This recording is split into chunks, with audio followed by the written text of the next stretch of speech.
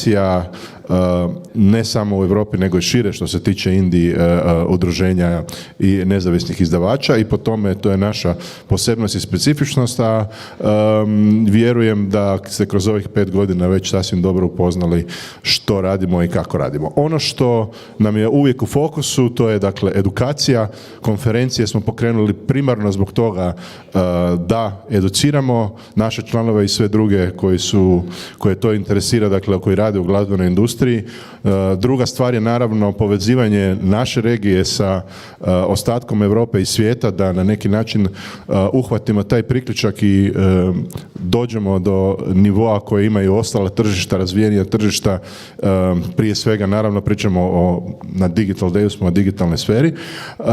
I treća stvar je dakle povezivanje, networking i komunikacija. Mi jesmo što bi se reklo trade association, dakle bavimo se, što bi se ono baš bukvalni prijevod bio trgovačka asocijacija, dakle ne bavimo se mi samo trgovinom, mi smo davno prerasli to, prije svega i izdavači su u svijetu pa i tako i kod nas jedan od bitnih dijelova glazbenog ekosistema bez kojeg naravno teško bi mogli funkcionirati danas jednostavno nema. Imamo puno članova koji su velike kompanije, koji su manje kompanije, neke koji sami objavljuju svoje, dakle izvođači koji objavljuju svoje snimke, dakle vrlo različito, vrlo široko i šaroliko i vrlo dinamično tržište je već dosta dugo kod nas. Ono što nam je danas u fokusu svakako streaming, saznaćemo što se novo događa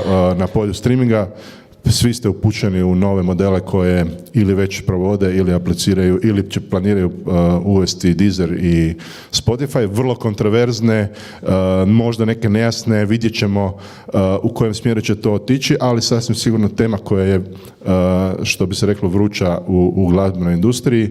Druga tema umjetna inteligencija, bez toga ne može proći ni jedna konferencija i sa razlogom upravo u Europskom parlamentu se priprema zakonski okvir koji će regulirati, nadamo se, na kvalitetan način korištenje dijela svih nositelja prava, dakle dijela svih kreativaca, dakle ne samo iz glazbene industrije nego i puno šire, ali naravno nas uvijek zanima glazbena industrija, dakle autori, izvođači i izdavači diskografi.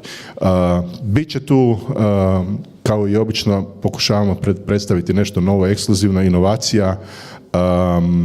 Predstavit ćemo vam Chartmetric platformu koja pomaže svima nama u glazbenoj industriji da kvalitetnije radimo svoj posao na osnovi podataka koje oni svakodnevno isporučuju, a znate i sami da nikad više podataka nego što je to danas. Dakle, i iz tih podataka naravno mogu se izvući razni zaključci, ali na kraju dana ne možete raditi svoj posao isključivo bazirano na podacima. Ovo je posao koji rade ljudi sa ljudima i taj neki osobni odnos je jako bitan, zbog toga ćemo danas predstaviti i jednu mladu generaciju A&R-ovaca, da se tako na hrvatskom tečno izrazim, dakle ljudi koji se bave pronalaženjem novih talenata unutar svojih izdavačkih kuća. Zanimljiva tema, vidjet ćemo koji je njihov pristup, na koji način traže nove talente i vjerujem da će nam to sve biti jako zanimljivo. Pričat ćemo i o tome kako udruge rade za svoje članove, što sve rade, koji su to sve poslovi, postoji puno stvari koje se rade iza zastora, iza scene, možda nisu toliko vidljivi, ali danas ćemo pokušati malo svjetla baciti na taj dio. Naravno, tu je i Spotify Masterclass. Spotify je došao na našu prvu konferenciju. Ovo će biti 3. put da Spotify u suradnji sa Rundom radi Masterclass. Vjerujem da će biti zanimljivo jer, spomenuo sam ranije, znamo šta se trenutno događa i zbog čega je Spotify ponovo u centru pažnje. I konačno imat ćemo također zanimljivu priču na kojem će gostovati 2 vodeća ticketing servisa u Hrvatskoj, Entrio i Eventim.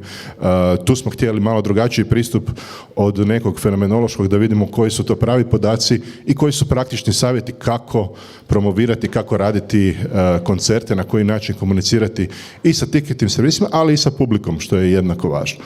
Ono na što smo posebno ponosni ove godine, ako niste primijetili, skrećem vam pozornost, sve panele ove godine moderiraju žene. To je naravno ciljano.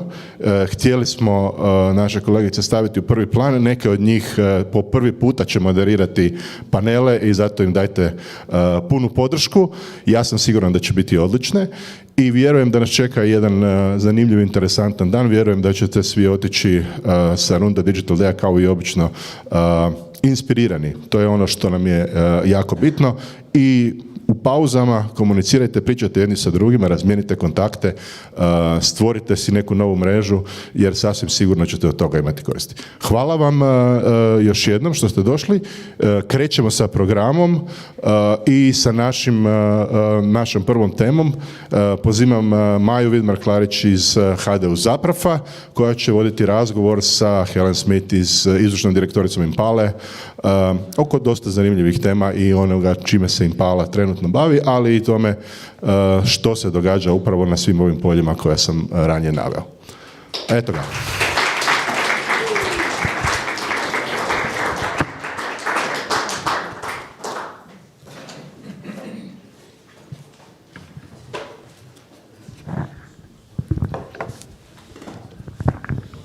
Hvala Dario na ovom lijepom uvodu.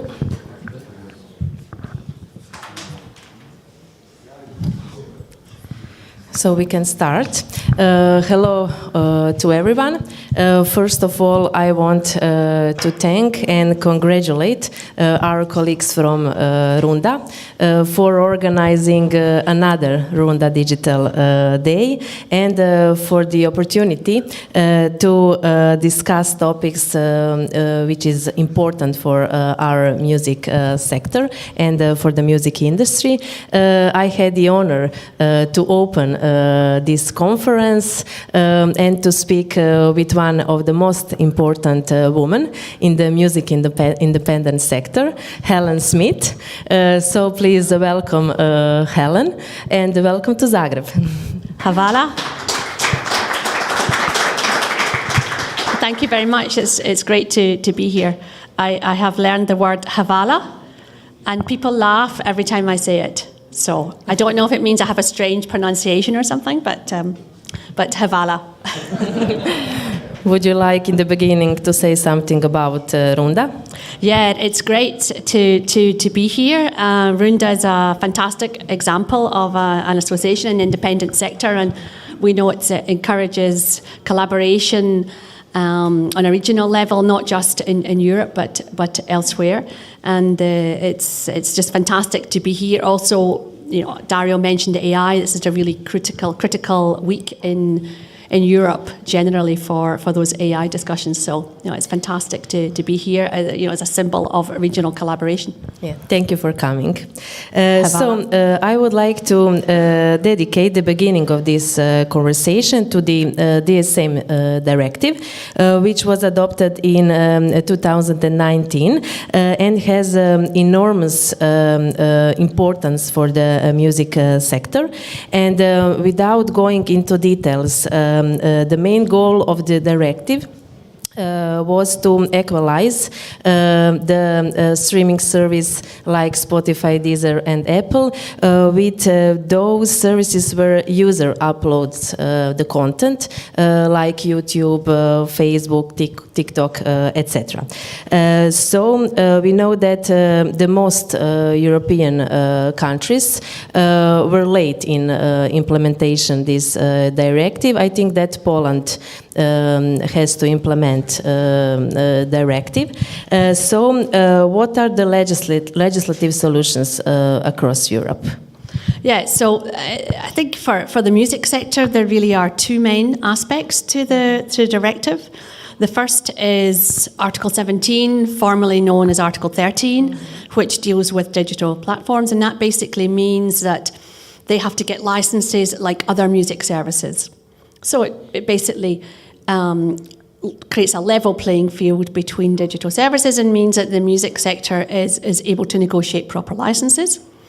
The second part is about a sort of package for performers. And that was well negotiated and confirmed, and I think, one of the interesting aspects is how that particular part of the directive is being interpreted in different countries and, in fact, misinterpreted. So, there are different aspects to the directive, but those are the two main aspects for the music sector. Yes, so can the right holders on independent music sector can be satisfied with the directive or with the implementation of the directive in the member states? Yeah, I think on the directive itself, overall, we felt that it was balanced. We would probably write it differently, like everyone, but on implementation, we have seen most countries respecting the legislation on the question of platforms and the need to have a license, one or two exceptions. But on the performer side, then we see a lot some differences. And Croatia, in fact, there is quite a unique and slightly crazy approach, if we can call it that, because it basically forces licenses through collecting societies, which is quite a strange concept for exclusive rights. All labels and artists, they have exclusive rights, and that means that they can negotiate properly. And if you go through a collecting society, generally the rates are much, much lower. And there's less freedom to say no. Part of the directive was also about the right of artists to say yes and no. And as soon as you have those rights, you can negotiate a proper rate. When you go through collecting societies, it's a different matter. And also, labels are supposed to go back to the very, very beginning as a retroactive provision as well, which it goes way, way, way beyond what the directive ever intended, and that's a real problem for the sector. I've even heard labels talking about whether they need to relocate to Slovenia or somewhere. Yeah. Where there's a proper implementation of the directive. That is an option. Yeah. Yes, and record labels in Croatia were very active in this process of adopting and implementation a directive into the new Copyright Act. And in that process, we had several proposals of regulating these performers' rights and relationship between performers and record labels. And according to the new law, as you already said, the record labels are obliged to revise all their old contracts and to sign a new one, and that is relating to all recordings that have ever been made. So it's pretty difficult to do so. And from your opinion, is that a retroactive provision? Yeah, that's retroactive, and it's hard to imagine that that's compatible with the directive. And the European Commission is going to be doing a review of the implementation of the directive. And I'm sure it will be having a close look at what Croatia has done, because it's not in the directive, it's not compatible, and I think it really it frustrates the notion of copyright by basically taking your rights away and subjecting them to a totally different regime. It's not compatible with copyright at all. Yes, and record labels here in Croatia raised a constitutional lawsuit, so we are still waiting for this decision. But one more thing is important for our new Copyright Act. This provision puts a record label in the position of user, like radio and TV station, hotels, etc. So on the one hand, we have the law that recognized record label and producer rights as a related right, and on the other hand, they put record labels in the position of users. So how do you comment this? It's nonsensical. It doesn't make sense under copyright. It doesn't make sense commercially. These rights are not. They're not radio. They're not subject to the making available or to the communication to the public and the making available regime. They're exclusive copyrights. So we don't think it's compatible. Okay, thank you. And I would like to ask you at the end of this topic, because I think it is important to say us what would be the next steps from the European institutions and for the implementation in practice. Yeah, so what happens is that the EU, they check the implementation of the directive in each country because they want to be sure that it's compatible and there is a coherence across different countries. So those countries who deviate, they will probably receive some kind of questions from the Commission. Why did you do this? Can you explain the logic and how it fits with the directive? So for those countries who go beyond or deviate, then it's not an easy path. Yes, and from your point of view, Croatia is one of them. Yeah, absolutely. Okay. That's clear. Yeah. Okay. Now I would like to discuss the topic of the digital streaming services and music streaming in general, which has been the most used way of listening music for some time now. So how streaming changed the music industry and how has changed the user habits of listening to music?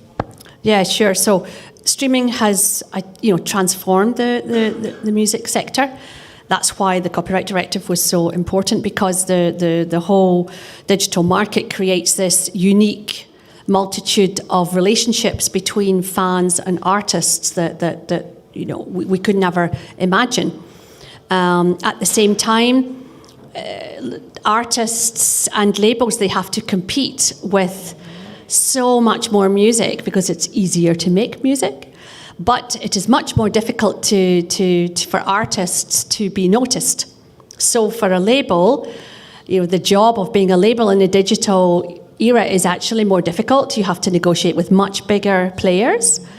You have to negotiate with players who are outside of your country. You have to do all the work domestically and all the work internationally, and it's much more difficult to get your artists noticed. So the role of a label in the digital world is far more important than it ever was before. And all of our members all across Europe say that they have never had so many requests from artists to have a proper label. Most artists who want to be noticed and who want to have professional partners, they are really keen to work with really good labels. So those who have a great digital marketing department, who have a really important brand, it's much more important today than it ever was. So this is something which has changed, and of course from music fans' perspective, then they really have now this imagination that everything that is made available across the world can be accessible for a certain price a month, and this is fantastic. But it also means that there are interesting questions about how you allocate streaming revenue, and that's where you have platforms like Deezer and Spotify who are making those changes now. Yeah, and what about investments of record labels in this digital age? We can often hear that there is no cost like in a physical age, that there is no distribution of physical products. So how you see that comments?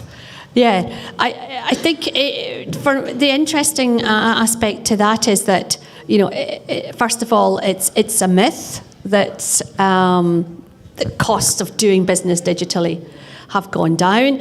Most of our members will say the cost of doing business have actually gone up because you need to have more in digital marketing, and it's harder to get your artists noticed. If you're a label, it's hard to get noticed because you're competing not only with local artists, but you're competing with artists from other countries and so many different genres. And basically, most online platforms, are really a bit of a mess. In terms of navigating, in terms of discovery. So the role of the label is more important today. The role of the brand what labels associate with and the kind of values that they want to be associated with are much more important today than before. And we can see that in the fact that more artists are looking for labels than before. Yes. 95% of artists would like to sign a contract with record labels still. Yes. And it also gives them power in terms of negotiation. They get better rates from digital services, etc. And it means that organisations like Merlin, who does licensing for the international independent music sector, they can do those deals with all the digital services. So it means that they have a level of negotiation if they sign to a label that they wouldn't have individually. Yes, and Impala has drawn up a streaming reform plan and has been very active calling for it. And in the last few months, Deezer and Spotify have introduced a new fee models, and there are very important changes for all the participants in the music industry. So can you tell us what is really about and what you think are the good and bad sides of these new models? Sure. So I'll start with Impala's plan. So nearly 3 years ago, we brought out a plan with 10 suggested steps for streaming platforms to consider. The core of that plan is really around a reform of how streaming revenues are allocated. We felt that's really important. We revised the plan earlier this year, and one of the new elements, if you like, was really about focusing in on this problem of dilution of revenues. And the question of dilution of revenues, I think, is at the core of what Deezer and Spotify want to do. So they see that there's a massive influx of content to digital platforms. They see that there's a problem with streaming manipulation, and they want to address those problems. So this is something we all agree with. So we all agree that we need to do something about that. Yes, it's and really we notice important. that situation in the streaming services. And so up to there, then we agree. But then you have this question, okay, so what are the reforms and are they fair? What's the outcome for the independent sector? And what we can see is that in both Deezer and Spotify, there is a kind of element of what we think could become a two-tier system, so those who have access and those who don't.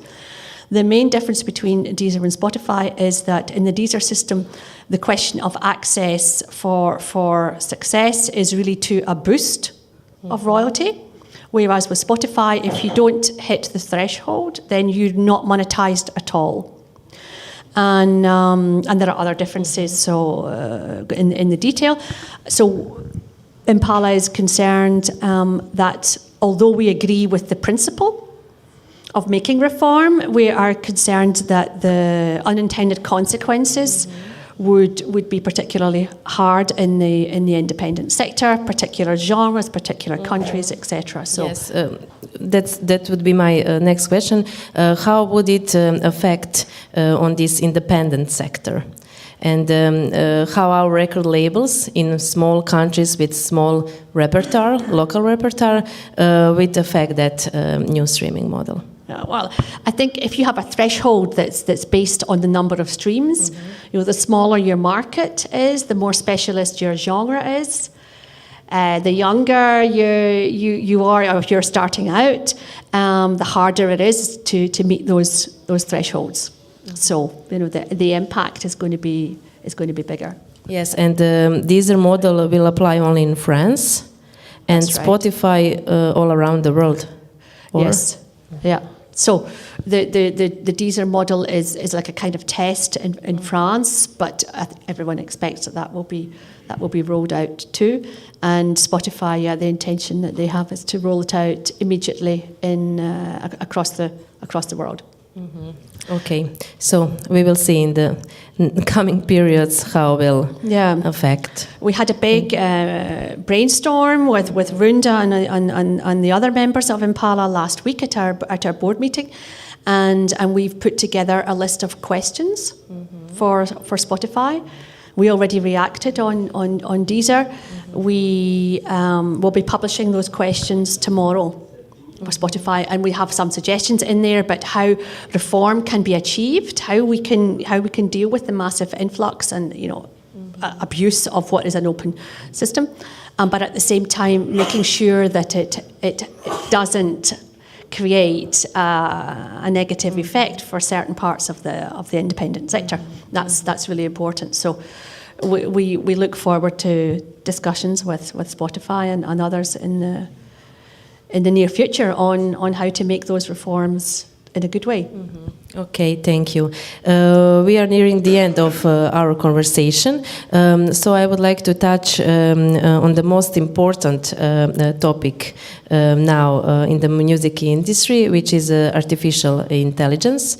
What is the position of music industry about the IE, and will we again be late with legal solutions, as was the case with YouTube, Facebook, and those services, or do you now expect the same, that some solutions will be adopted much faster? Yeah, it's a good question. I think if you ask the music sector, we'd probably say, "Oh, we're not so late." If you ask the AI sector, we'd probably say, "Those guys are so, or they are just so slow." Yes, and relaxed. Yeah. The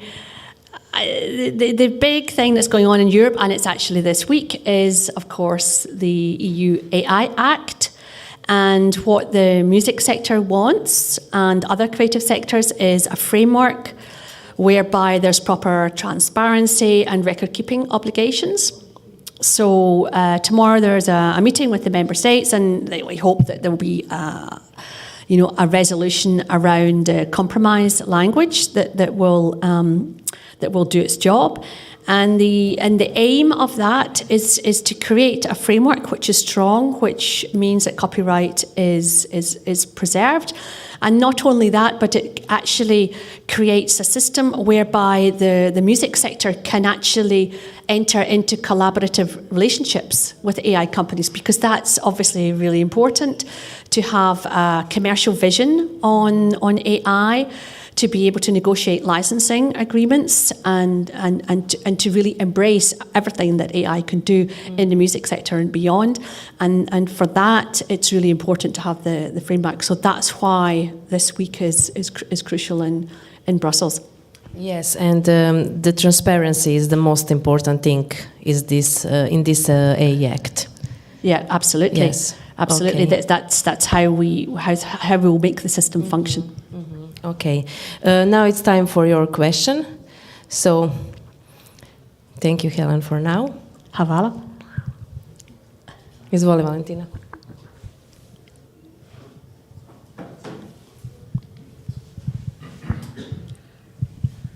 Thank you very much for this interesting discussion. For me, the first topic was the most interesting, as I'm a lawyer, and I was actively involved in the procedure of implementing the directive in our Croatian law, so I'm familiar with what you have been telling from the legal side. But I'm also interested if you can tell us more about how it will work in practice if this retroactive provision stays in force. Do you already have some ideas and what the problems will be? Thank you.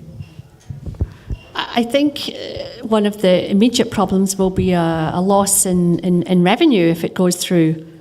I mean, the collecting societies can't get the same rates, so that the definition of the rights is transformed. so it's subject to a different regime, less revenue. So if artists believe that they're going to get a kind of normal collecting society share, then it's going to be a share of revenue which we unfortunately would be less. That would be, you know, my fear. The other question is really about how the system works. I think if you operate here, then you would be looking to make sure that your job, which is to maximise revenue for your artists, is still achieved. So, as I mentioned earlier, I think a lot of companies would look to relocate elsewhere, because our primary obligation of labels and companies in the music sector is to maximise revenues for the artists that they work with. That's their you know initial obligation and their raison d'être. So they have to find ways to achieve that. But I think, to be honest, it's so extreme. I can't really imagine that it will survive. It could survive. It really, it's not a good look. You know, in Europe, it's totally out there. So I think the Commission will be asking questions, and will see it as a frustration of copyright, and will look for the legislation to be reformed. Okay, thank you, Helen. Any other question?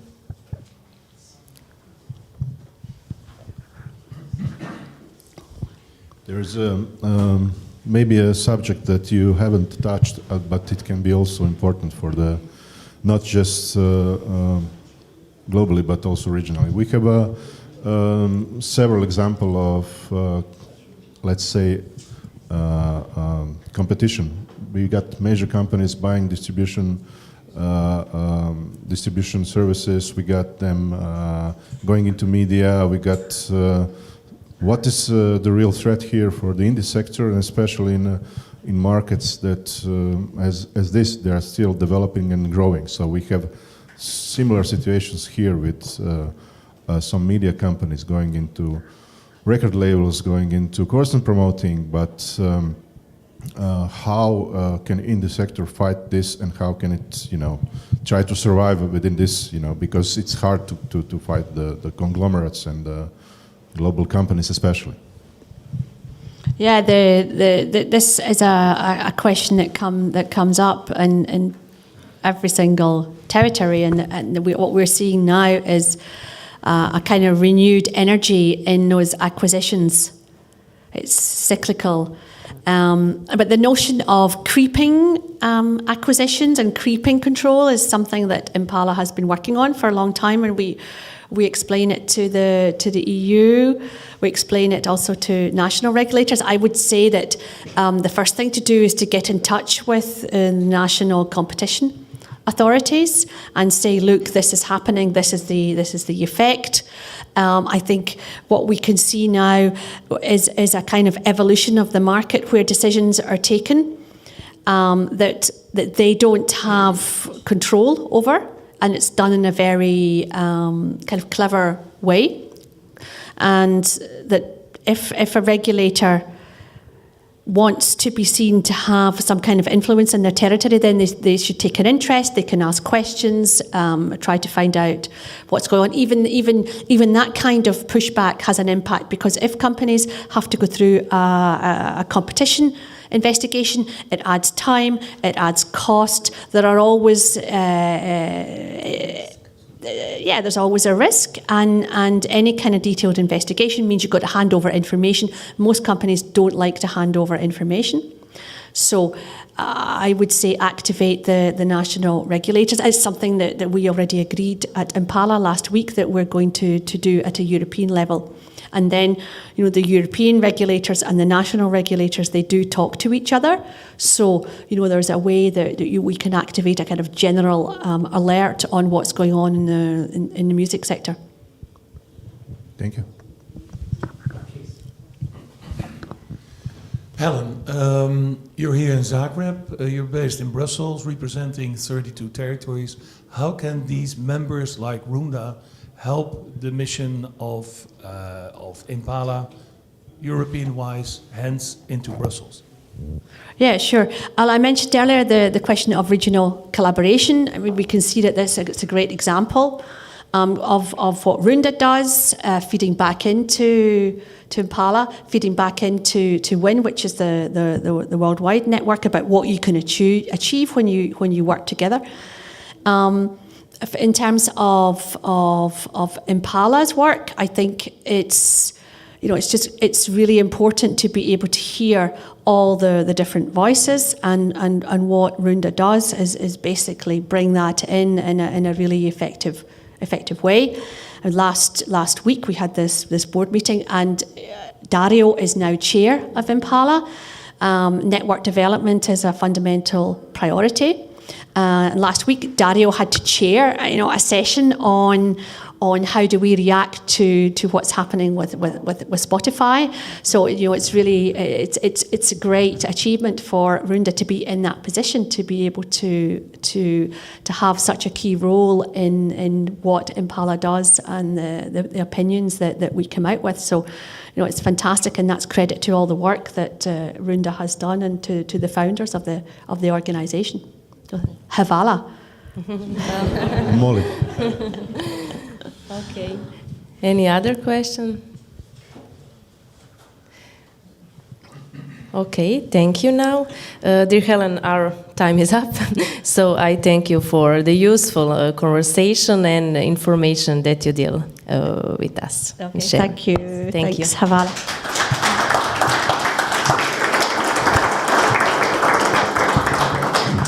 Mala kratka pauza, 10 minuta, pa nastavljamo dalje sa programom. Točno u 11.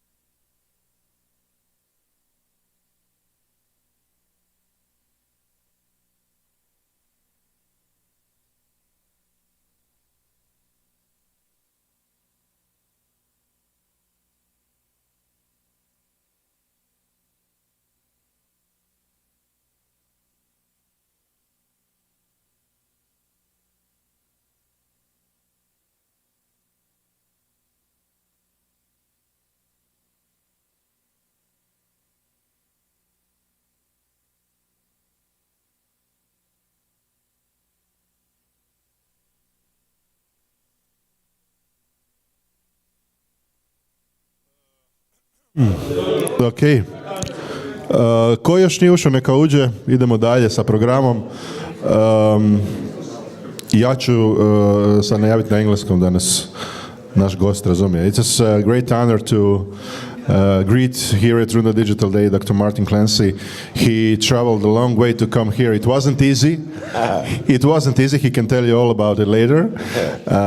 But we asked him here to come and talk about his favorite subject, artificial intelligence within music ecosystem. This is also our favorite subject. So we are looking forward to learn and to hear new informations and maybe to understand better what's happening with this AI. Thank you. Can you do me a favor? Would you mind just, if you don't mind, just moving up a bit? Just because I'm short-sighted and I can take my glasses off.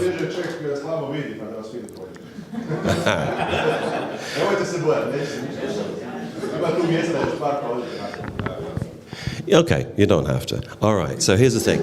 So thank you for inviting me here today. I'll keep my glasses on and off, and I'll keep an eye on the time. There's quite a lot I would like to discuss today, and if I'm speaking too fast or too slow, just indicate to me, all right?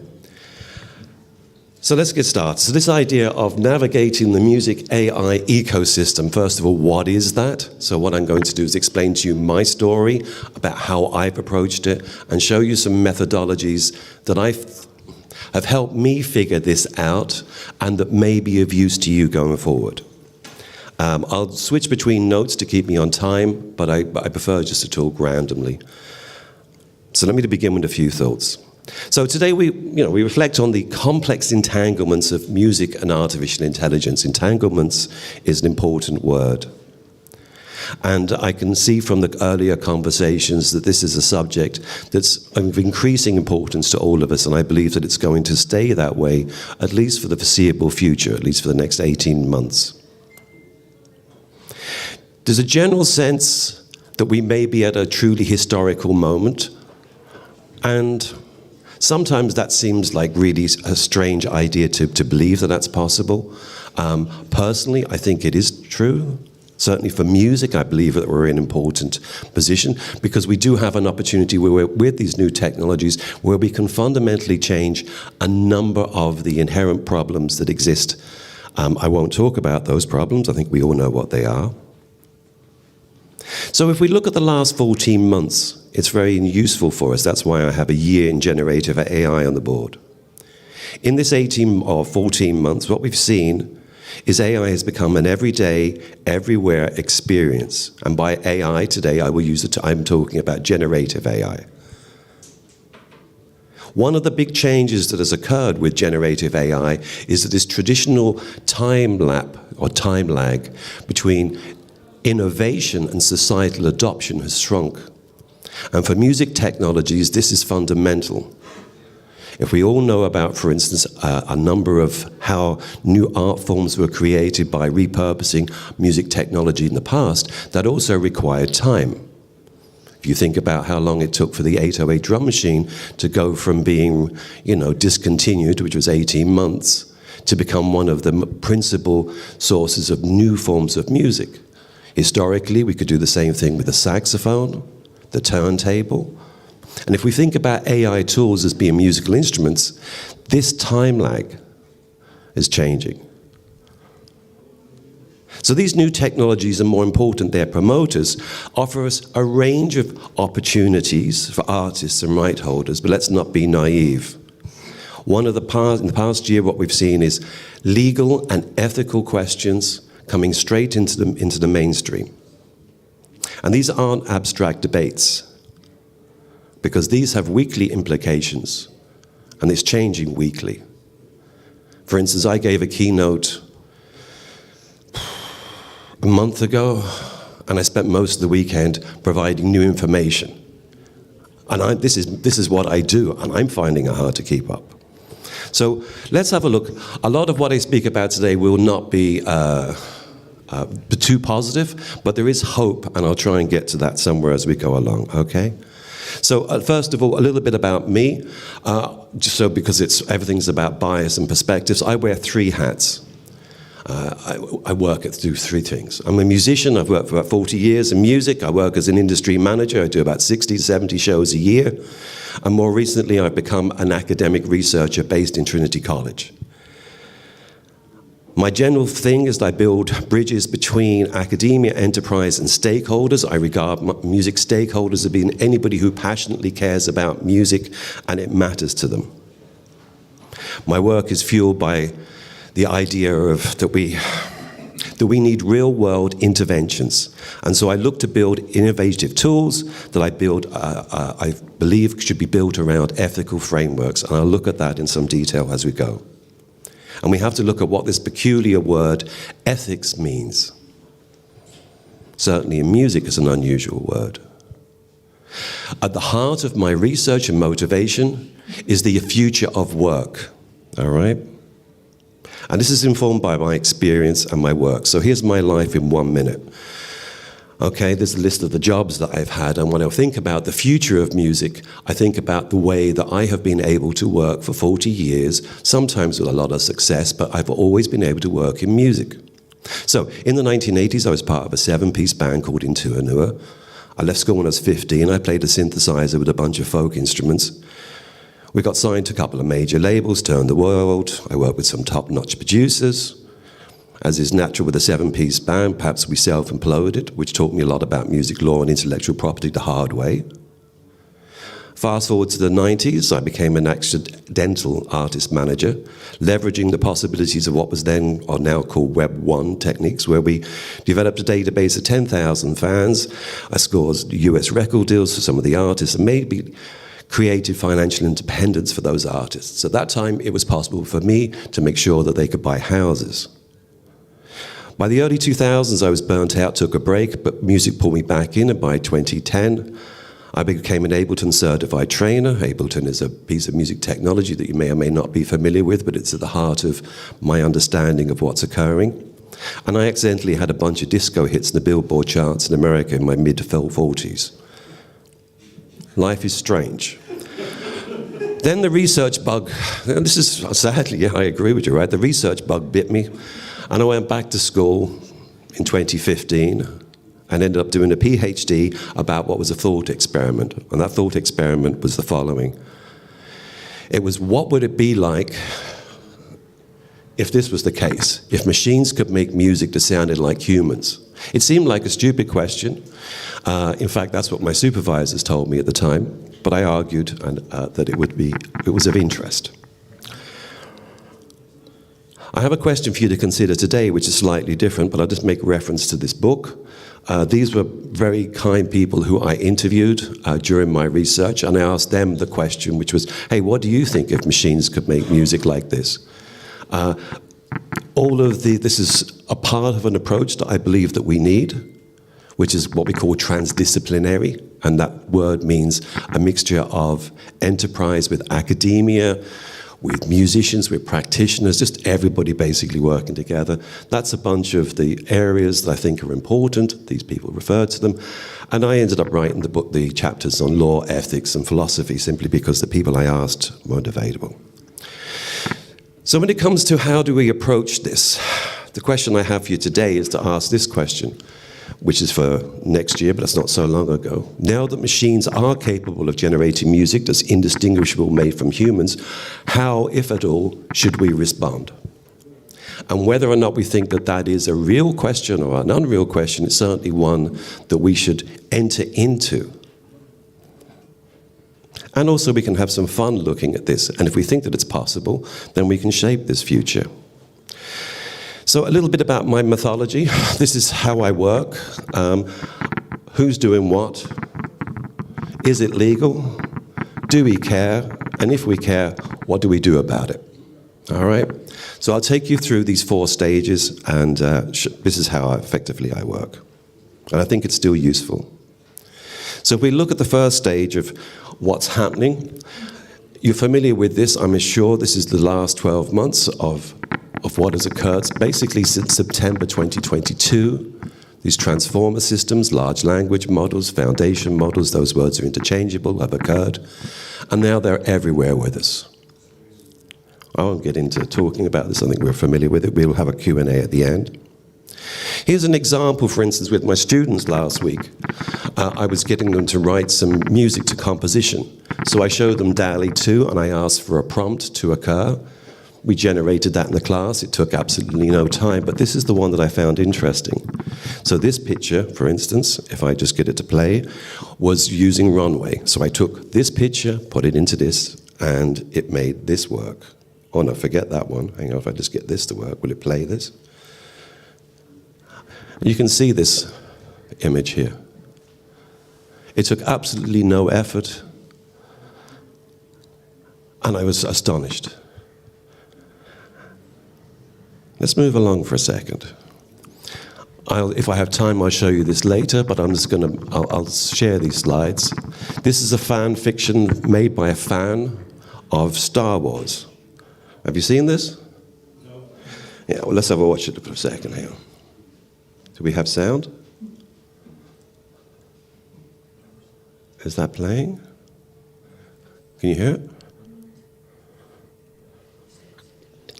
It's got full sound. So basically, this is made by a fan at home, and it's quite incredible.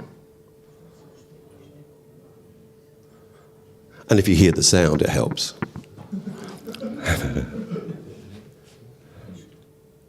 No. Yeah, I'll get there in a sec. Okay. So we're not here to talk about film, but we are here to talk about music. So if we're looking at the idea of what's currently happening, we can see these sectors here. So effectively from farm to fork, every part of the music creation, from writing a melody to the distribution of making videos, there's about 8 stages of these, as a series of well-funded startups, some major corporations, who are all in the business of democratizing this creative process and assisting us in what we are doing. These are also, if we would take the example of something like Stable Diffusion, which is one of the examples that would have, for instance, made that Star Wars film, we have to bear in mind that the API, the technology behind that, was last September put into 200,000 products and services. And that's in all kinds of imaginary ways, things are going to change. One way of figuring out who is doing what is to divide it into 3 sections: big tech, startups, the academy. Each of these have their own individual financial motivations. The academy has, not, if you like, universities have not really had time to respond yet, and it will be curious about what will occur from there. And that will also inform a little bit about what I'll talk to you about in a moment. There's a few examples here I can show you. In fact, but we'll skip them because we don't have sound, but I'll point you to these. Have you seen these? Can we get sound for this? Because I think this might just... Yeah? Do you want me to just get out of this for a second? Yes, probably. And go where? It's down on headphones. Is it muted? I don't think so. Try playing something else. Hang on a sec. We can save time by, hang on. Play from current slide. Let's just see if we can hear this. Oh, there we go. You getting that? So anyway, the point about it here is this is an experiment. But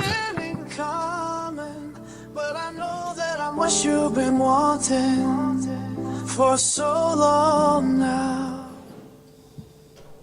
Okay, so this is with YouTube, working with DeepMind. DeepMind is now Google's AI companies.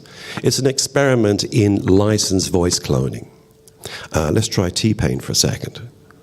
So, you put a text in.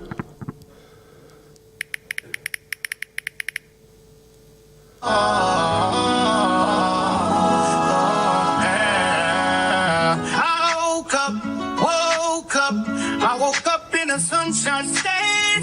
Kind of nice. That's living large to me. All right. I'll remain agnostic about this.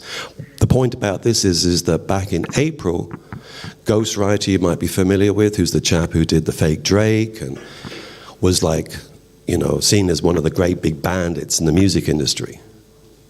I met Ghostwriter and I spoke with him. And he's somebody who really cares about the music industry. He's just trying to make a point about what the future should look like. The future is, it's November or it's early December, and this is being released. So what does this mean? Let's take another example. I'll just move my slides if I can through this. This is an example of one other music tool that's currently occurring. You hum.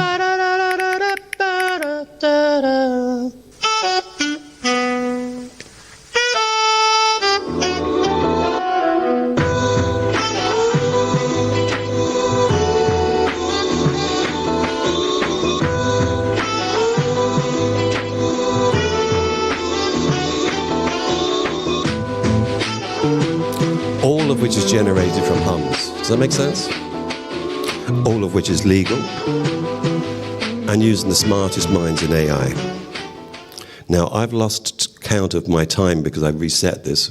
What time are we at? Okay. So let's just go back to this methodology. Is it legal? How many people are familiar with the legal terms that are involved in this area of debate? Just give me a show of hands, because I don't want to waste time talking about. There's like 4 people. Okay, all right. So let's have a look at some of the legal stuff. Okay, so here's how it works, right?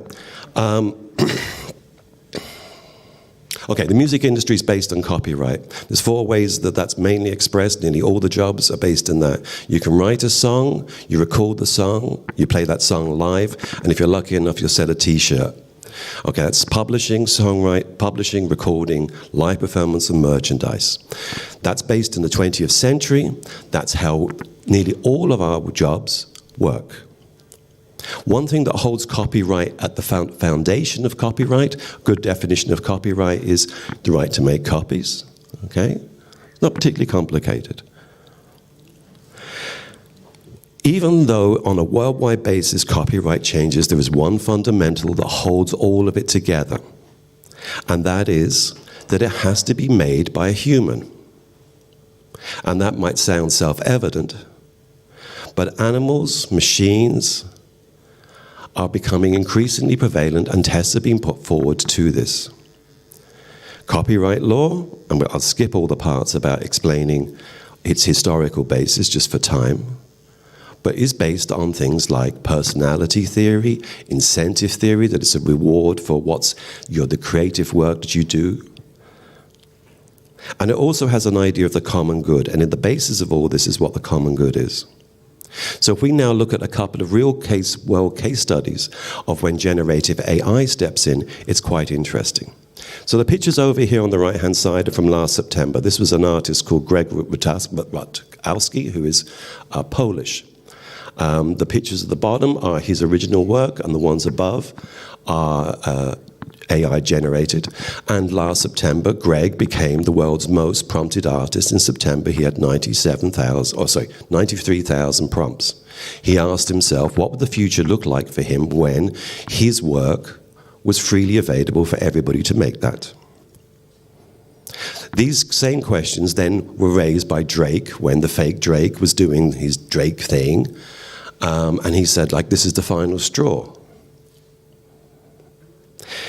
These pictures are from Zahara the Dawn. So this is from the US Copyright Office, who basically decided that the work that was created here, the text was okay, but the images, which use Midjourney, which is the same technology that was used to create these, did not have sufficient creativity to warrant copyright. Let's just remind ourselves that creativity has a very low bar. So in music, we use the measure of Feist, which is a phone book, to say that that has a modicum of creativity. The US Copyright Office decided that this had less creativity involved than the creation or the correlation of a phone book. There's a number of points about why that's inaccurate and why that can be tested, because it focused on the output as opposed to the input. And last week, this is what this is about, the Beijing Internet Court actually changed the ruling. Not specifically of this case, but set a new precedent. The reason why this is of importance is that when we come to look at what the foundations of copyright are, we can see how fragile they are. The basis of originality in music or in copyright is based on the idea of a lack of plagiarism, that it's not stolen. If we look historically at the cases of Blurred Lines and Dark Horse, which I'm sure you're familiar with, we can see that prior to AI, the stresses that were put on copyright were becoming absurd, in my opinion. AI enters us into a whole world of weirdness when it comes to these rulings. And we can see that by the differences that are occurring. The point I'm making here is that while I was doing my research, I believe that the law is not capable of actually sustaining the protections that are required. That doesn't mean that legislation can't help, but we have to look at these fragilities. One part I want to talk about here that I've written about that we haven't heard too much is this idea of legal personhood. This goes back to the idea that human creativity should be the fundamental only part of copyright. And by copyright, we mean intellectual property. There are a number of pushes, and I believe, just to give you a prediction, that we're going to see more of this coming. The examples I make here, for instance, are this is the Magpie River in Canada, which has been granted legal personhood. We must remember that corporations have legal personhood, as so do ships. There's a lot of history for this kind of thing. This is an example of Mr. Kondo, who married Hatsumi Miku, who is a Japanese hologram, and he's one of 340 husbands who have married the Japanese hologram. This is not, in one sense, it's funny, but it's no funnier than, who do you want to marry from ABBA? Things are getting weird, and legally things are going to get really strange. And the pushes for legal personhood, and this is just an opinion, are going to get really, really strong, and they're going to come from strange places, mainly from ecology. But once we decide, for instance, I'll give you an example. So I've written a lot about Sophia. Sophia is a Muppet, basically, that is a handheld, well, not handheld. She's, for instance, sung a duet on the Jimmy Kimmel Show, but was granted legal personhood in Saudi Arabia in 2018. Mainly a PR stunt. She's also an ambassador for UNESCO. 2020, she was, and we say she because that's how the word that's term that's used for her, was arguing for robotic rights in South Korea. So things that we may think are funny can also be a bit dangerous. So as I was working through this, and I'll try and speed up, at the moment we've got a huge call for regulations, especially AI regulations, and as Hella's mentioned, the EU AI Act is being formulated this week. My biggest concern about this area, when we are navigating our way through the emerging AI music ecosystem, is this area of unforeseen circumstances, consequences. Safe harbor provisions that came as a result of the DMCA ruling, I believe could easily occur. So in this gap, it comes down to the idea for me of ethics. And ethics, in a very simple sense, is what is it that we care about? So in my research, I work with the IEEE as their global AI ethics officer. They produced in 2019 a 280-page guide, is the best word to describe it, produced by the best minds. I wasn't involved in that, I just got it at the end, of what AI ethics should look like. That influenced the EU H-Leg, which has now directly worked in forms of forming the EU AI Act. Those provisions were copied into the OECD. They were then copied into the G20. And now the OECD rulings of 2019 are currently the state of the art. So it's worth looking at that. What I did in my research and how I've approached this is that I applied that to the music industry. I also took the work from Kate Crawford, who at the AI Now Institute in New York is one of the smartest people writing about AI, and I recommend that you read her work. And what resonated with me was her idea that we need to have a sector-specific approach. And for me, this kind of very radical document, the UN SDGs, was our best hope. So I'll skip this bit. So when it comes to interventions, we're getting calls all the time now for new guidelines of what it is that should and we should not do with music in AI. For instance, last week, Dennis Kuka from Sony to Congress made 5 really good points. They were, we should assure consent, compensation, and credit, confirm that copying music to train AI models is not fair use. We should prevent the cloning of artists' voices and likeness without express permission, but clearly in the example we saw there, we can use them to license. We should incentivize accurate record keeping, and we should ensure transparency for consumers and artists. Now here's an interesting when it comes to transparency. The idea is that there is a binary between human and non-human music. That does not exist. 63% of musicians are already using AI. Quite how and what this is, it just can't work that way.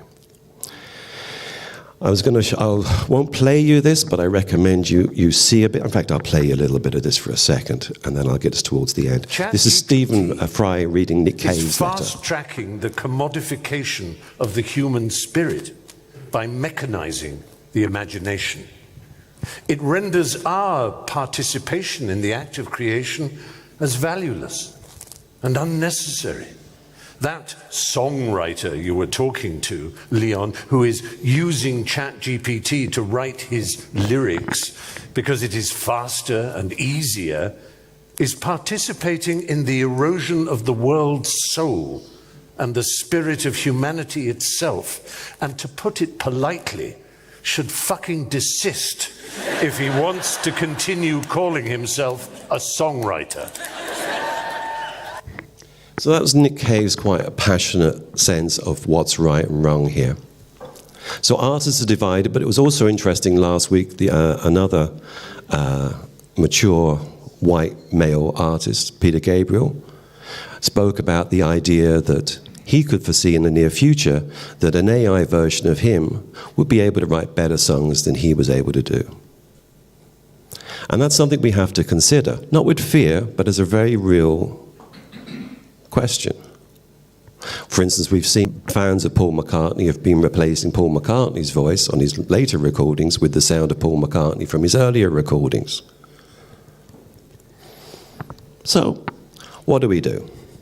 So here's what I'm thinking. So, 3 things to finish up on this, and we should have some questions. So, here's my reaction and my response to all of this. So there's 3 parts to this. The first one deals with action research and reasons to be cheerful. So I had to write, a lot of the time what I write about is dystopian, but dystopian is too easy, okay? I'm too old to simply sit there and go, you're all screwed, including me.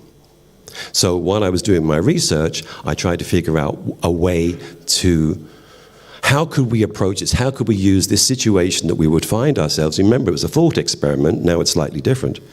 And so one of the things that I ended up doing by accident was that somebody asked me to write an op-ed from positive reasons. They thought that I wanted, so I did it as a thought experiment. So just to give you a couple of positive things. So here's the couple of reasons to be cheerful. First of all, this stuff is great fun. Okay, these tools are really great fun. The idea you can make your own Star Wars movie is amazing. There's no escaping that. And we have to recognize when we're legislating that prohibition doesn't work in music. And we have to recognize that these tools are exciting.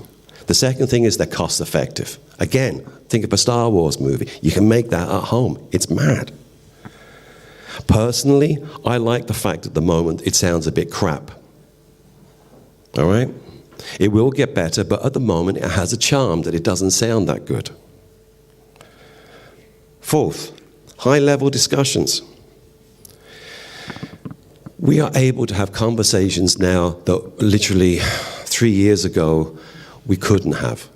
So generally, conversations that are occurring about this, because it's occurring in everybody's life at a really high level. This doesn't mean that you have to go to lawyers to explain what it is, because everybody's job is threatened in whatever sector they're in. Improved learning is really important when it comes to music. So I'll give an example. Gary Kasparov, you know that guy who was there? So he went into a deep depression when he was beaten up by Deep Blue back in whatever it was, right? Because he was the great chess master. In his last book, though, he reflected about the fact that he kind of got over his depression because he realized that the level of chess around the world was no longer an accident of birth or of privilege. The same thing can apply to music and music education. So I work heavily in music education, I'm passionate about it, and these tools are a great way. The next thing I want to mention there is that I'm doing experiments in my classroom with my students. I tell them that I'm experimenting on them. And what's interesting about it is that the outcomes are really surprising. So, for instance, to give you anecdotally, I teach an undergraduate class in music copyright. First semester, first year, they get me. We discussed my PhD. I thought when I explained to them with the tools that were coming, that probably I wouldn't teach again, because all I could see was basically, if I was there showing people things and couldn't offer hope, you should give up, which is a generally good approach to life. And the students did something amazing. I gave them an example after I showed them in September how you could use text to generators so they could write any essay. I sent them an assignment. And what they had to do in their assignment was to create a piece of technology. The only rule was that you couldn't bring back somebody from the dead, but you could use a hologram. That they had to employ themselves. It had to be applicable to an artist with 1,000 fans. And that they had to create 3 pieces of intellectual property in that. So it could have a patent, it could have a logo, whatever. In my opinion, at least 80% of them came up with ideas that I believe are commercializable. I couldn't believe that. The other couple of parts that are reasons to be cheerful is that all of these things are going to be tech stacked. And the final one is that we have time to change all of this. So I said there was 3 things, and I'll just get to the next one of this very quickly. I'm writing I'm going to edit 45-chapter guide to all of this stuff. Well, that's academia. Let's skip through this. And the last one I want to get at is this. So when I was trying to figure out a happy way of doing this, or some positive idea, the best idea I could come up with when I was doing my PhD was the idea that if we had a music mark that signified products and services that were ethical, and for me, ethical meant that they encouraged employment, but it could be whatever a certain sector wanted. I then brought that to the music industry. It was called this, AIOK, 3 years ago, to a resounding silence of, do you think that this is a thing? I said, yes, it is a thing. And then I gave up after about 18 months. Last September, I started getting a series of phone calls. So currently, AIOK is funded by the Irish government quite significantly. We begin in February. We are working with IBM as one of our research partners, and the idea is quite simply to do this, to put stakeholders together. Stakeholders are whoever cares about music in a particular region. Put them together, figure out what you care about, and then mark those products and services as being ethical. The question that comes up is, do people care? No. I disagree. And maybe you're right. If they don't, we're in trouble. We're all in trouble. But let me finish. During COVID, we saw one thing that happened. Every country intervened in supporting the arts, and nobody complained. If you look at America, it's the only thing they agreed on. People care about the arts. The second thing is, everybody's job is threatened.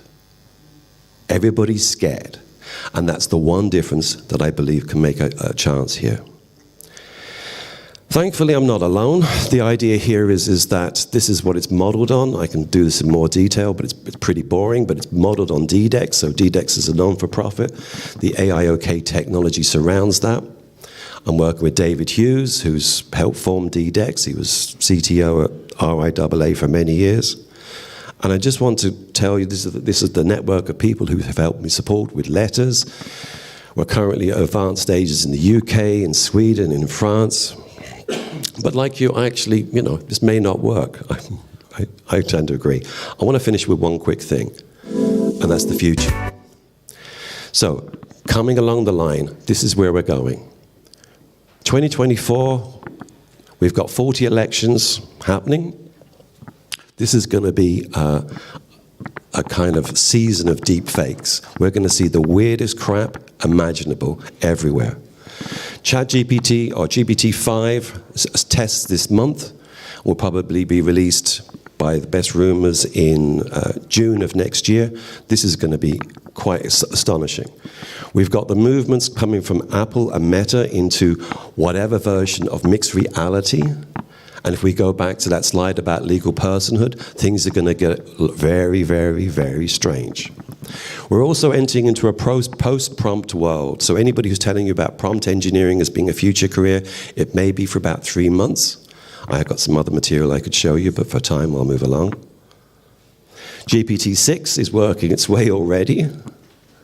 And it's important to remember that these large language models currently, every 40 hours, a new one is being released. It's phenomenal. And the last one, in case we're interested, is that Neuralink is currently testing. And Neuralink is another one of Elon Musk's things where you basically hardwire your brain. So that's basically it. This is what I do. And that's how I believe that you need to navigate the music ecosystem. Who's doing what where, and as the usual way that works is you follow the money. 2, what are the legal implications?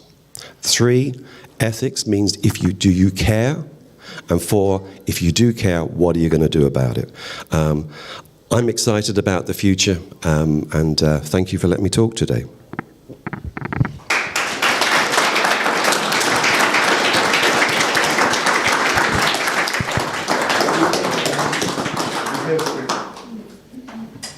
Radi, we have some time for questions. Good. So this was really inspiring. I would just like to say that if it goes worst case scenario, I hope not, but my favorite movie is Blade Runner, so I'm happy to live in that time, I wouldn't thought it's going to happen while I'm alive, but it's really accelerating.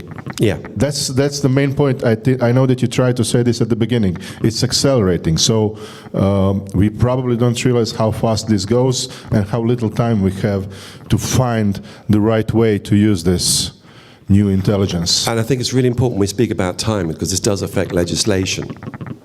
Anybody who speaks about 2 years, in 5 years' time, forget about that. That's just, that paradigm has gone, that boat's gone. And this is really important when it comes to legislation. Industries need to inform legislation of what they need. And to do that, they have to figure out what it is. So I'll give you an example. I work with IBM. They work with me weekly. When I showed them the technology that I wanted to build, they said, yeah, we can do that. We're going to need some money. I now have the money for doing that.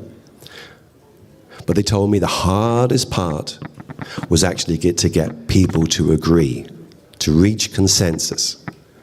There is a huge opportunity. Music is currently was celebrated the other day, but it was worth 40 billion. Starbucks is 120 billion. There's a huge range of opportunities to create more money, and that means more money for everybody, for all different territories.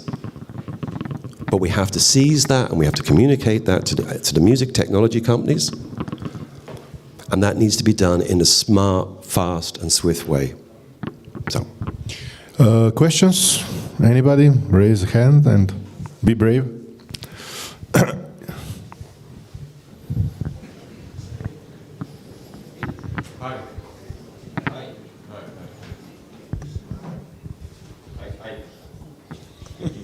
Hello. Hi. I have a question regarding your AIOK logo. It's the idea still, if I understood you correctly. And you compared it to, I don't know, like a GMO-free logo. Or some logos like that people should generally trust. Now, my question is, I personally don't really trust when I see a GMO-free logo or made from 100% recycled material and so on. And those are things that should, at least in theory, should be much more easier to prove if it's compliant or not. When we talk about AI and IT and software and everything, those things are much harder to prove. So how do you see it? How can you prove that something will be ethical, legal, whatever your logo? It's a great question. So first of all, I'm not doing that. I have some thoughts about it, and I have very strong thoughts about what I think and ways that it could be done.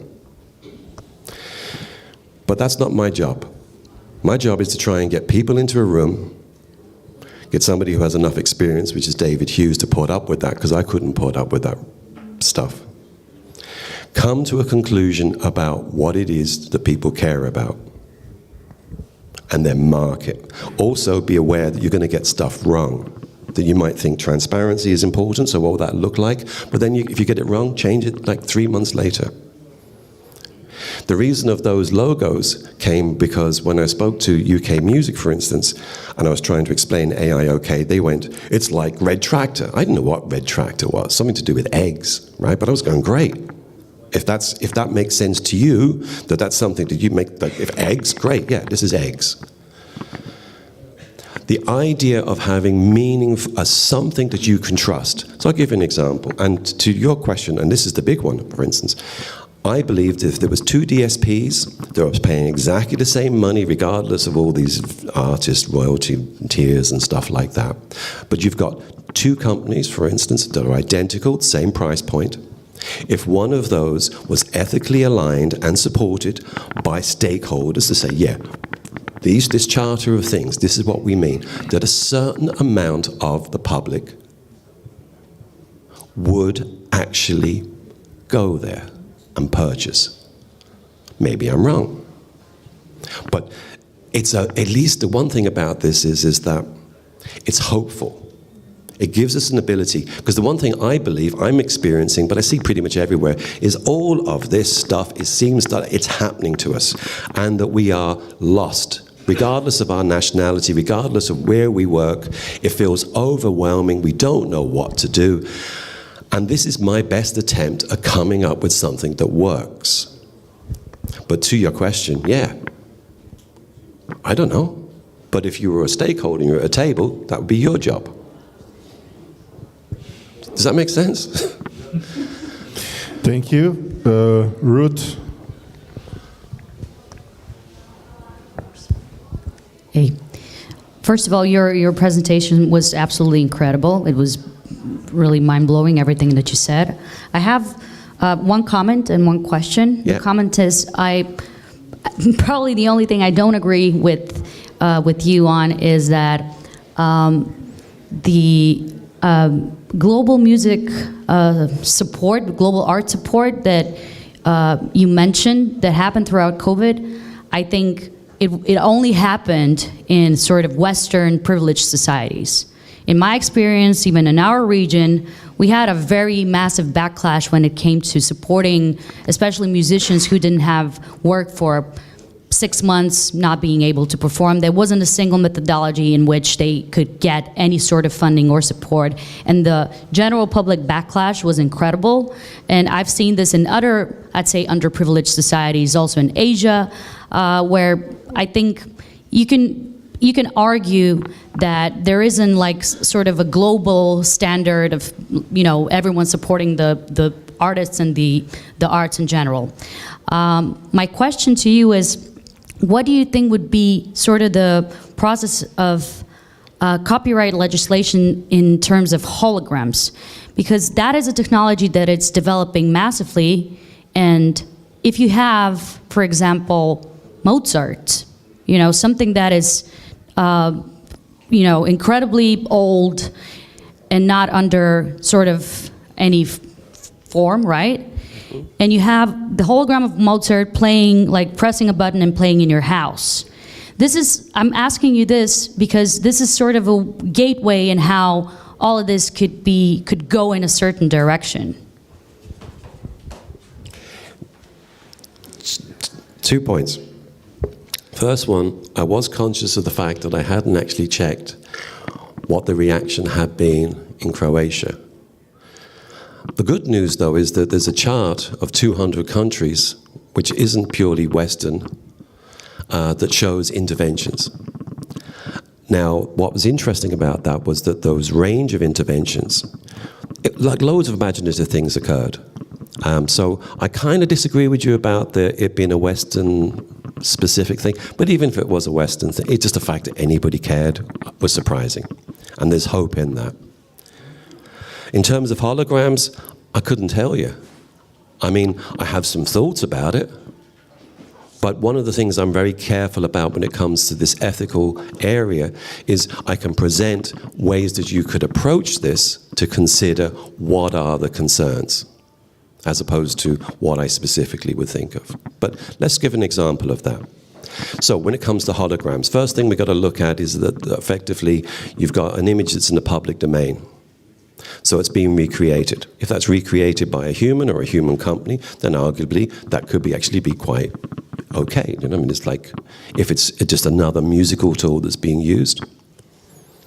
There is the problem of affective computing, which is something that I think is going to become extremely strong, which is nudging.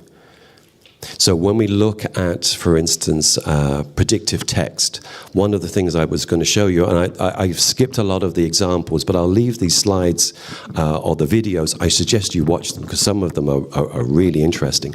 One of them is predictive text for text-to-image generation. And what we're looking at there is that, without getting into a deep dive into how free will works, but it is important when we analyze this, we are very easily nudged as human beings. And the machines that we are using, we've already seen how social media can affect us.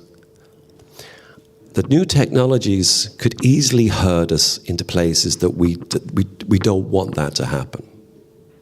And when we start having holograms in places where we can't distinguish what's real from what's not real, and when the unreal, the digital, maybe has the same rights as we have, and when we become augmented, then things start getting deeply strange. And these are the ethical parts that we can take an example of. For instance, well, what would a hologram of Mozart mean? Because one thing that humans are traditionally very good about is separating certain humans from other humans. In the past, we've done that based on politics, based on class, based on skin color.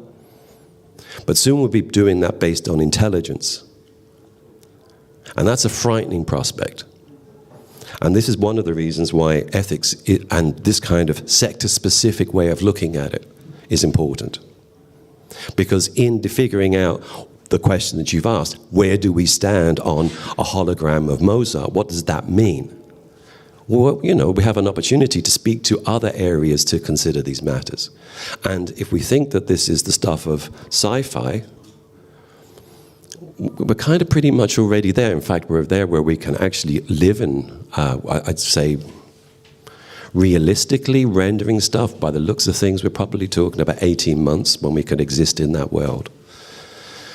So, but there is hope too.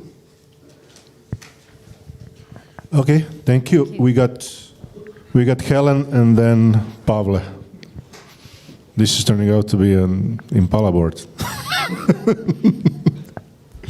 Good experience. Thank you. I just wanted to share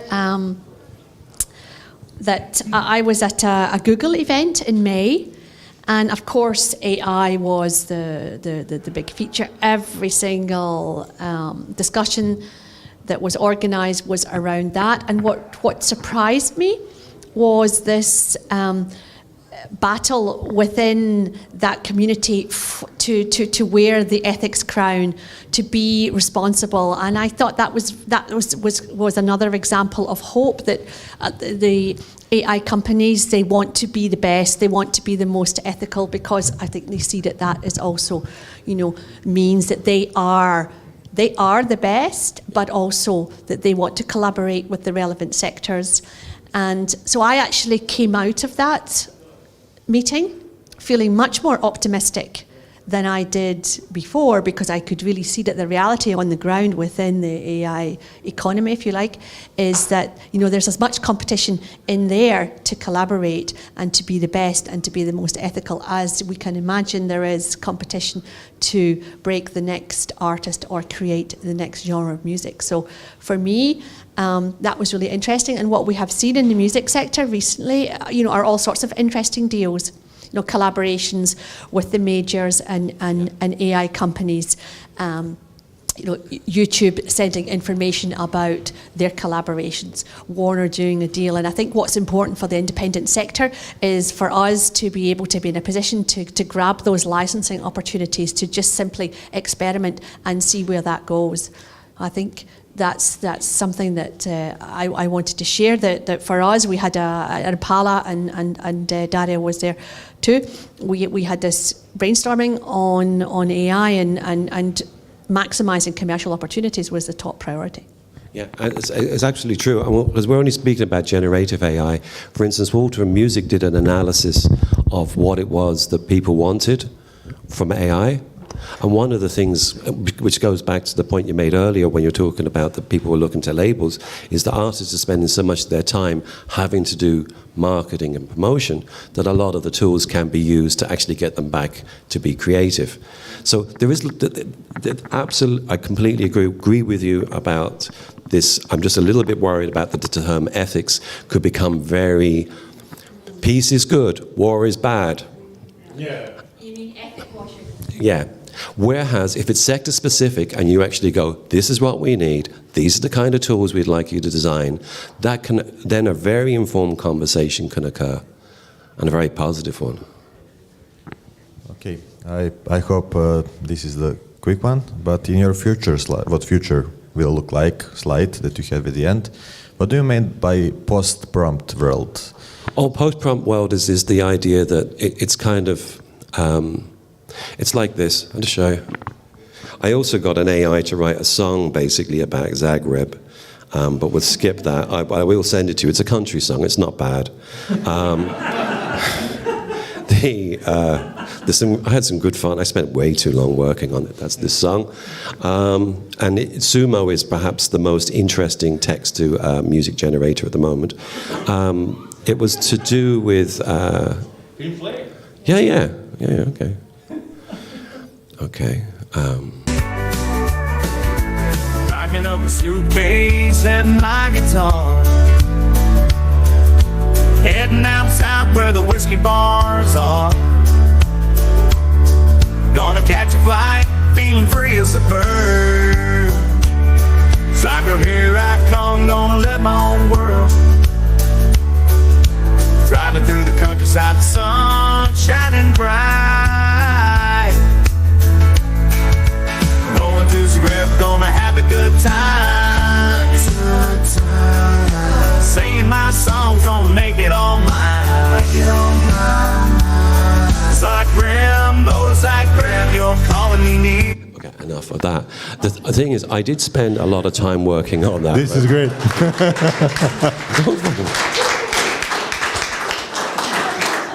Sumo is the most interesting advanced text-to-music generator because it gives you lyrics and voices, and you can kind of work it. So when I was working on this, I decided to change suitcase to laptop and put in the area that we were and mention Runda and all this stuff. And unfortunately, the quality started deteriorating, and I figured, as funny as the lyrics were, the quality wasn't right. But then you have to always bear in mind that the quality of these models changes very, very quickly. So keep... Why did you pick country upbeat energetic style? That's a bit puzzling. I picked it, I tell you why, because the voices that it generates, and I spent a lot of time on it. Some of the techno tracks that I were doing, they didn't sound so great. And a lot of the singing voices were auto-tuned, so they sounded really good, but then it didn't sound. Whereas that voice, I kind of went, okay, that's a bit creepy, right? I want to show you one quick one. but I will share these with you. This was the I think it's this one here. So if we imagine for a moment, this is predictive text. So I just want to show you how fast this works. Hang on, can we see this? Let me get this play. Will it play?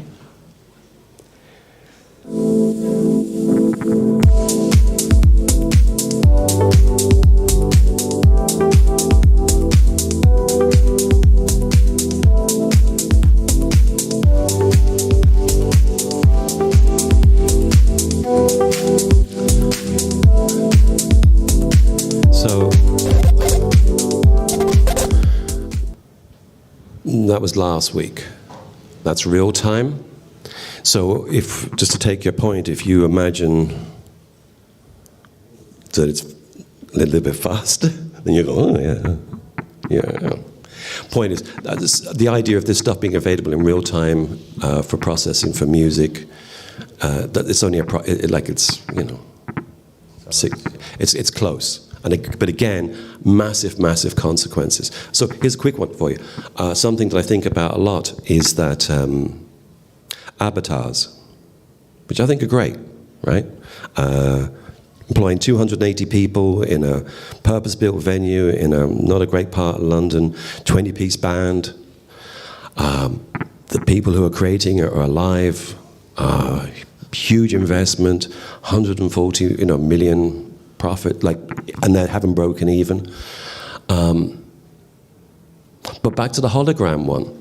I'm also conscious that a large part of the music ecosystem that we survive on is based on wedding bands.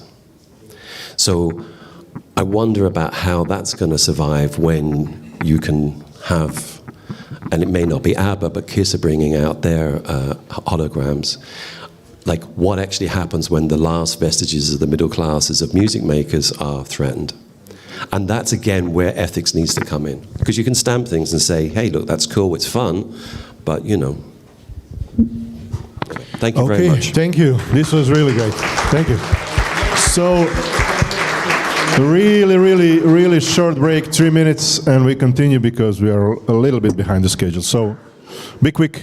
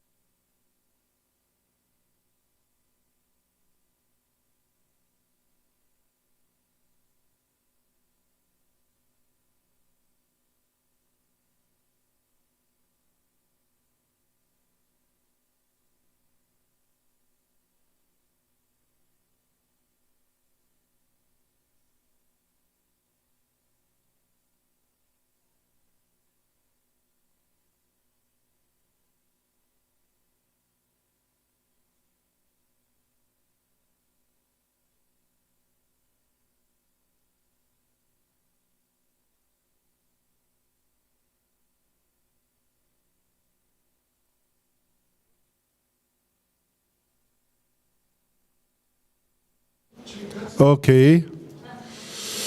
Idemo dalje. Malo kasnimo, ali to je tako, program je dinamičan, bilo je zanimljivo, pa smo zato malo produžili ovaj AI session. Nastavljamo dalje. Kao što vidite, Behind the Curtain with Association and Institution, malo ćemo se ubaciti u svijet udruga, što udruge rade, kako surađuje sa institucijama, kako se lobira za politike na korist članovima i široj zajednici. I it is my honor to welcome this fine group of speakers, and of course we have first time moderating exclusively at Runda Digital Day, Nerea Serrano from Wien. So give them a huge applause for the beginning, and we can start.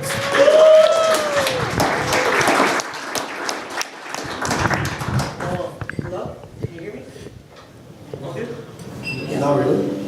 Okay, thank you for having me, for having us. The idea behind this panel is that you learn a little bit more about the work we do at associations, but before we start talking about what we do, I would like to learn more about this room.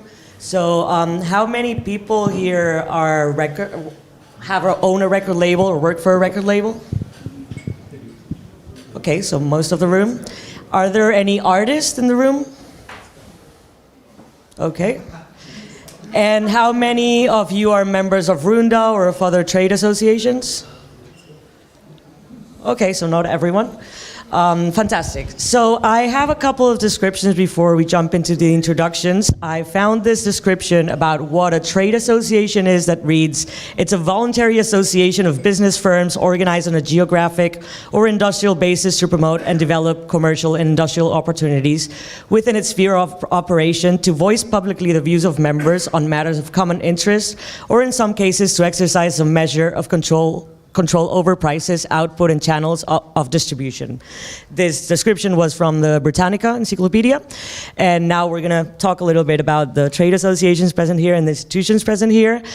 We have different types of levels of trade associations that work at different levels. We have the national trade associations represented here by Ruth Koleva from ANMIP from Bulgaria.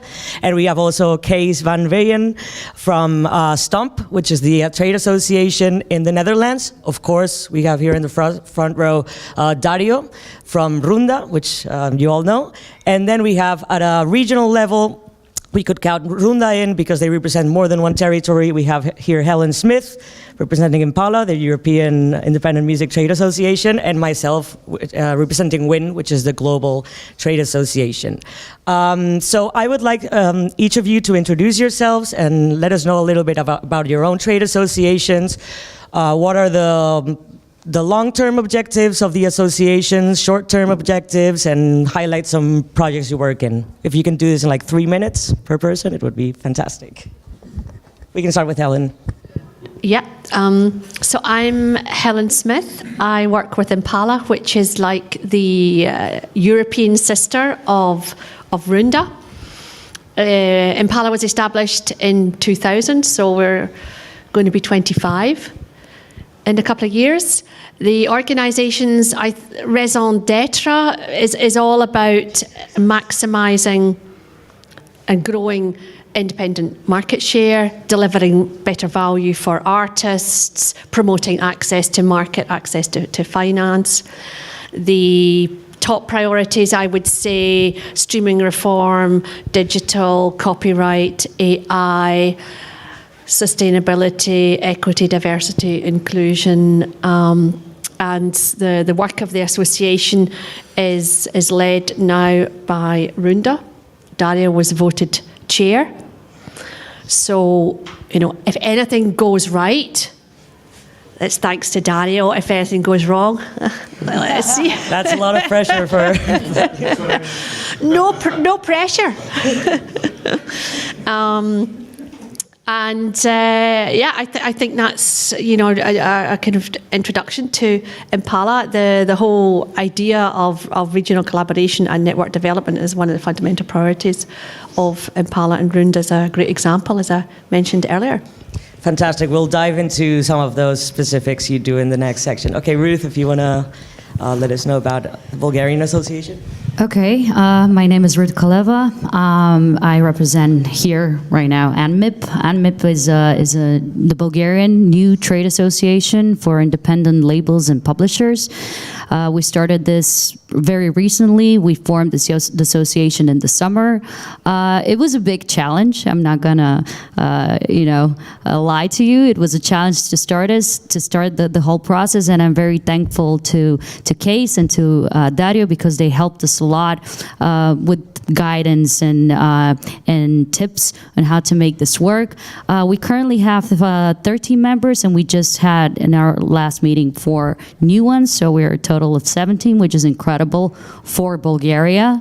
We are very much in development. We have done our sort of short-term strategy for 2024. We are focusing predominantly on education, on different projects and seminars to spread around the country because Bulgaria is quite of a big territory and there's like other cities and towns which are not affected. They're not very much in touch with what's happening in the capital. And we're trying to make some reforms in our different copyright societies and the neighborhood rights society, but we'll talk about this later. So this is in short.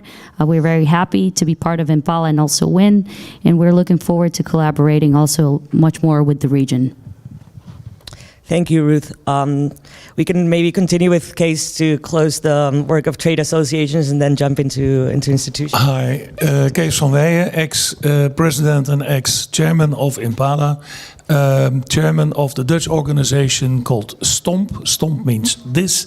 That means that we really want to make a fist to get the same level playing field in the record industry.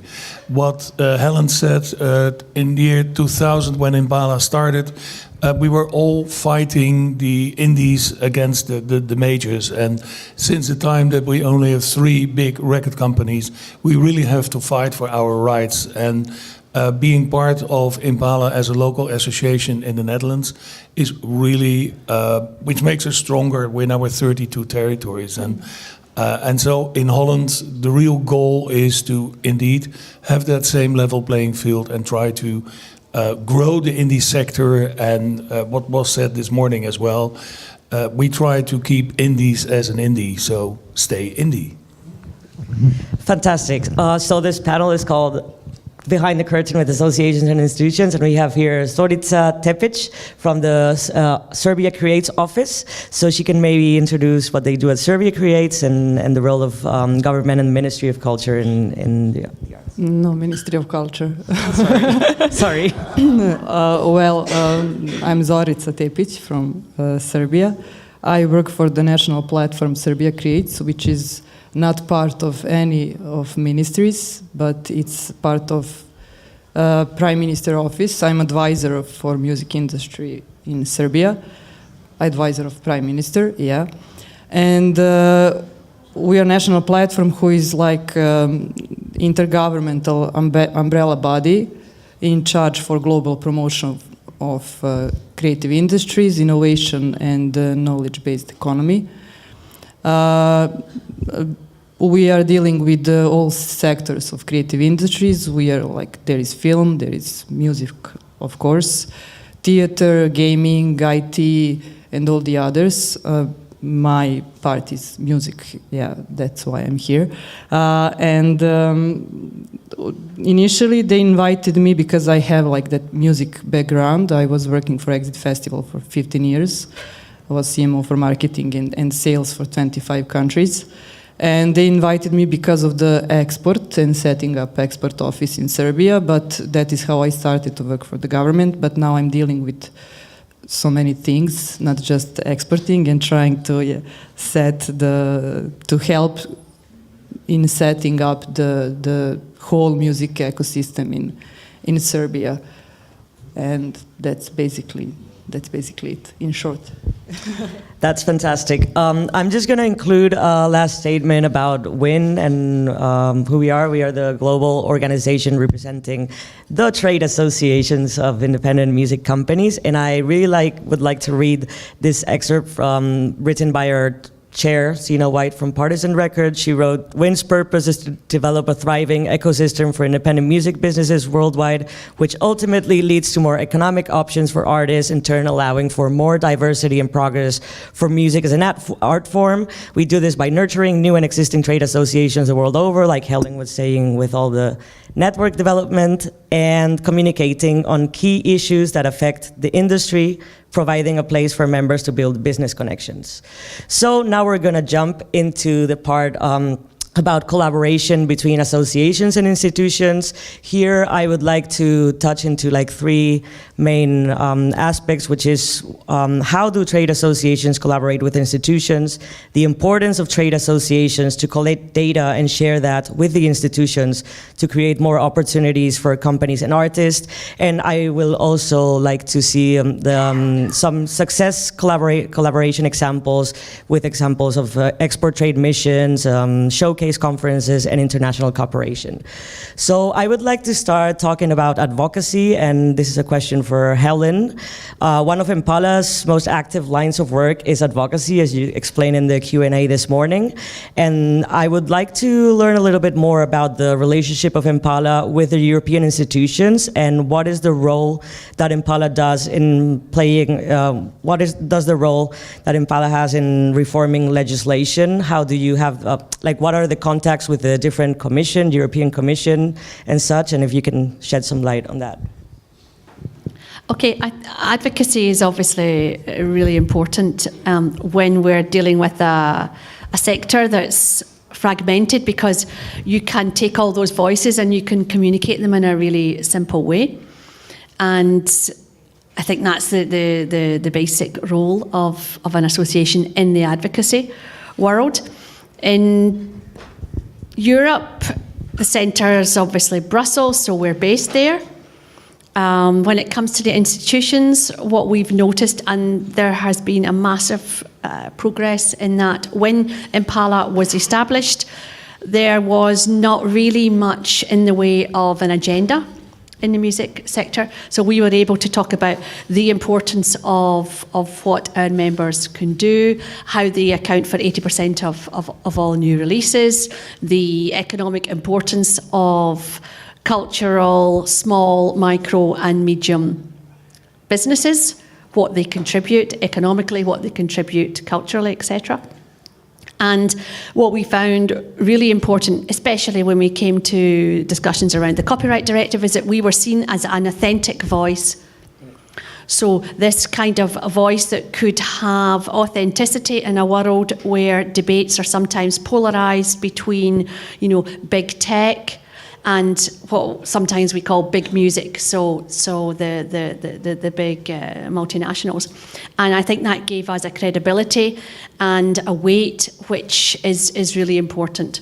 And of course, the power of using that collective voice means that you don't just have 2 + 2 = 4, but 2 + 2 can equal 6 or 10 or 12. So the power and the influence that you have as a credible voice is really important.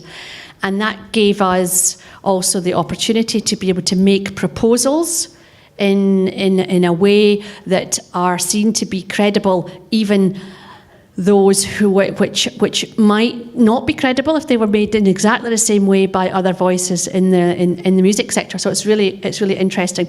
But that, of course, all comes from work that is really deep-rooted, and it means that you communicate on things that you don't immediately need something from someone.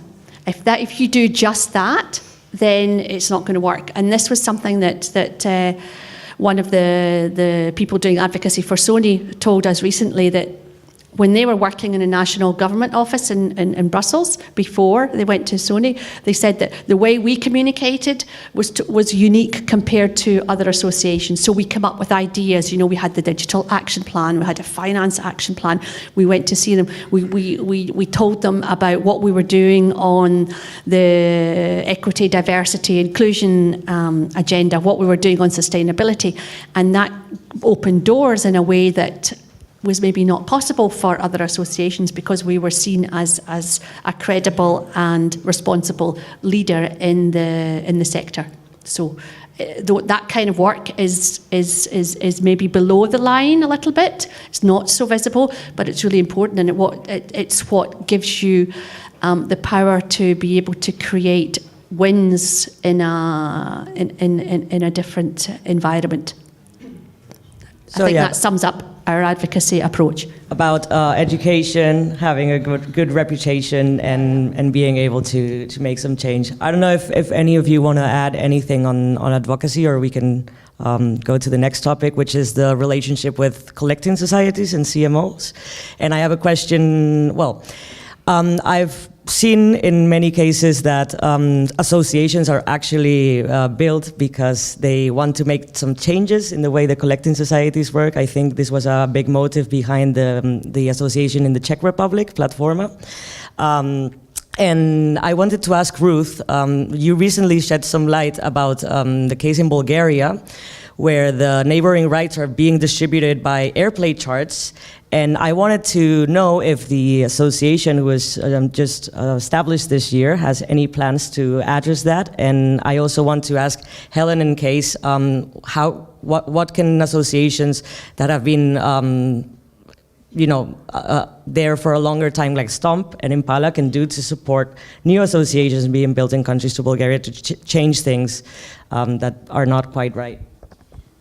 So yes, the problem with the chart system in Bulgaria is that it features only a certain amount of the radio and TV stations, which it makes sense though, because, and by the way, I need to say this first, I'm also on the Neighboring Rights Society board, so I kind of have the two parts here, looking into different perspectives. So the only chart which is based on BMAT is formed by only the TV and radio stations which are paying to us for neighboring rights. And this is, in a way, of course, fair. But this is the only chart that we have. We don't have a chart for digital, and we don't have a chart, sort of an official chart for physical. So the data is very much segmented, and we see some completely different names in YouTube music chart and Spotify chart, and then what's on the airplay. But all the funds from the public performance and from the unrecognized repertoire, so the black box, are being redistributed based only on the airplay chart. And this, of course, in the majority goes to the majors. So yes, to answer your question, one of the main things that we want to change as an association is to reform how probably make a whole new chart. And then we've been asking actively if someone has information or wants to help us and give us some guidance in that sense, from structure to technological solution. We're very much keen to find partners for that. But it's not only, this is not the only point here.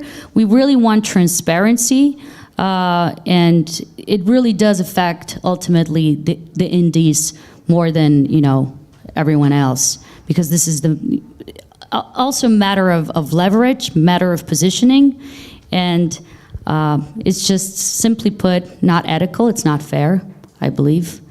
The other thing that we want to really, and I've been, as a board member of PROFON, the Neighboring Rights Society, I've been pushing for a year and a half to find, for example, a solution for the public performance, because we don't have anything. There's no monitoring system to have any sort of relevant data in what is being played in all these restaurants, cafes, fitness centers, spa, or whatever there is, to distribute to the right holders. And this is, in our fact, not only for PROFON, which is a neighboring rights society of the artists and the producers, but the copyright society of the authors.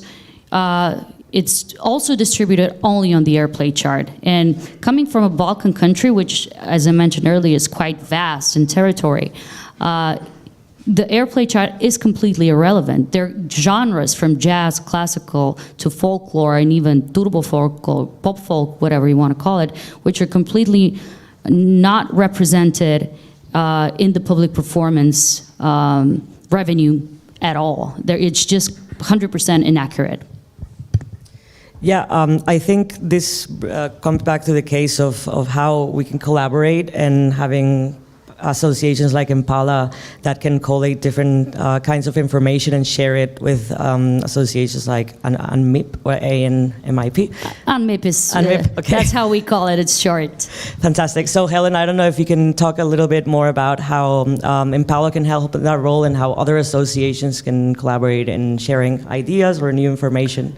Yeah, sure. So Impala has a collecting society committee. And committees within associations is a really smart way of growing your resource and making sure that work gets done, because it means you have all your members and they all help out on particular areas.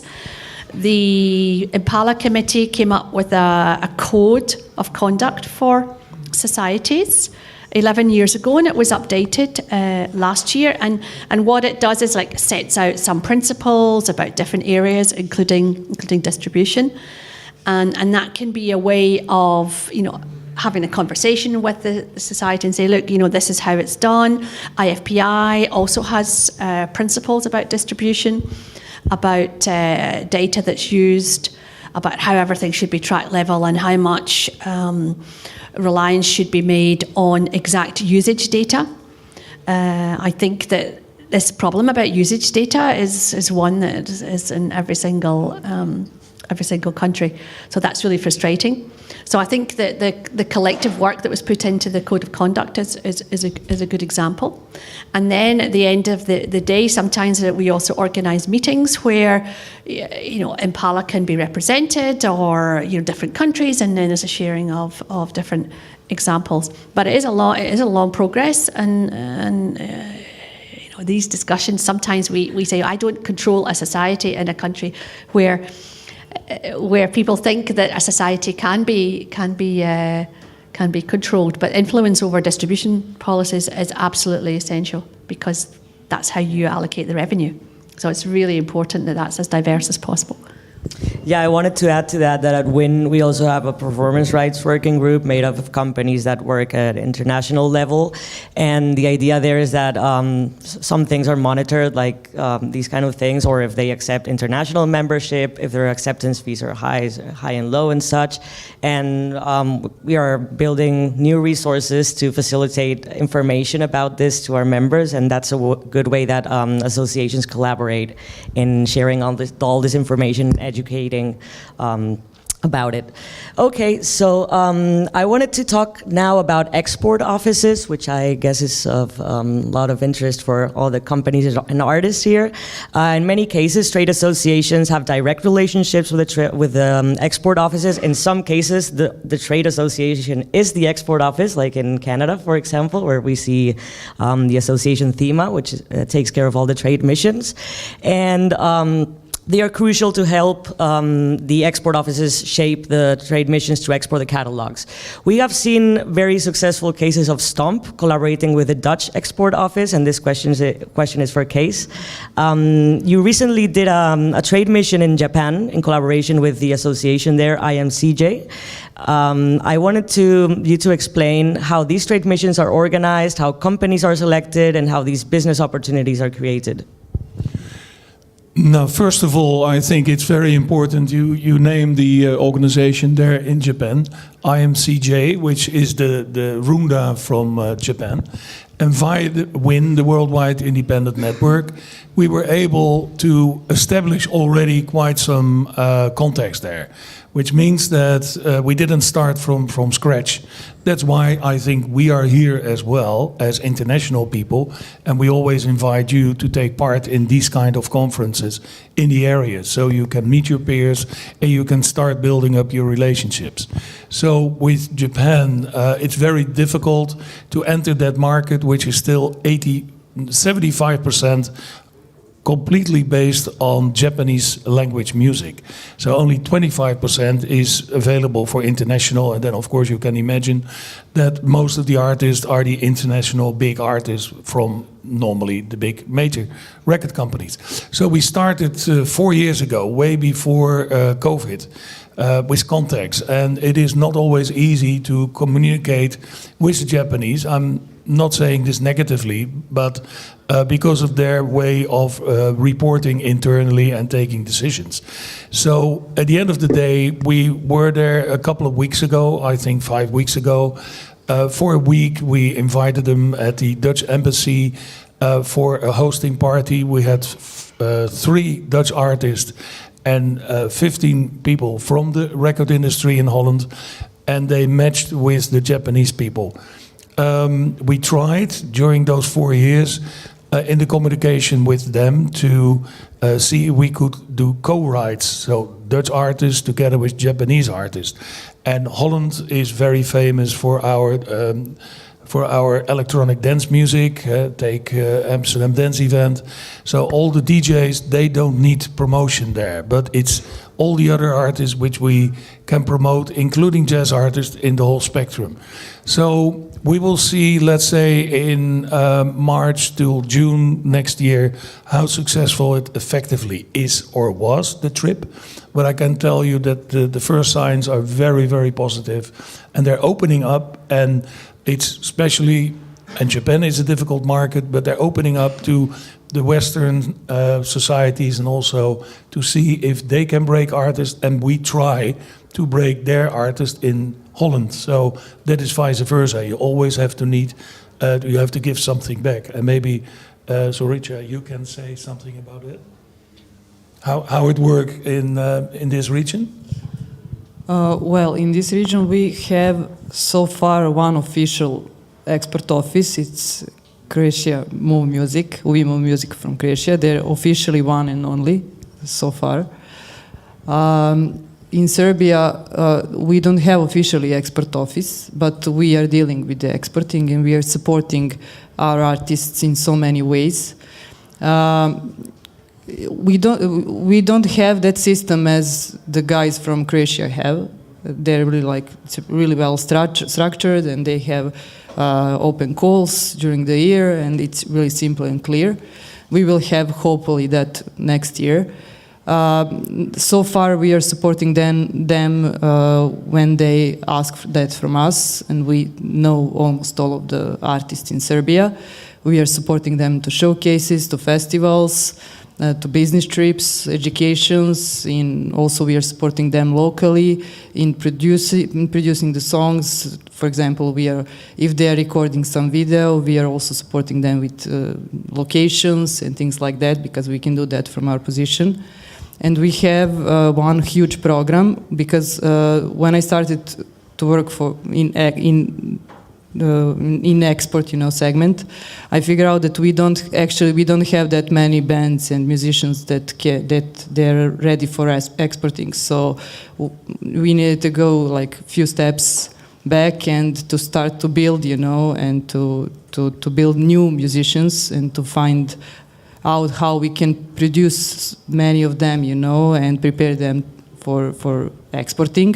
So we have that huge spotlight national competition where we are selecting, not we jury from the music industry, they are selecting in jazz, rock, pop, hip hop and electronic music up to 5 artists per year, and we are doing all the logistics. For example, for next year we have 67 festivals in 9 countries in the region, almost the whole Balkans, and they will have more than 100, slots where they will, learn how to play, how to do the interviews, promotion, and all the things which is like included in the going and performing. Also, we are supporting their tours. We have some program supports for that. So we don't have one model of working. So we are adjusting as is needed, but we are there for Serbian artists like all the time. Yeah, you were mentioning before we started that you're with that strategy planning and seeing what is working and such. And I understand that Runda is a perfect partner to get information about the kind of companies that exist here, about what artists need, what companies need and such. And I wanted to ask, how does Serbia plan the music export strategy, and how do you collaborate with Runda and other trade associations to achieve these goals that you have? Yeah.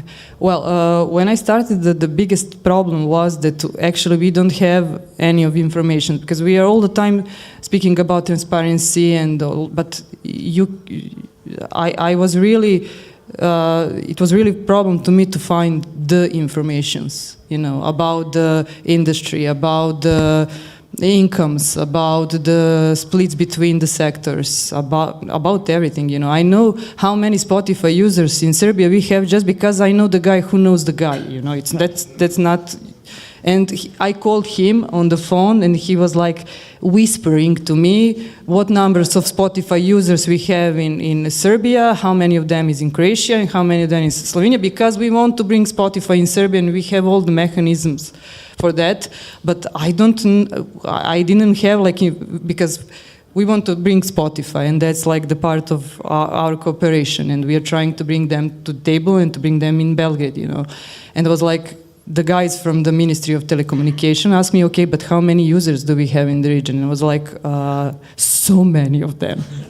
And it's a huge potential. Yeah? It's all the time like that. It's really important. It's really good for the image. It's really, and that is, these are informations, it's just theory. So that is why we decided, to do that big research. We are doing that in Serbia at the moment. And we mapped the whole industry.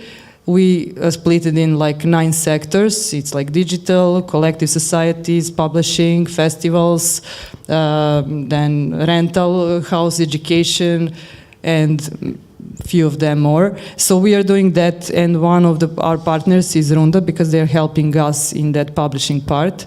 And that's not like standard practice, because you told a few minutes ago that you're proactive, that you have concrete ideas, suggestions. We don't have that in Serbia. We don't have one statement of each sector, and that is what we are trying now to do the research, to get the numbers, to get the value of the music industry and split it by the sectors, and to work with the industry and the sectors on the unique, proposals for improvement. It's a huge job, but I'm really happy because we are doing that. And Runda and Dario, they're really helping us. For start, I have informations. I'm updated, and now I know what is going on. I know what are potential problems and, some crisis situations, so I can react properly. So I'm really happy because of that, because we finally have somebody to speak with, because industry and the government, they don't speak the same language. Yeah, I wanted to add here that it's very tedious to answer surveys, but now we're learning why they're so important. So if whenever Runda is going to be distributing a survey to gather this information, now you know the reasons behind it and how it can really change. No, that's necessary. You can't change anything in the laws. You can't get any of kako se kaže, unapređenja, incentives, without the numbers. I'm sorry, but that is like that, Also leverage. And that's when I figured that out, it took me 1 year to understand that they don't appreciate it. It's important for the image of the country, and it's just they don't care. But when they saw that assessment of the potential value of the industry, they were like, what? This is not possible. This is bigger than film. Yes, it is. That is what we are talking about. And now we are in the position that we have opportunity to work on the industry, to define the industry, to get to name the industry, and to do something for the industry, finally. I don't know if someone wants to add to this, or we can move to the next topic. Okay, fantastic. So I wanted to talk now about showcase conferences. Many of the activities carried out in export offices happen in these showcase conferences where artists are able to perform and companies can grow their connections through all the networking activities, the one-on-one speed meetings and such. And we are lucky here that Ruth not only represents UNMIP, she also is the director of So Alive Music Conference in Sofia in Bulgaria. And I wanted to ask if you can explain how showcase festivals work, how do you curate the artist lineup, and what are the relationships you have with export offices to showcase music from other countries or other regions? So we're kind of specific with this. I think we're kind of unique because our goal for So Alive is to, on the kind of the business side of the speakers and delegates, we try to attract people from all over the world and target delegates and speakers who have never ever been to the region, and also make it more diverse in terms of topics that we cover. Nice track. But in terms of the curation of the program, of the showcase program of the festival, we want to present predominantly artists and bands only from our region. We feel that the region is very much underrepresented in international showcase festivals, the big ones, Eurosonic and Reaper Band and Tallinn or whatever. And I wholeheartedly believe that there's so much that we could offer. The Balkan region is a region of 60 million people. So in that sense, we want to showcase what the region has. To your answer to your question regarding the export office, we have only one in the region. So the good thing is that the Balkans are much more affordable, so traveling is more affordable, accommodation and all that. So it is actually a bigger cost for us making this work the way we are, but it is special. We want to do it this way, and we would rather invest in it, but really create a collaborative ecosystem also between the artists, because the Balkans are very culturally, linguistically connected, and I think that artists who are able to collaborate and exchange knowledge, and we also have a songwriting camp, so do songs together and all that, can really create this cross-country networks and be able to sort of export themselves and create an exchange system in a very natural way. Because I also believe that export office in many ways are a little bit archaic, especially in the very fast development. So we're trying to invent new models, let's put it that way. So if I'm a Croatian band and I want to be showcased in So Alive Music Conference, what do? I sign up for an open call, or? Yeah, we have an open call, which is starting on in January. It's open for everyone, and we do make some sort of exceptions. It's not only 100% from the region, but yes, I'd say 90% is from the region.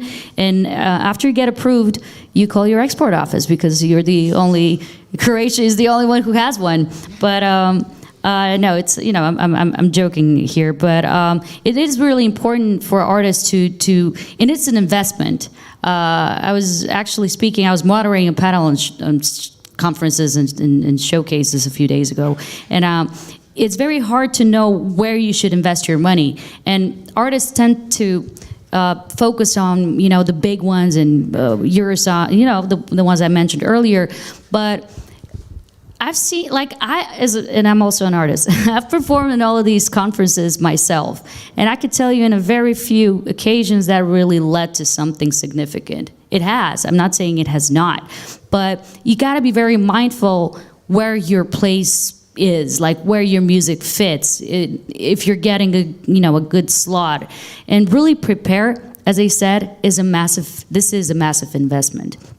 And smaller conferences, regional conferences. My favorite one is in Denmark. It's called Spot. It's only for Nordic artists. And it's so much easier to get connected to industry professionals, because in smaller conferences they're more accessible. In the big conferences, it's a chaos. They cannot go to 3,000 shows. It's impossible, Yeah, so have some strategy and some planning before you just sign up to every open call for showcase conferences. Be very mindful of that, because it is an investment. It's time consuming, and in the end of the day, you know, you don't want to get disappointed.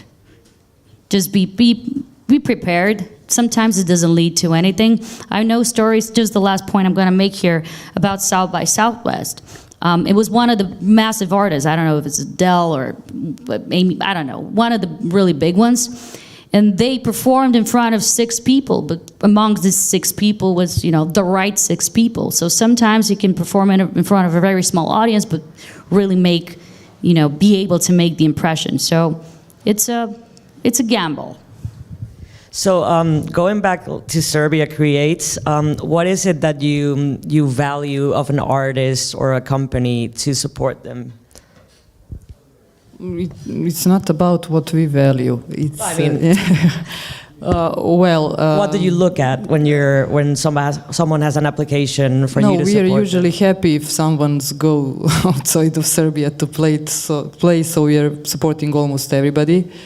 In that, we are not supporting them in their shows in the region, except these young musicians through our Spotlight competition.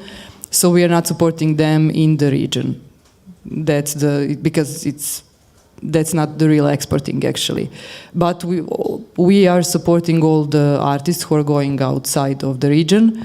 And the new thing that we started doing is we are starting that from the Eurosonic. We are paying the agency who is working with them on their strategies. So, for example, we have 3 artists now on Eurosonic, and all of them have the different strategies and wishes. Some of them want to go to Benelux, some of them want to find agents, international agents, and things like that. So they're lobbying for them and looking for the right, you know, contacts and connecting them with that and things like that. So that's the new thing that we are doing. But we are supporting almost everybody who are performing internationally. Okay, you mentioned supporting new breaking artists or artists who are starting, and I have a question here for Case. And what can associations and institutions do to help new breaking artists who have lost, especially a lot of opportunities with a lot of the smaller venues shutting down with COVID? Yeah, that's really one of the negative effects of COVID, what we've seen. So what happened is that a lot of new, some people call them grassroots artists, new artists, they don't have opportunities to get played, to get seen, to be seen, and so forth. So what I'm actually trying, and I'm talking to Live Nation in Spain and to other people also at Eurosonic, to ask them to see if the big festivals in Europe can create a stage for absolutely new artists. I'm not saying new artists who are absolutely unknown, because they need to have a base, they need to have a following on the socials and so forth, but at least create an extra stage on these festivals. And what I do know after talking to several people is that Siget, they have a special stage for that, and also the one in Denmark, which means, and maybe you have it as well. We'll have this year at Exit and Arsenal Fest. So these are like 2 Serbian festivals, the biggest one for the live music. So they will both have new stage for the Serbian young artists. I can only applaud that, because that is precisely what we need. And one of the most important things in all my career in the music business has always been breaking new artists. And if we really look at European artists over the past few years, who can name 6 or 10 artists who are now on a global basis, European artists making good inroads and selling a lot of records. And you won't get to the 10 very quickly, apart from the dance artists. But it's so important that we have new energy, new blood, new music into the ecosystem of the music industry. But also what is important, because no one wants to listen to that young artists, let's be honest. Medias are not interested for them also. And that's why we have to find a way to have a new podium for them. We will combine the, like, for example, we are at Exit Festival, we will have a lot of regional big artists, so they will all play at that stage, but like a warm-up for that young musicians. So they will, that is the way how they will support, young music. They will bring the people to listen, and so somebody will stay and be at that stage when someone younger will play. So that is one of the models how we can, because if we take just one stage and put them all there, no one will listen them.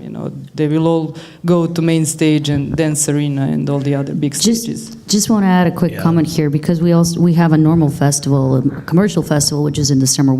Ever since the start, we have been actively pushing young artists, and it's a massive problem because you cannot.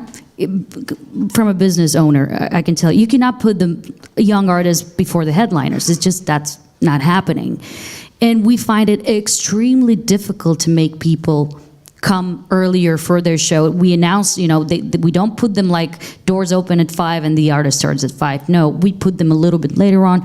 Still, it's very hard to convince the audience. We have activities. I've tried everything for 4 years, and it's incredibly hard. For a few different occasions, we had 2 young artists which completely blew up. They became extremely successful. One of them is selling like a 10,000 capacity venues now. So I'm very happy for that.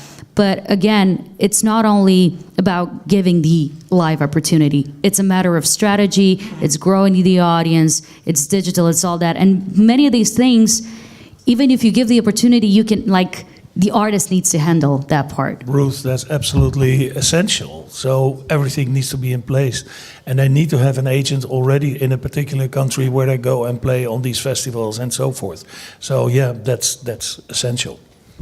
We are asking from our festivals that, because I don't want band to play at 6 p.m. It's, that's the empty stage. They're playing in the changeovers. We're not asking for 1 hour, we are asking for 15, 20 minutes in between the big shows. So that is also but we are really supporting our festivals, and that is what we can ask from the festivals. Maybe it's not that easy in the other countries, but from this position, I'm asking that from them.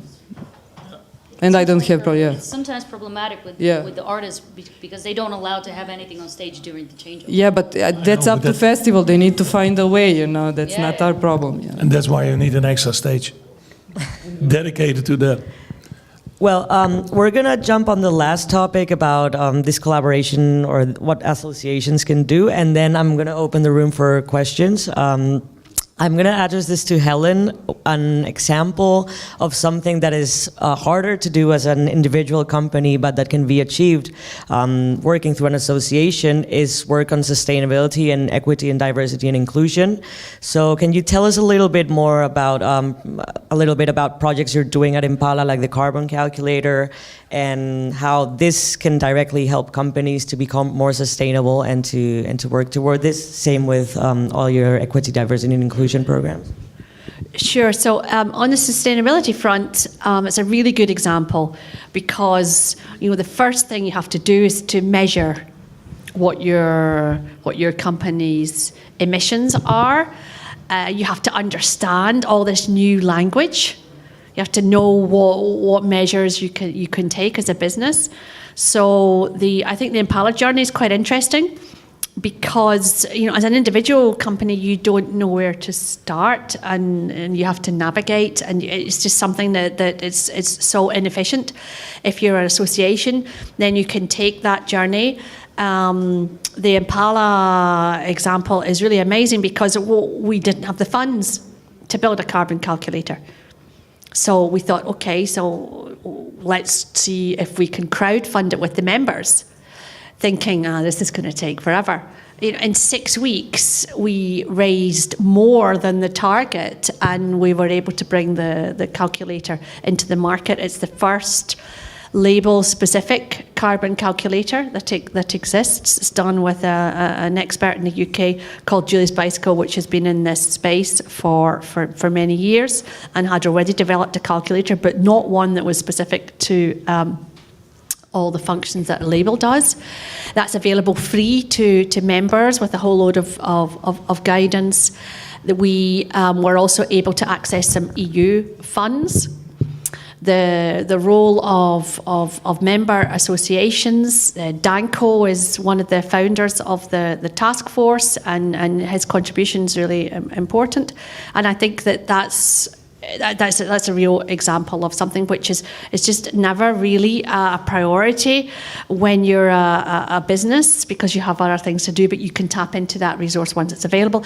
On the equity, diversity and inclusion front, that's really also about guidance, so about training, about making those types of tool available, which give companies ideas about sharing success stories and making it accessible for companies to imagine what differences they can make, what little changes they can implement that make a difference in this space, and then being able to talk about it.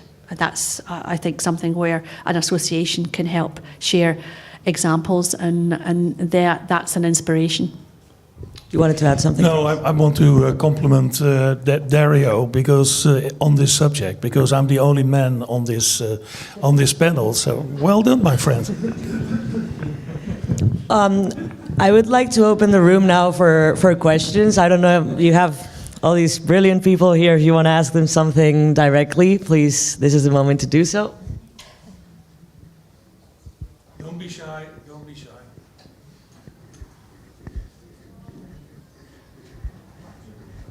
Nobody has any questions? Okay.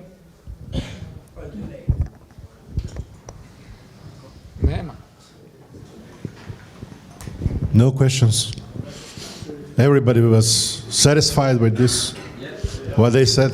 Or you are hungry, probably. I know. I hear it in the front row from your stomach. So, this was really great. In case you're going to pay me later. Thank you all. So it's 1 o'clock, half an hour lunch break, and then we continue.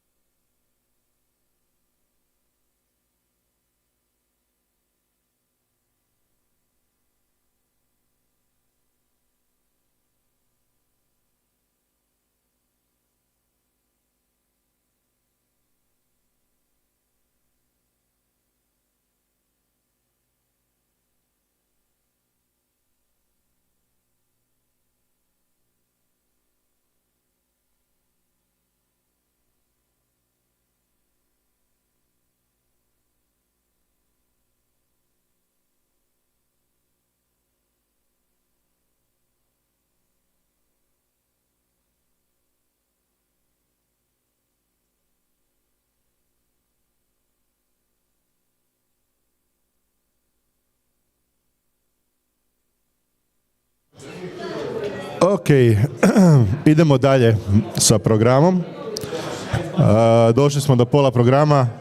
The tickets to success, karte do uspjeha. Ko će nam bolje o tome pričati nego ljudi vodećih tiketnih servisa u Hrvatskoj, Entrio Eventim i naša sjajna moderatorica Lana Čulik. Please, preuzmite mikrofone. Krenite. Hvala ti, Dario, hvala na pozivu. Evo da predstavim naše današnje goste.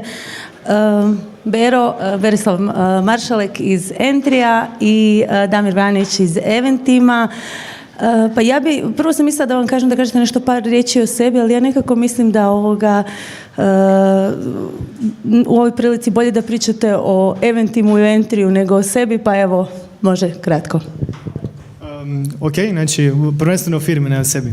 Pa ukratko, Entry osnovan 2011. godine, još za vrijeme faksa i studentskih dana. U biti cijela ideja je bila ponuditi tržištu nešto novo, dakle primarno self-service ticketing, dakle malo drugačiji aspekt. U tom trenutku na tržištu je kolega, odnosno ne znam jesi tad bio ti, ali Eventim je bio u biti na tržištu prisutan kao u biti ticketing za veća događanja. Mi smo tu vidjeli prostor da ponudimo za self-service manja i srednja događanja jedno jednostavno rješenje gdje se organizatori mogu lako pratiti prodaju, mijenjati parametre i u biti sve to raditi na jedan brzi, moderan način plus mobilne ulaznice. Ne?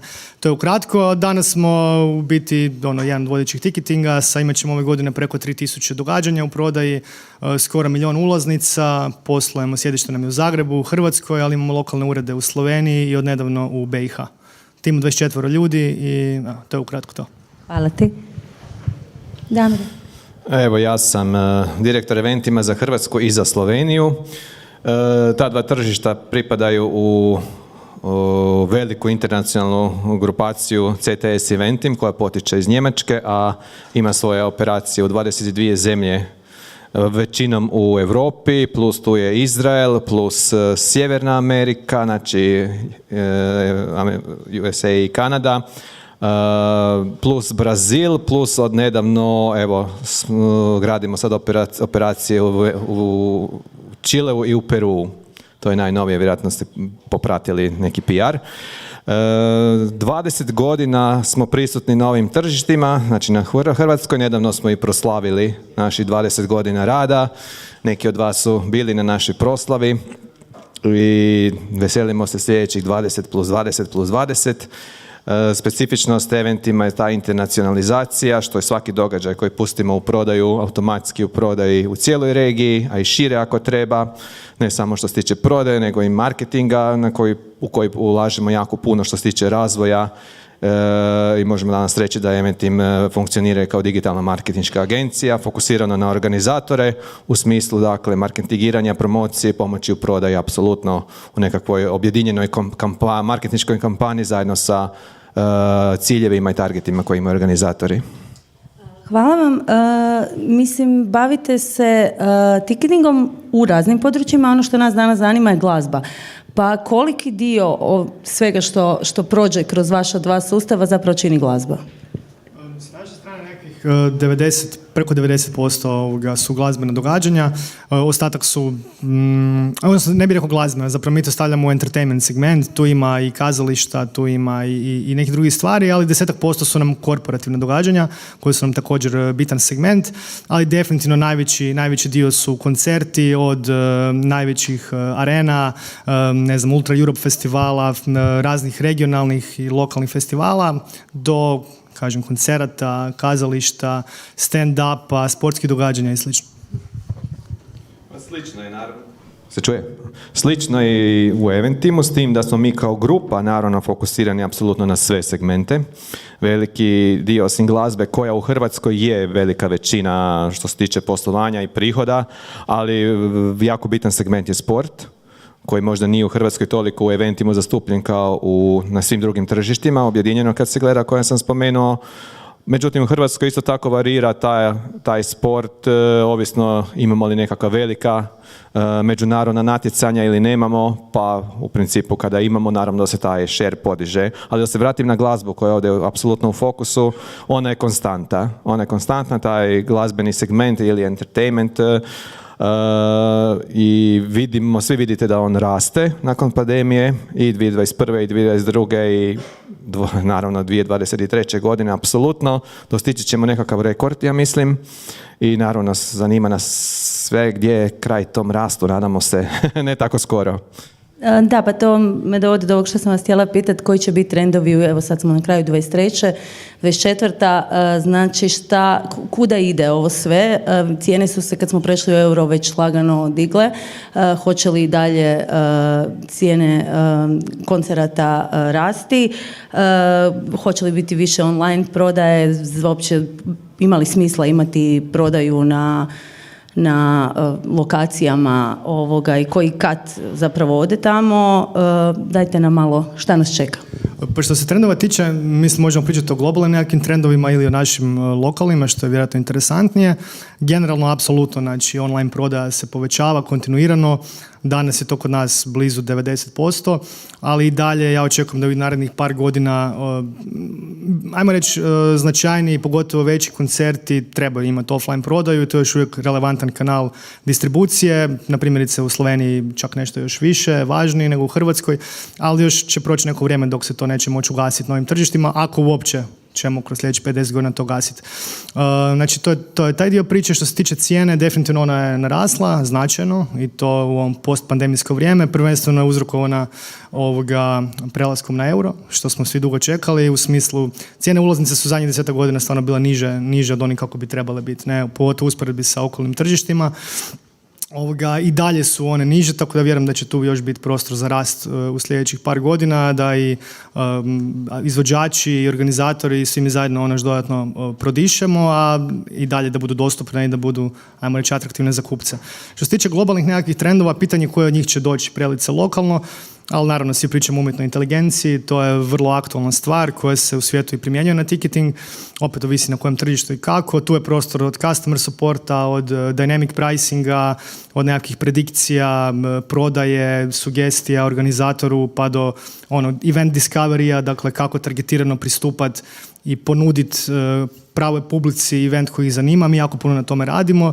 Ovoga također nam vidimo u prostoru marketinga jako puno i u biti interesa i potražnje od organizatora, ali i najvećeg prostora za rast i za nas i za cijelu industriju u event marketingu. Evo da se nadovežem, ti si pitala za trend, ne? Pa evo, ja osobno razmišljam, ako postoji neki trend koji vidimo, postoji li razlog da se on ne nastavi? U ovom trenutku mi ne vidimo razlog da se on ne nastavi. Jedino ako se nešto stvarno dogodi neželjeno, kao što je neka nova pandemija ili nekakav ratni sukob koji utječe jako puno na nas, ali nećemo o tome. Stvarno mislim da nema razloga da u tom pozitivnom ritmu ne nastavimo. Ono što mi u ticketingu vidimo je to takozvana content generira content. Znači što više ima kvalitetnog kontenta, naravno da on motivira i druge i organizatore i artiste i tako dalje da se pojavljaju na ovom tržištu i da rade nešto što možda čak i nisu inicijalno planirali. Ne? To motivira sve nas. Tako da očekujem da će 2024. biti i dalje u ovom tonu. Možda nećemo vidjeti sa nekakav spektakularni rast, međutim pada ne bi smjelo biti po mojem mišljenju i po onome što se najavljuje i što evo i kod nas u zadnjih dana se pojavljuje u prodaji nove arene, nove pulske arene i slično, znači ne zaostajemo u smislu na proteklu godinu. A što se tiče ostalog, kako je Bero rekao, trendovi svjetski uvijek dođu do nas prije ili kasnije, ali opet smo mi tu vrlo specifični zbog toga što smo jako malo tržište. I kad se gleda i Hrvatska i Slovenija zajedno, što ja gledam kao jedno tržište, naše specifičnosti su da jednostavno ne možemo imati neke ogromne događaje, jer ne možemo jednostavno prodati toliko ulaznice jer nas nema. Čak i da dovedemo ljude sve zainteresirane iz regije, opet će to biti puno isplativije u nekakvom Milanu, Beču, možda Budimpešti ili slično, a manje kod nas. Ne?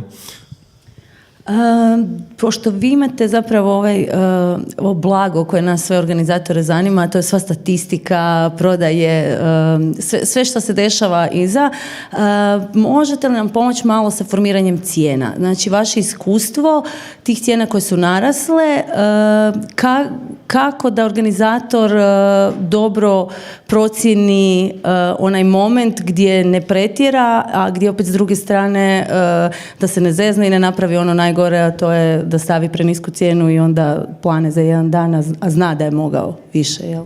Ja bih rekao da je to pitanje od $1.000.000, kad ga saznamo onda ću ga prebaciti nekom mentoru i početi organizirati događaje. A u biti organizacija događaja je jako, jako rizična i specifična i svaka čast svim zapravo našim klijentima koji se time bave, koliko god imao iskustva i nos, i dalje je veliki, veliki faktor rizika u tome. Puno je parametara, trenutak, znači vremenski aspekt, komponenta žanra, izvođača, kad je izvođač bio zadnji put, jako, jako puno je tu stvari. I na kraju po onome što mi vidimo da nekako početna točka uvijek bude troškovna strana, napravi troškovnik, vidjeti da li se uopće očekivanjima može pokriti taj trošak i da li nešto tu onda ostaje za zaradu. Ne? Znači, nekako organizatori obično kreću od tog dijela po formiranju cijene. Naravno, treba pogledati sličan izvođač kakve cijene imao, koliko je uspješan koncert odradio u sličnim zemljama, u regiji ili tako dalje. Ali to je uvijek nažalost rizik. Mislim, točne formule ovdje tu nema. Mi našim organizatorima nastojimo pomoći na svaki mogući način, prije svega statistikom, grafovima, znači profilima ljudi, usporedbom sa prošlim događajima i jako i dalje puno radimo na baš tim podacima koji mislim da su vrijedni, ali s druge strane potrebno ih je i koristiti. Dakle, jedno je ako ti imaš podatke, druga stvar je znati kako ih koristiti i zapravo ih koristiti. Mi isto vidimo da dobar dio naših organizatora vrlo, vrlo malo, čak do ništa podataka koristi, nego i dalje to ide ovako od oka. Ne?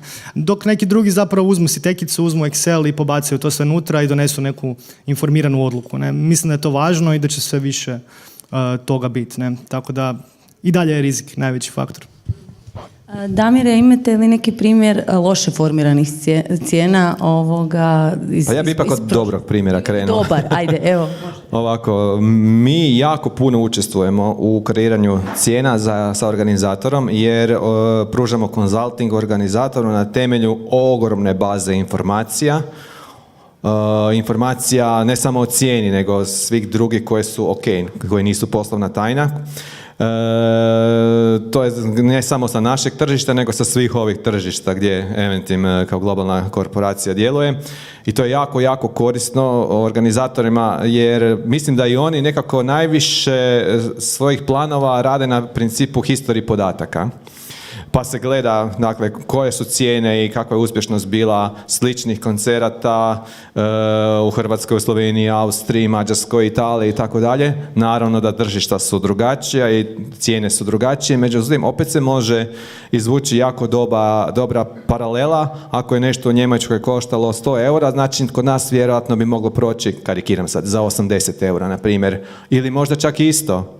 Danas nema velike razlike u cijeni u recimo ovim bližnjim europskim zemljama. Ne samo gledanje od cijene, znači gledanje od sve parametre sličnih događaja kojih može biti jako, jako puno u našoj bazi, ima ih. Shodno tome vidim da se cijene jako dobro pogađaju. Odnosno donosimo dobre odluke svi zajedno. Naravno, neki organizatori samostalno donose to, imaju svoj historiju, imaju svoje baze, imaju svoje biznis planove, izračune i jednostavno neke cijene ne mogu ići niže i nema razloga. Ono što mi u tiketingu najčešće vidimo da cijene nisu dovoljno visoke. Ne, nisu samo organizatori ti koji možda se na neki način libe povećati cijene, nego i izvođači tu utječu i boje se reakcije svojih fanova, svoje publike. Da lako povećam cijenu, da ne izgubim nekoga, dakle dosta su tu, da tako kažem, oprezni i možda malo plahi. Naravno, nama je lako pričati o tiketingu, ma digni cijenu, prodat će ti se, pa ako se i ne proda, ok, so what. Naravno, ali opet na kraju svi želimo uspješan događaj, svi želimo rasprodani događaj i kao dobru referencu za sve i tako dalje. Ono što je Ibero malo naglasio, dakle, definitivno ne kreirati cijene po feelingu. To je recimo bi bio primjer lošeg pristupa, jer svi znamo kuda nas feeling vodi i kuda nas osjećaji vode. Često u slijepu ulicu. Tako da treba stvarno posegnuti za analitikom, tiketingom s kojim radite, pozivam organizatore, stvarno uzmite si vremena i napravite dobru analitiku, koliko god je ona moguća. Kažem, kod nas je taj specifičan slučaj da je ona stvarno mogućan taj deep dive jer ima jako, jako puno podataka koji su dostupni svim organizatorima. Ja naravno neću organizatorima govoriti koliko je neki događaj prodan ili nije, u nekakvoj točnoj cifri jer je to poslovna tajna, ali opet svi znamo kad se događaj završi je li on bio uspješan ili nije. To se već vidi i po novinskim natpisima i pričamo svi između sebe i svi znamo sve, malo smo tržište. Sad ste spomenuli tu plahost naših izvođača i organizatora. Veliki je zapravo sraz između stranih nastupa i domaćih nastupa, bez obzira što se radi o nekim spektaklima. Znači, izvođač u areni koji dolazi iz Hrvatske za cijenu nikad neće postaviti tu visinu kao što će staviti neki strani izvođač i onda naš kupac će rado izdvojiti za stranog izvođača stvarno veliku cifru, a kako to komentirate iz Ajde, vaše mogu ja pozicije? nekako se osjećam baš pozvan što se tiče velikih stranih izvođača, stvarno u našoj grupi nema ko nije nekako prošao kroz naš ticketing. Pa tako i u Hrvatskoj, u Sloveniji. Prvenstveno moramo znati da strani izvođači imaju turneje. Nikad oni ne dolaze ciljano samo u Hrvatsku. I cijela turneja se koncipira, računa, bazira i cijene se formiraju za sva ta tržišta. Dakle, ne može jedan izvođač imati u Njemačkoj 100 eura ili 150 eura, a u Hrvatskoj 30 eura. Opet karikiram, ali jednostavno to bi bilo onda pitanje zbog čega on tako malo vrijedan u Hrvatskoj, puno vrijedan u Njemačkoj. Prema tome, i to je jedan način formiranja cijene i globalno, a i kupci gledaju nekakvu Beyoncé, nekakvu Metaliku, gledaju globalno i ne očekuju nikakvu specifičnu cijenu za Hrvatsku, odnosno na one cijene koje su vidjeli za druga tržišta. Očekuju malo niže, ali ne puno.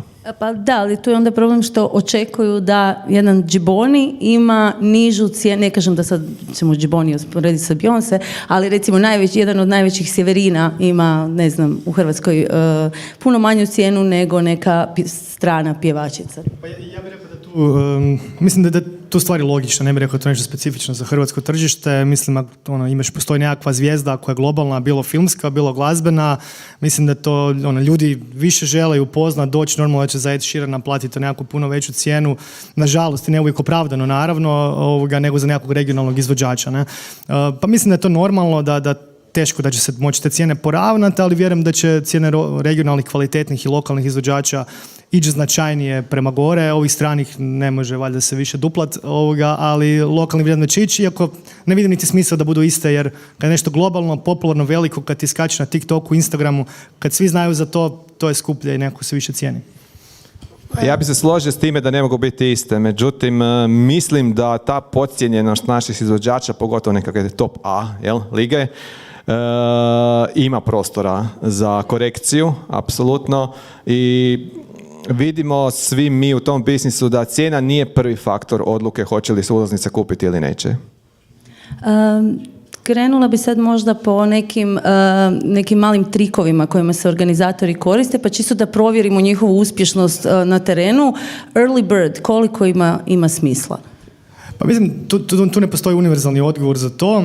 Po meni Early Bird ima smisla primarno kao nekakva metoda ispitivanja tržišta. Dakle, možda u neki koncert, koncert koji se zna da će unaprijed biti sold out, koji je nekakva velika globalna regionalna zvijezda, postaviš cijenu i on će planuti za pola sata. Tu nema priče. Dakle, tu pričamo o nekim događajima koji se ne očekuju da budu rasprodani u kratkom roku i tu sad postoje razne taktike marketinške kako doći do tog sold outa ili barem break evena. Ne? Early Bird je dobar način da ispitaš teren, da vidiš kakav je interes. Ako tu tržište dobro ne reagira, može se preispitati kad i da li uopće podizati cijenu i tako dalje. Ja to gledam najviše kao nekako, ajmo reći, sondiranje u tom smislu, ali i generiranje nekakve potražnje. Ono što recimo tipičan jedan trik koji se događa u nekim žanrovima je staviš ograničeni kontingent, ne znam, kažeš da je 500 ulaznica dostupno, i za sat vremena kažeš, evo, sve je planulo. Mi pogledamo u sustavu, planulo je 150, ne? Ali to niko ne zna osim nas i organizatora. Ponekad se rade i takve stvari, jednostavno u par takvih faza zapravo izgeneriraš nekakvu potražnju i nekakav hype. To je jedan od trikova, recimo, koje mi vidimo, ne jako često do duše, ali vidimo par dosta uspješnih u tom smjeru. Ne? Generalno, Early Bird vjerujem da ima smisla i mislim da će tu ostati. Opet je razlika između festivala, oni to puno više recimo koriste, jer je duži nekakav rok prodaje, obično i veće su cijene i nekakav veći je izbor tih kategorija. U koncertima opet ovisi, ne? Ali vidim smisao u tome. Je, slažem se u potpunosti, mislim da je to definitivno došlo iz segmenta festivala gdje idete u prodaju, ne znate još ni line-up, potpunosti niste ga ni objavili. Naravno da je to onda nešto što će potaknuti kupnju odmah, dok stvarno ne znate još ni ko će vam izvoditi. Ne? Ja sam više što se tiče nekakvih pogodnosti cjenovnih, nisam baš za to, više sam za nekakav fan pre-sale, da se zapravo one prave fanove koji će uvijek prvi kupiti ulaznice nagradi, ne sad sa nekom posebnom cijelom, ali sa prvenstvenom kupnje, sa najboljim pozicijama. Na taj način taj recimo nekakav fan pre-sale bi funkcionirao najbolje i vidimo da funkcionira. I strani izvođači uglavnom to prakticiraju, a ne nekakav early bird. Također, često u nekakvim marketinškim kombinacijama koriste se oni kodovi, danas i sa influencerstvom se također ti kodovi su super popularni, pa se sa kodom dobiva neki popust. Mi nikad ne znamo, mislim znamo ako sami organiziramo, ali često ih vidimo, ali ne znamo da li zaista neko upiše taj kod i koliko to često se koristi, koliko vi vidite u tome uspjeha. Pa sad teško reći, znači uspjeh ovisi o tome koji je cilj prije svega. To opet su nekakve marketinške taktike i tehnike ili za potaknu prodaju. S jedne strane, slažem se sa Damirom, znači nekakve niže cijene, često recimo kad vidiš u gradu nekakve popuste ili puno plakata, to znači da prodaja baš ne ide jako dobro. Ne? Eventi koji su rasprodani i koji su nemaju potrebu za puno reklame. Isto tako donekle i popusti, odnosno promo kodovi. Ali promo kodovi služe za još nešto što je jako važno, to je praćenje izvora. Dakle, praćenje konverzija i različitih distribucijskih kanala. Dakle, ako imamo neko partnerstvo sa nekim medijem, na primjer, onda u biti da bi u stvari znao šta ti taj medij donio, ok, portali recimo mjere klikove, nekakav CTR-ova i tako dalje, ali ako želimo konverzije vidjeti, onda točno vidiš koliko ulaznica kupljeno s tim kodom. Vrlo, postoje grafika, analitika koju dajemo našim organizatorima, vrlo jasne i detaljne i to je recimo za to zanimljivo. Također, influenceri putem promo koda, znači dobije nekakav popust, dijele svojoj publici i onda se točno vidi kolika je bila učinkovitost toga. Tako da to opet se primjenjuje na evente koji nisu Ed Sheeran, koji će biti, iako ne znam da li je rasprodan, čini mi se da nije ni Ed Sheeran čak, ali to je više za nekakva manja događanja koja trebaju marketing. Pa da se ne ponavljamo, apsolutno kodovi funkcioniraju odlično, barem u našem sustavu, i organizatori ih jako puno koriste, ne toliko za potaknuti prodaju koje možda nije, nego stvarno ovo za omogućiti ciljanim skupinama. Na primjer, vi ste organizator, imate sponzore i želite sponzoru dati nekakav benefit. I naravno generiramo recimo 100 kodova za sponzore, on podijeli to svojim zaposlenicima ili poslovnim partnerima i oni onda imaju ili pravo prvenstva kupnje ili kupnje cijene po nekakvom diskauntu. I tako, ti se kodovi stvarno mogu jako dobro kombinirati, koristiti, mogu se i za fan pre-sale koristiti, često se i koriste, može biti jedinstveni kod, može biti za svaku narudžbu zaseban kod definiran, kodove može definirati ili organizator ili mi kao ticketing, stvarno ima dobrih kombinacija i potičemo organizatore da kombiniraju tako nešto. Dosta spominjete tu fan bazu. Kako uz vašu pomoć stvoriti tu neku fan bazu i koliko ona važna? Da li je ticketing servis u ovom novom digitalnom dobu zapravo jedan community novi, jer zaista imate, oni su svi se prijavljuju, evo rekao si koliko, 90% je online prodaje, znači oni su svi tamo, prijavljeni su sa svojim podacima, mogu dati dozvolu da ih kontaktirate, možda bi ih htjeli zapravo da ih se obavijesti na vrijeme, mogu se stvarati te fan baze, gdje su tu sad nove mogućnosti i kako ih koristite? To je ovaj segment zapravo nekakvog event discovery, ako mislim da još uvijek nije kvalitetno. Mislim, to je problematika i globalna, postoje razne aplikacije, svi znamo gdje su bili svi eventi, ali to je više ili manje uspješno. Činjenica da i dalje građani nemaju jedno mjesto gdje mogu pronaći sve događaje, u biti mi kao ticketing kuće imamo jako puno tih podataka i zapravo smo u ovom trenutku možda i najbolje mjesto za iskoristiti u tom smislu neke dodatne promocije, jer znamo historiju u biti svih tih posjetitelja možemo usko targetirati, znamo da nećemo nekakav, totalno dijametralno suprotan žanrovski koncert slat ljudima koje to ne zanima. Dakle, tu je jako velika snaga i mi što mi vidimo jako veliki open rate na našim newsletterima, newsletterima, mi imamo sad preko 60,000 primatelja sa oko 30% open rate, što je u brojkama stvarno jako puno. I trudimo se taj content zapravo prilagoditi i napraviti ga zanimljivim i ono što je najbitnije, ne spamat našu fan bazu, jer svi znamo kad dobiješ 2 newslettera dnevno, prije ili kasnije ćeš se unsubscribe-at, tako da to ja bih rekao da je jedan od jačih kanala i od većih potencijala, ne? I na tom se može i treba još više raditi. Jedno je fan baza, drugo je baza kupaca. Jel? Fan bazu posjeduje zapravo izvođač ili njegov agent i on se zapravo fan bazi se obraća izvođač, artist. Ono što ticketing ima je baza kupaca.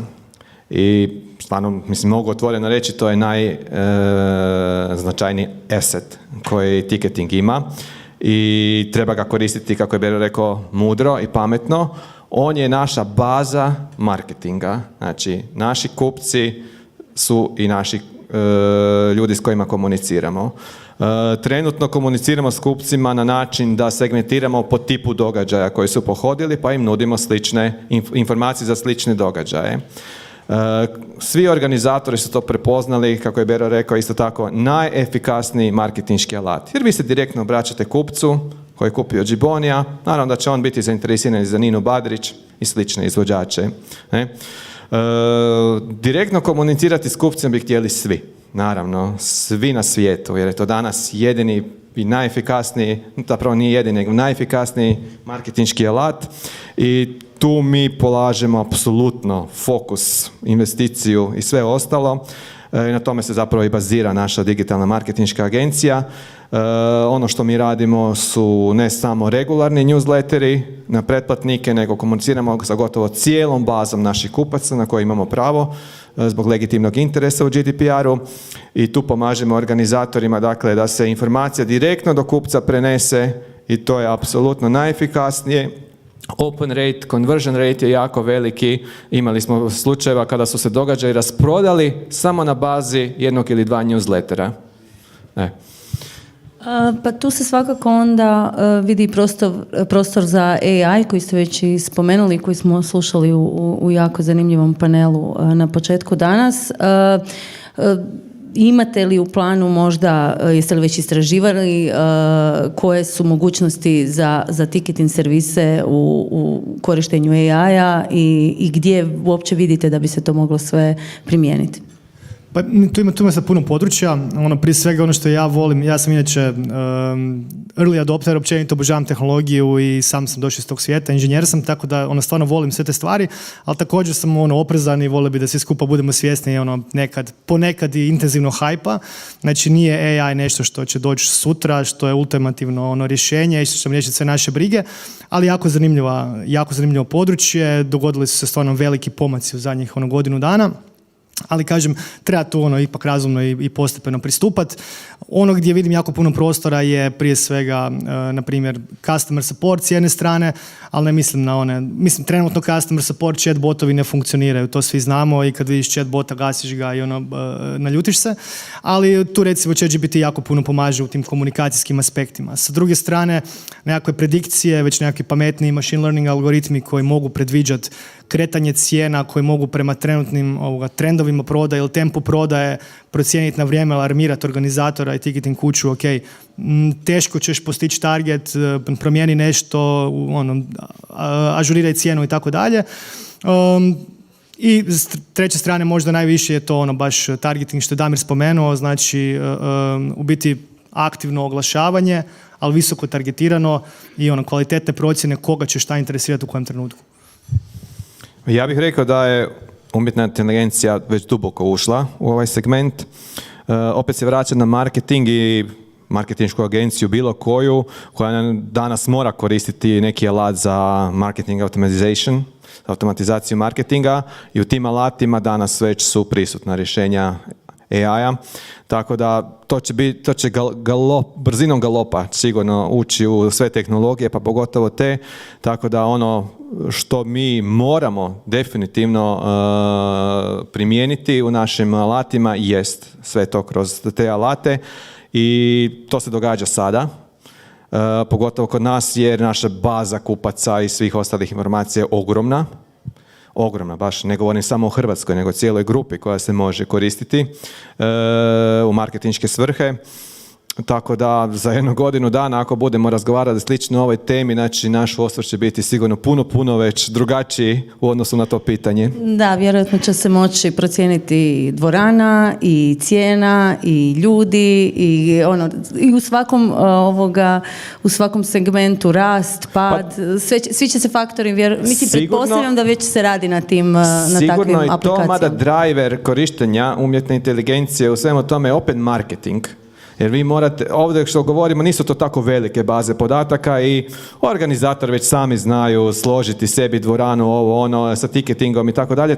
Naravno da će tu pomoći AI isto tako. Međutim, kažem, vraćam se opet, kako složiti marketing sa 100.000, 200.000, 500.000 kupaca s kojima morate komunicirati u kampanji i na pametno s njima komunicirati. Kako ćete shvatiti da onaj ko vam dolazi s Googlea, sa Facebooka, Instagrama, TikToka, da je to isti kupac, ne?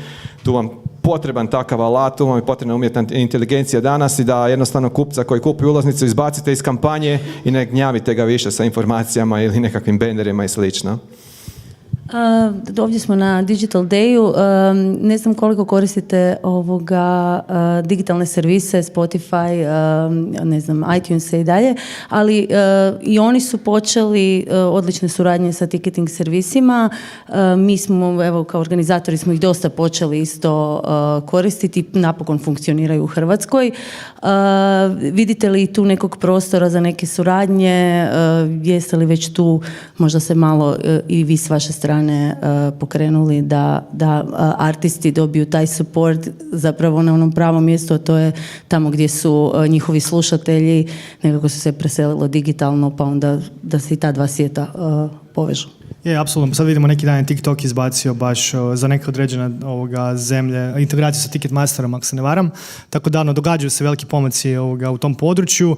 Spotify, koliko znam, tek nedavno je to uveo, ali nažalost mi smo malo tržište i u principu dolazimo u nekakvom drugom, ako ne i trećem valu tih nekih funkcionalnosti kada oni to sve istestiraju i uvjere se da to funkcionira, ali to je definitivno jako bitno. Mi cijelo vrijeme aktivni smo, imamo veliki development team, obzirom da radimo vlastiti software, znači sami, ajmo reći, vodimo taj proces razvoja, roadmap i sljedeće funkcionalnosti koje ćemo razvijati, integracije.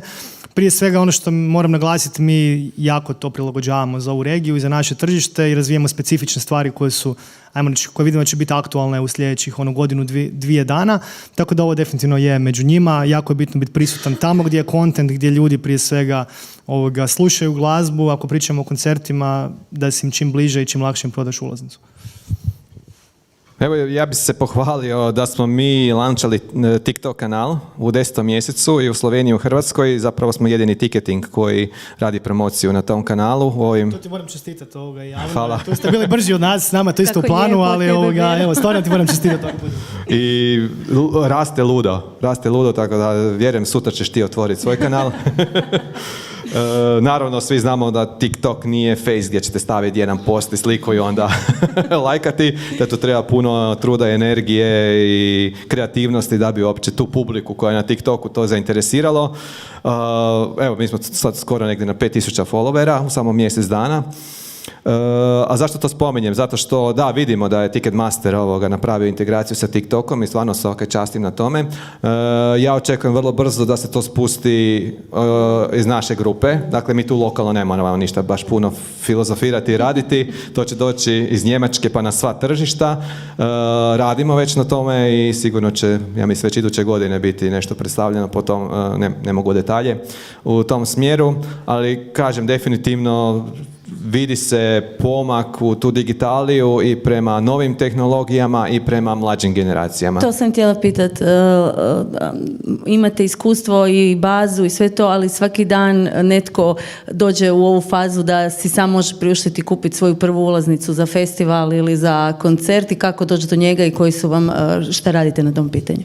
Pa tu zapravo mogu reći da sam stvarno ponosan što imamo izuzetno veliku, zapravo upravo ta publika, mladi su nama, ajmo reći, najveći dio kupaca, obzirom da smo mi i došli iz svijeta festivala i tu se proširili, izuzetno smo aktivni, najjači smo u području i elektroničke glazbe, partija i nekakvih klubskih događanja, tako da u tom dijelu stvarno ima jako puno mladih i svaki dan dolaze neki novi klinci. Među ostalim, evo baš sam malo prije pričao sa Damirom pa je rekao koliko je bilo puno ljudi na famoznom projektu godine Aleksandre Prijović. Lijepo je vidjeti da novi klinci zapravo kupuju ulaznice, da dolaze u koncertne dvorane, da nisu nekak doma u podrumima na svojim mobitelima što smo se svi pribojavali. Tako da, ajmo reći, to je dosta bitno. I bitno je biti na kanalima i na mjestima gdje oni komuniciraju, gdje izlaze, gdje se nalaze. I kažem, mi sa strane aktivnog marketinga, tim od 4 ljudi trenutno, stalno radimo upravo na tome intenzivno. I u generiranju kontenta i u aktivnoj promociji prema svim publikama, posebno ovoj. S obzirom da imate statistiku, je li istina da klinci danas slušaju sve, pa da isti kupac kupi i za Aleksandru, i za neki rave, i za za in music, da možete tako neku statistiku izvući? Pa teško ti sad mogu reći brojke, ali da, vidimo to, točno to zapravo, mislim, malo smo tržišta, ne? Mogu ti ja reći 1-2 tinejdžera doma? Je. I tak je. Evo, moj sin ima 18 godina i hardcore, hip hop, trap i tako dalje, ali na Tulu mu se sluša Aleksandra Prijović. Put svi. Da, mi još uvijek našoj kćerkici od 8 mjeseci nastojimo u najboljoj nadi puštati Elton Johna ili ne znam, nekakve pop rock stvari, ali vidit ćemo kud će otići. Htjela sam vas samo još pitati ovu omraženu temu, osobito za vas, a to je naknada vašeg svih ticketing servisa. Zašto, to mene uvijek osobno zanimalo kao kupca, ne kao organizatora, zašto ona postoji, zašto se ona ne prebaci nekome drugom, zašto ju još ekstra plaćamo? Moram ti nešto reći što ti se neće svidjeti. Djelomično si ti odgovorna za to. To je osjetljiva tema koja pogotovo, mislim, uvijek se o tome priča, sad je u Americi to jako, jako vruće, jer je čak do administracije Bidenove su uzeli na pik zapravo te nekakve junk fees, kako oni to zovu. A stvarno je takva da ticketing agencija ima svoje troškove, koji su veliki, koji su puno veći nego što su čak i organizatori svjesni. To je vjerojatno malo i naša krivica što nedovoljno komuniciramo što ticketing sve rade, što ticketing sve znači, ali to definitivno nije neki automatizirani kompjuter u ćošku koji sam vrti i broji novce i naplaćuje, a mi svi smo na godišnjem. Tu su jako veliki timovi koji trebaju to voditi, prije svega trošak razvoja, developmenta koji je užasno skup, trošak korisničke podrške, dakle trebaju čitav niz ljudi odraditi tih tisuće i tisuće upita, da ne pričamo o varijanti kad se mijenja dvorana ili kad dođe ne do Bog korona pa se to otkazuje.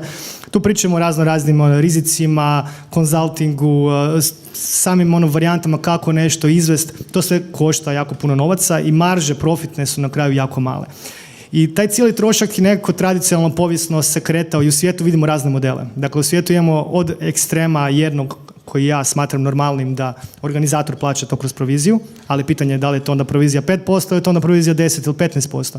Pa do drugog ekstrema gdje se plaća kupac, gdje se ticketing agencije reklamiraju kao zero fees, to je otprilike varijanta kao kad dođeš u mjenjačnicu pa ti kaže da je no commission, ali platiš po exchange rate-u koji je loš. Tako da uvijek je to ili plaća organizator ili kupac ili se oni dijele međusobno. U cijelom svijetu je tako. Jednostavno činjenica trošak postoji i nekoga treba platiti. I sad prilagodba i na tržištu isto. Kako konkurencija radi, dakle teško ja sad entry može sad reći nemamo booking fee-eva dok eventivno plaćaju booking fee-eve ili obratno. Dakle, to su sve nekakvi faktori i povijesno je došlo od toga da jednostavno se to nekako podijeli i postoje booking fee-evi s jedne strane i provizija s druge strane, najčešće. Da li vas kupci pitaju za to? Ajmo malo to da, dakle, Eventim je prvi na ovim tržištima uveo order fee. Još uvijek držimo order fee, po narudžbi, ne po ulaznici. Sve što Bero je rekao točno, međutim mi smo bili taj prvi koji smo morali objasniti šta se dešava i kupcima i organizatorima da zbog čega to. Tako je, neki su čak konkurenti bazirali antikampanje na temelju tog fija koji naplaćuju nazivajući ga fantomski fee. Međutim, to je sve normalno, naravno, u tržištu je sve dopušteno. Mi kad bi pogledali provizije koje ticketing naplaćuje, svi ticketinzi, prije 10-20 godina organizatorima i danas, one su enormno manje. tržište učinilo svoje, konkurencija je učinila svojima i to je sve u redu, ali jednostavno ticketing, kako je Bero rekao, mora namiriti svoje troškove i zbog toga se dijeli, dakle, fee na one koji se naplaćuju organizatorima i koji se naplaćuje krajnjem kupcu. I mislim da je to jako fair. I prvenstveno prema organizatorima, da ne snose cjelokupni trošak ticketinga. I za kraj, koliko je taj prelazak u digitalno stvorio možda nekakvih nevolja za neke malverzacije? Ja se uvijek smijem svojim prijateljima koji se fotkaju sa ulaznicama, kupio sam i onda onako lijepa 2 koda se vide koje bilo ko može uzeti i onda skenirati i ući negdje na... Ne može ući. Dobro, da. Jedino prvi može. Pa to hoću reći, ako dođe prvi fino uđe, imali tu prostora i kako tome doskače? Ja bih rekao prije svega, cijela ta digitalizacija, to što se desilo da prelazi online ima, mislim, neusporedive su prednosti i mane toga. Dakle, naravno, puno veći komfor, puno lakše, logično je, brže je, tako da za sve pozitivno. A sad, minus je ono što, naravno, može se, ajmo reći, prvi može ući i falsificirati barkod ako ga vidiš na nekakvom Instagramu ili slično, ali u praksi se to ne događa. Znači, u praksi se to stvarno ne događa, tu postoji rizik, to je u konačnici i kazneno djelo, nekakve prevare, krađe, dakle, tu postoji... Događa se. Posljedice. Ne događa se često, Jučer na Prijovički je bilo bome svega. A bili smo i mi na Saši Matiću, to na količinu, svega. Da. Ali rekao bi da to nije u toj mjeri, mislim, naravno, što je event veća potražnja za eventom, ograničen prostor, što više ljudi želi doći, to je preprodaja, dolazi tapkaroši i tako dalje i treba se protiv toga boriti, educirati ljude. Postoje tu i tehnologije koje dolaze, koje će to još minimizirati, ali ja bih rekao da to sve skupa nije na zabrinjavajućoj razini. Ja bih dodao da kod nas u Eventimu je isto jako veliki fokus na to. Prvenstveno inicirano od strane velikih svjetskih zvijezda koje su alergične na pretprodaju, da na njihovim ulaznicama neki preprodavač zarađuje. Tako da se jako puno ulaže u tehnologiju koja ne omogućuje falsificiranje, kopiranje, dijeljenje ulaznica. Već sada, dakle, se veliki svjetski gigovi prodaju na taj način, zove se Eventim Pass, koji će iduće godine doći u Hrvatsku. Do tada, recimo, pristežemo nekim drugim načinima, kao što ste mogli vidjeti za Ed Sheerana, svi kupci koji su kupili ulaznice još uvijek nemaju svoje ulaznice. Dakle, oni će dobiti ulaznice neposredno prije koncerta, baš zbog toga da se spriječi pretprodaja, da se spriječi malverzacija i tako dalje.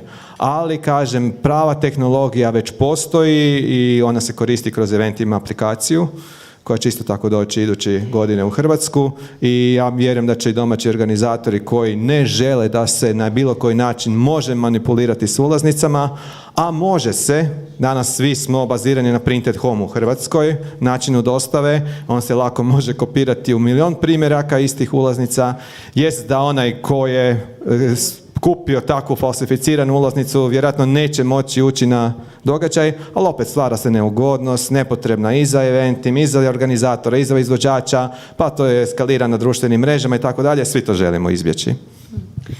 Ona zadnja tajna, koji dan i koji sat se najviše prodaju ulaznice, imali taj dan i sat?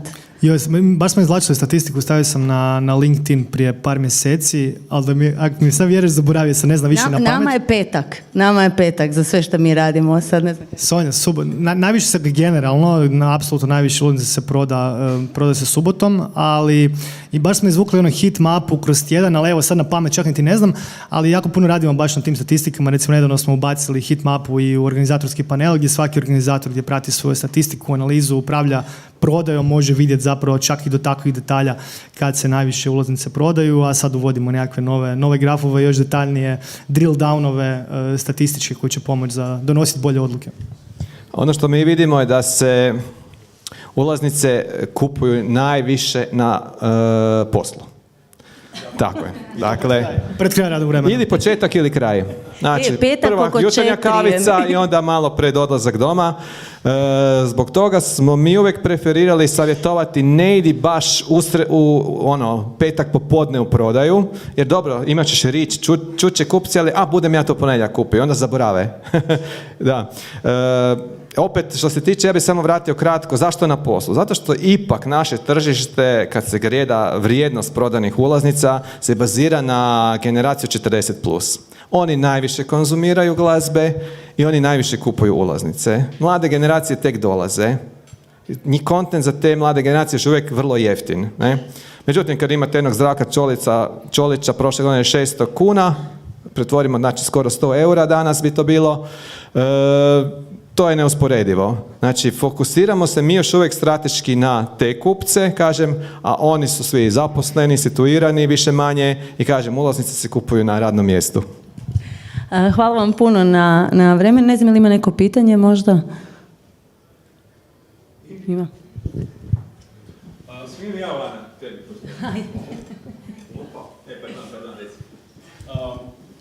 Prvo čestitke, čuo sam gospodinu Vraniću, čujem da ste prodali Lepu Brenu za godinu dana.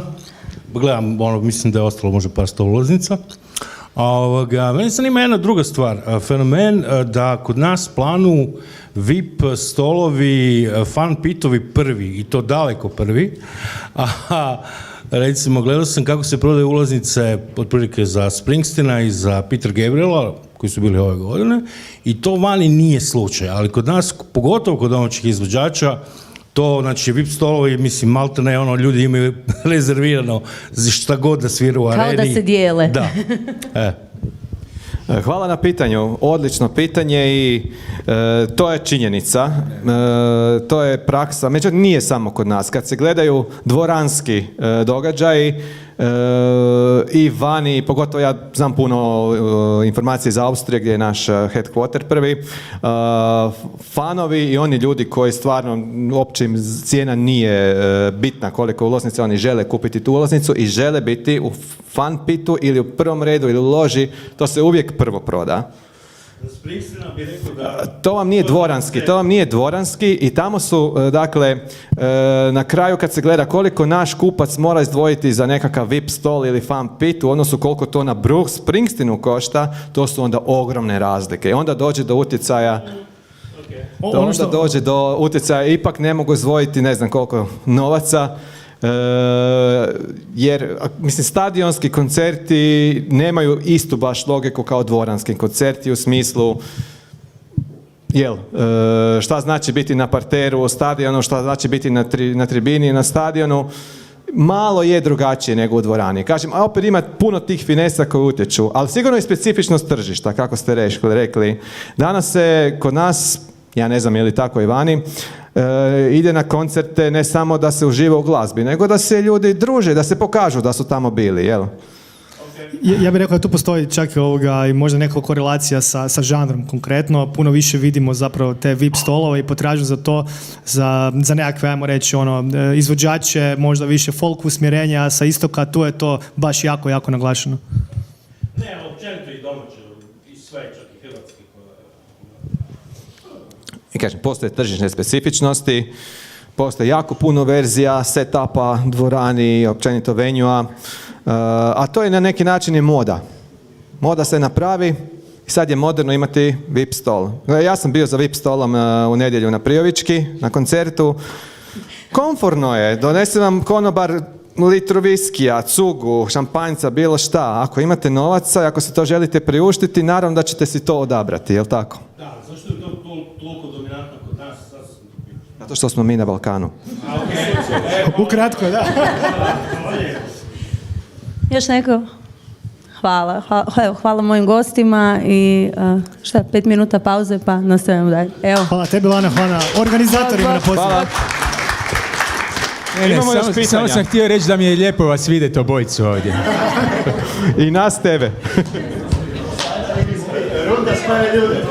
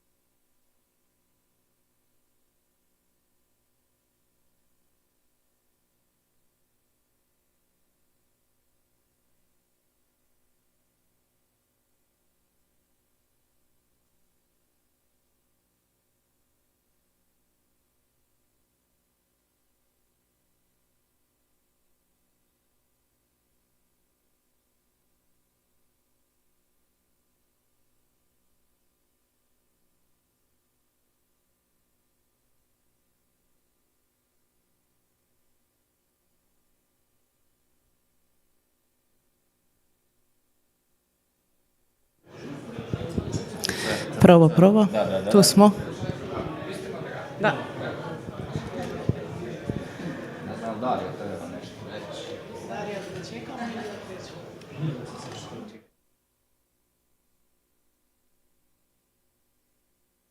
Kojić, izvoli.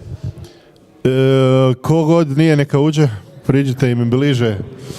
Ne grizu. Možda ponekad, da. Evo ga, stigli smo do zadnjeg panela za danas. A&R sljedeća generacija. Upoznat ćete ih u sljedećih 45 minuta. I vjerujem da ćemo odraditi još jednu interesantnu debatu i saznati i naučiti nešto novo. Krenite. Hvala svima.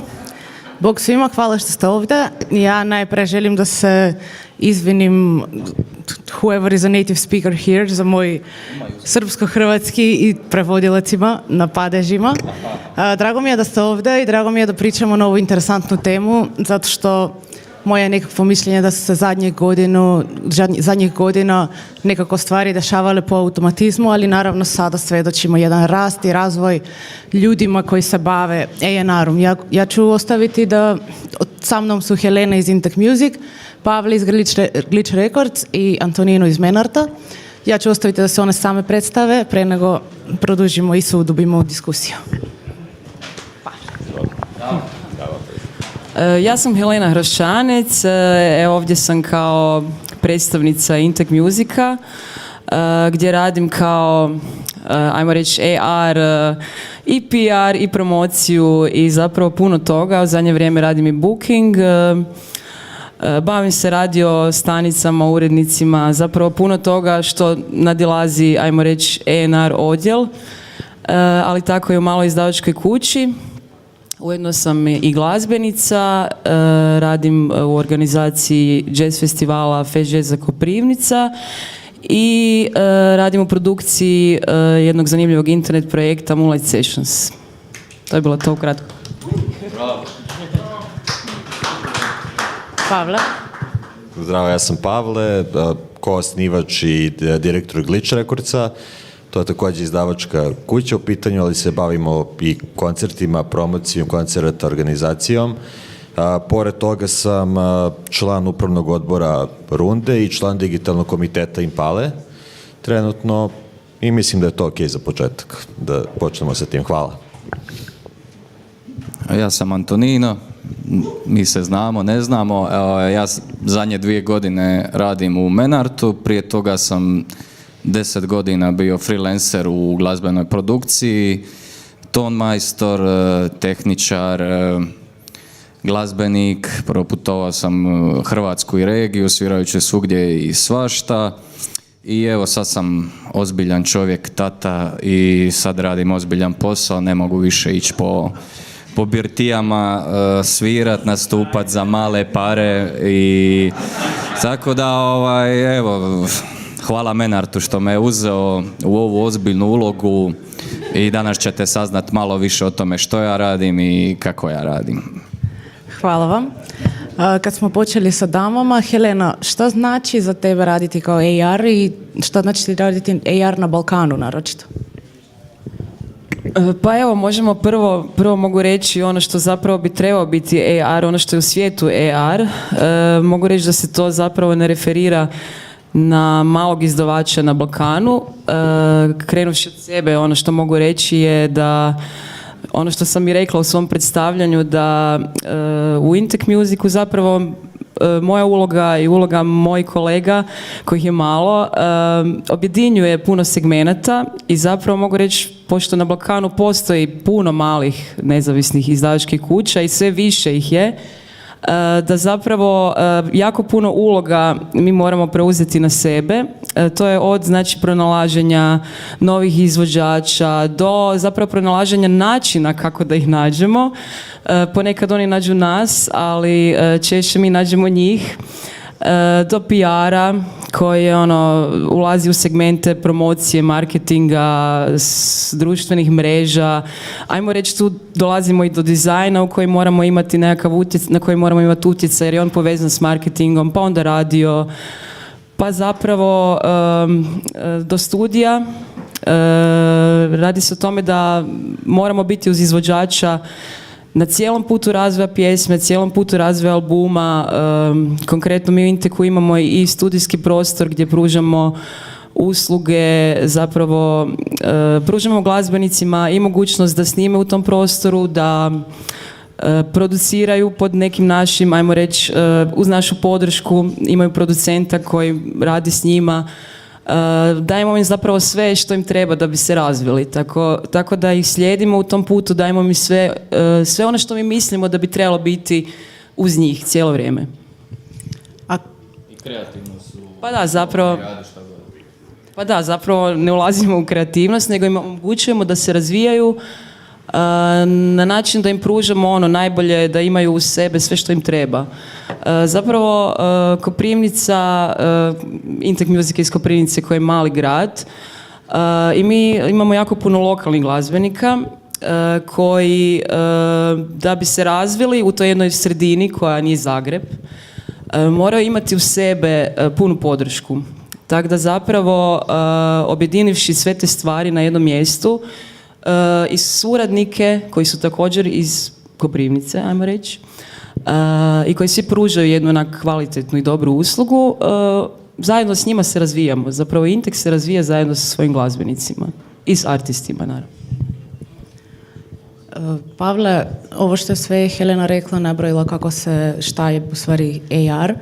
Možeš li mi reći kako se promijenila ta uloga tokom vremena? Ranije su išli na live koncerte, live nastupe, a sada sa napretkom sve je digitalizovano, mislim digitalna distribucija, streaming servisima. Kako se to negdje razlikuje sve od ranije? Rekao da se to možda baš promijenilo, to možda nije baš neki izraz koji bi potrebio, više bi rekao da se proširilo, zato što biti artist repertoar na Balkanu je praktično isto kao i bilo gdje u Europi, znači mnogo live koncerata, mnogo demo materijala, možda sad malo manje demo materijala, više već isproduciranih materijala koji već dolaze zbog napretka tehnologije, ali se više proširilo što u odnosu na neke prethodne godine je sad mora da se prati ceo online aspekt, odnosno da se talenti traže uporedo sa tim i na online. Znači, više se proširilo i na tu neku stranu.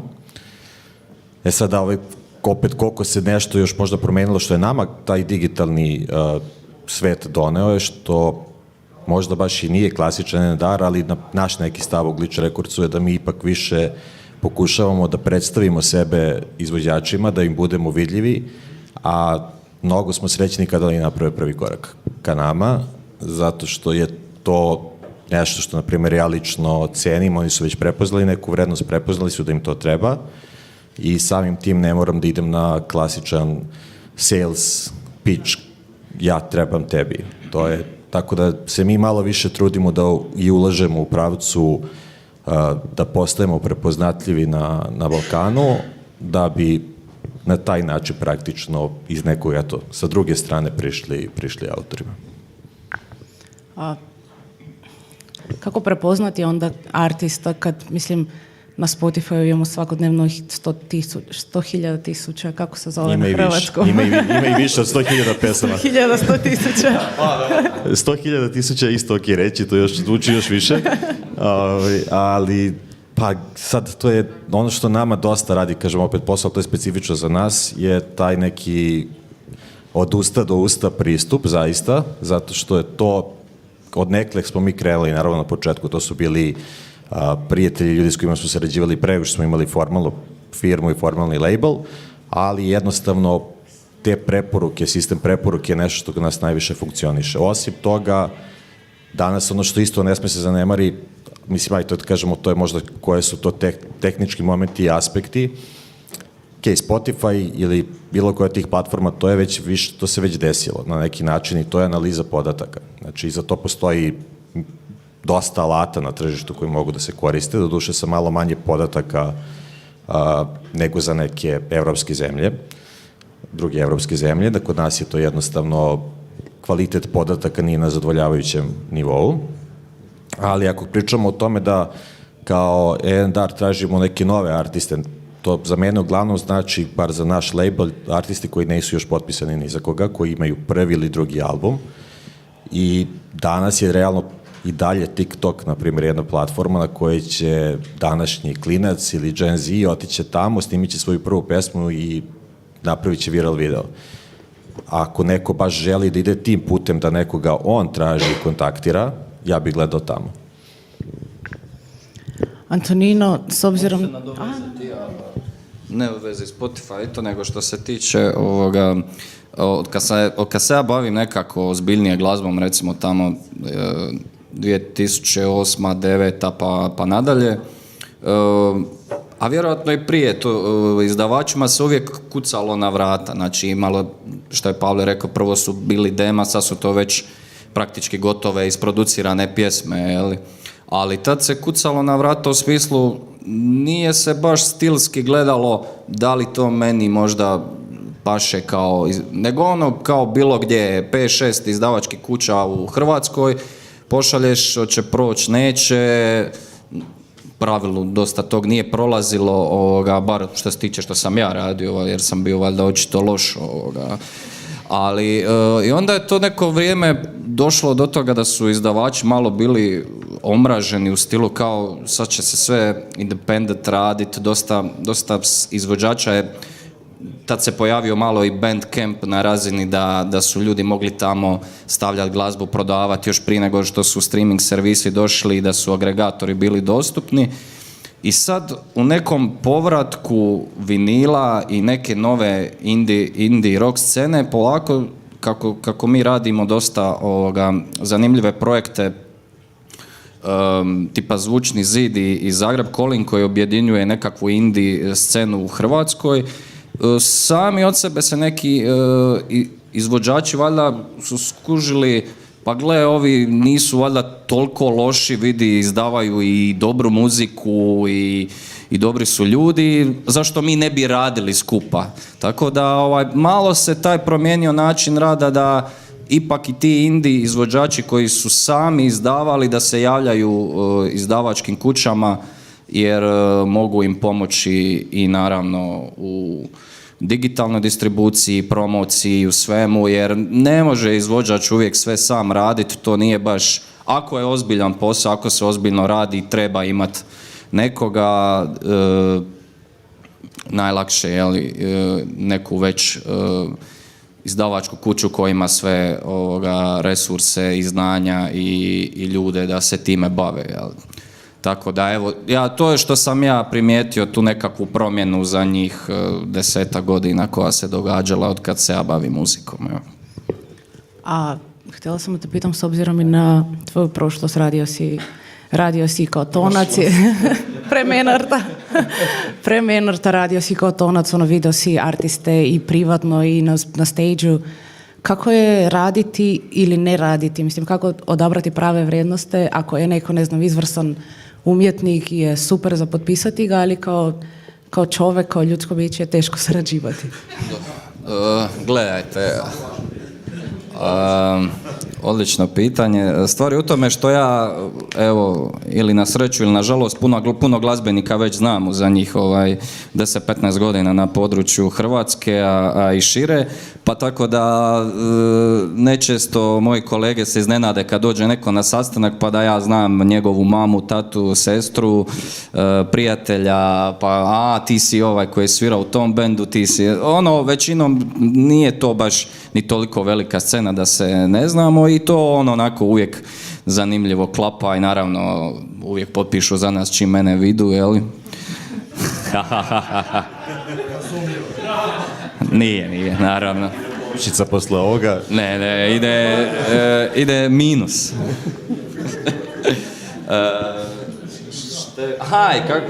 Stvar je u tome, što se tiče rada sa izdavačem, mi tek nakon što zakotrljamo 1, 2, 3 stvari vidimo zapravo da li smo mi uopće, da li poslovno uopće možemo surađivati, jer to je dosta onako, mora biti zajednički projekt. Znači ne može samo izvođač očekivati da izdavač radi posao, ne možemo mi očekivati isto da izvođač sam radi posao. Znači mora biti zajednička nekakva energija nikome mi ne namećemo radi to i to tako, znači to je potpuno nekakav independent način rada, pogotovo što se tiče njihovog kreativnog odabira zvuka, produkcije, ne ulazimo uopće u odabir producenata, dapače podržavamo što god oni misle da je za njihovu glazbu najbolje. Tako da stvari u tome više da mora proći 1-2 singla da vidimo uopće da li mi se razumijemo, znaš, da svako ima različita očekivanja i izvođači nekad su malo, dok se ne nauče kako biznis funkcionira i kako općenito industrija funkcionira, oni isto možda malo imaju prevelika očekivanja u startu da će to samo od sebe grunuti i da ćemo svi mi odjednom imati puno para i da će biti odmah koncerata, miliona, zapravo je to jedan duži rad i puno truda i puno angažmana i puno ulaganja i nije to baš zezancija.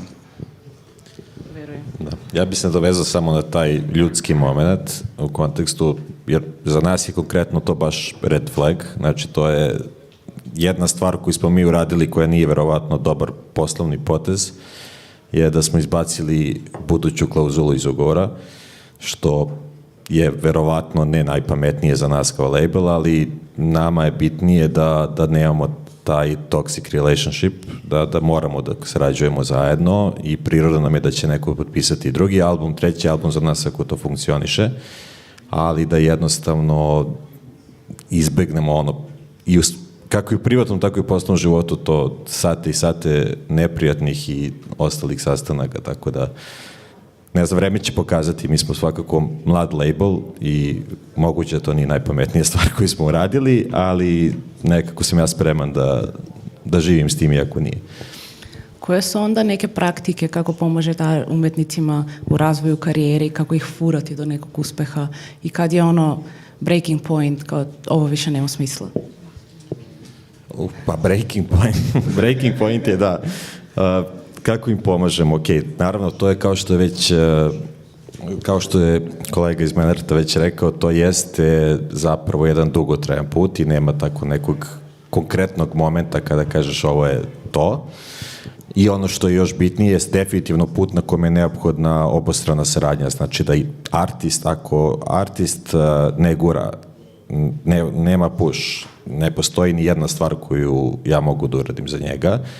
Ako mi on daje neko meso, neki materijal, ja imam sa čime da radimo, kako im pomažemo, to je standardno što je od uvek i bilo, samo se menjaju kanali, znači promocijom, pošto su nama uglavnom mladi artisti, njima je tu već bitno i to neki prve koncerte da ih uvedemo, ne radimo mi sa svima ni artist management, ni booking, ali sa onima s kojima to ima smisla i guramo i u tom smeru. Tako da breaking point je kada jednostavno ne postoji push sa strane artista, je realno breaking point.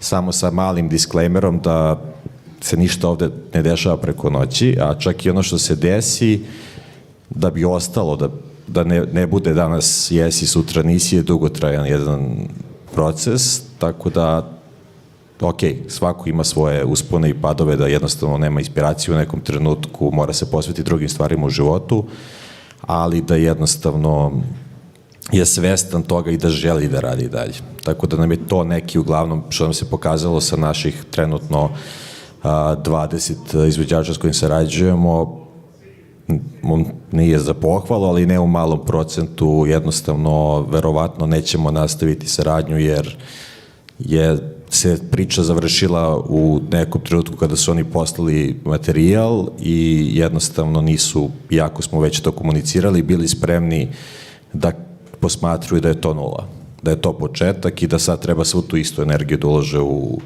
sve aktivnosti koje to prate. Helena, ti si također pomenula da radiš i A&R i PR i si samo po sebi muzičar, također i booking. Kako onda sarađivati sa artistom koji već ima recimo menadžera i PR-a, pa onda zajedno sarađivate, ali vam se ne uklapaju razmišljanja i strategije, kako onda razlikovati šta je sljedeći step? Zapravo nisam radila još s takvim artistom, jer zapravo naši izvođači sve rade unutar Inteka. I jednostavno nama je također, kao što je Pavle rekao, najvažniji taj partnerski odnos i mislim da je to temelj zapravo nekakvog uspjeha i povjerenja koje izvođač ima u label. To povjerenje onda stvara dalje nekakvu, zapravo želja izvođača da uspije se pretvara onda u to da on postaje sve profesionalniji i da zapravo ga dovedeš, zajedno zapravo dođete na taj neki pravi put.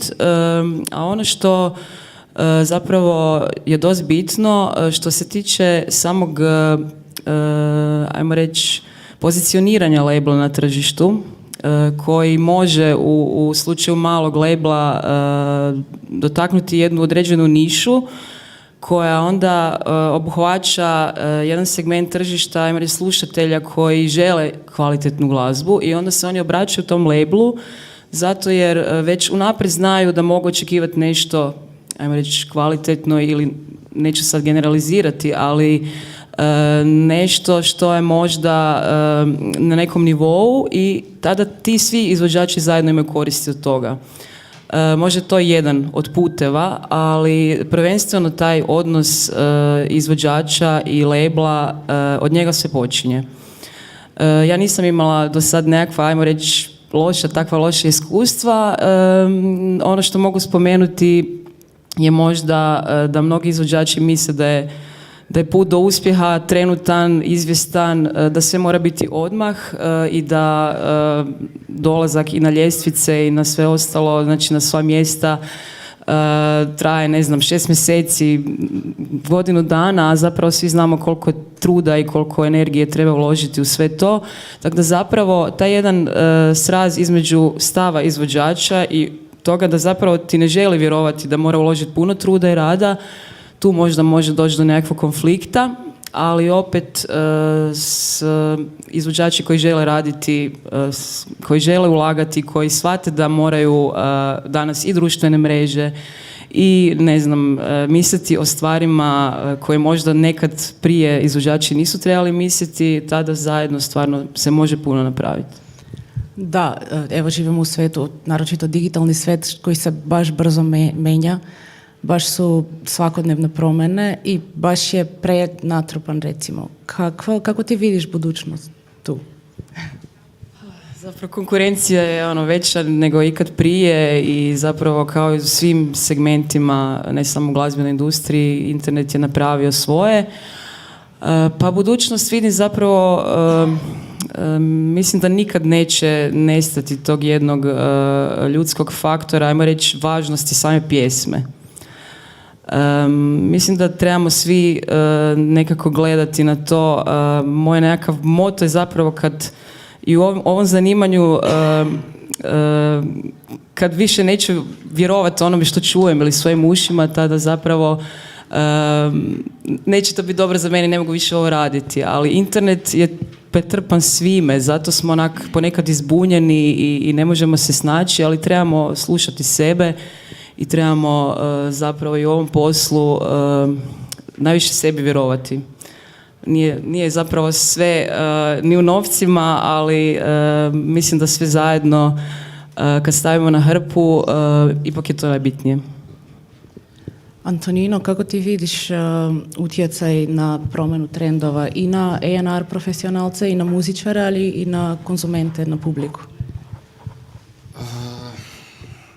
Pa mislim da izvođači, gledam i iz neke svoje perspektive, evo ja isto trenutno radim na svom prvom albumu nakon koliko godina, ne znam, za nju.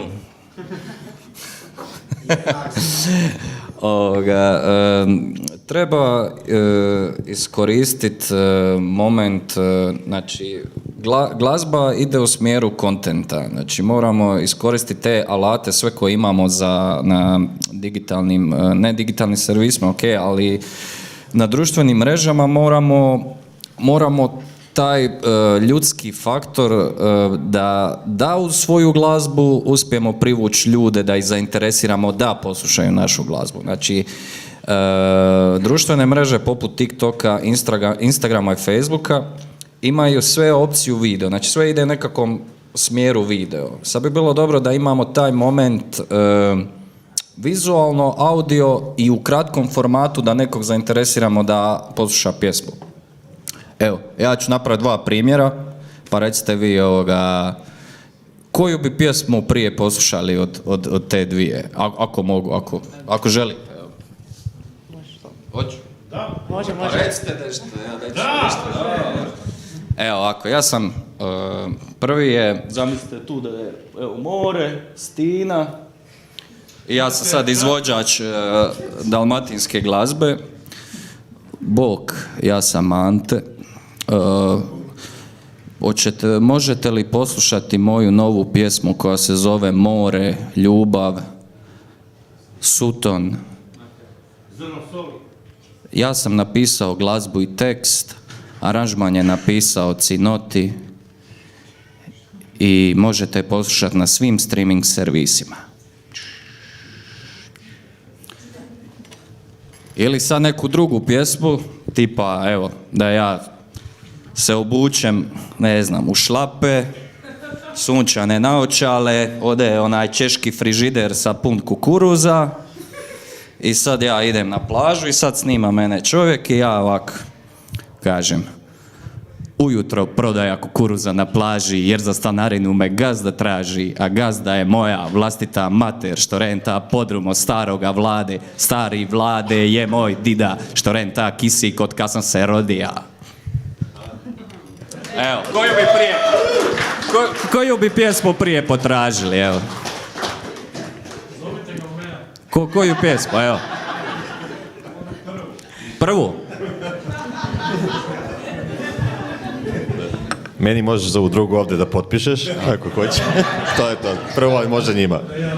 Ne, hoću reći, kako gledam iz perspektive, da bude zanimljivo i vizualno i audio i da te zainteresira da tu pjesmu istražiš ili da istražiš tog izvođača. Nikog ne zanima, ja sam taj, poslušajte tu i tu. Znaš, ne prodajemo jabuke, kruške, mislim, prodajemo nekakvu vrstu proizvoda, ali to mora biti tako kratko, jer to sve mi u brzini, svi znate da scrollamo samo to, pa, mora tih prvih par sekundi zainteresira nekoga da u moru toga sve što ti kažeš, koliko toga čudesa ima, svega, bla, bla, bla. Ja bih volio da čujem kako je prevodilac preveo i tvoju drugu pesmu.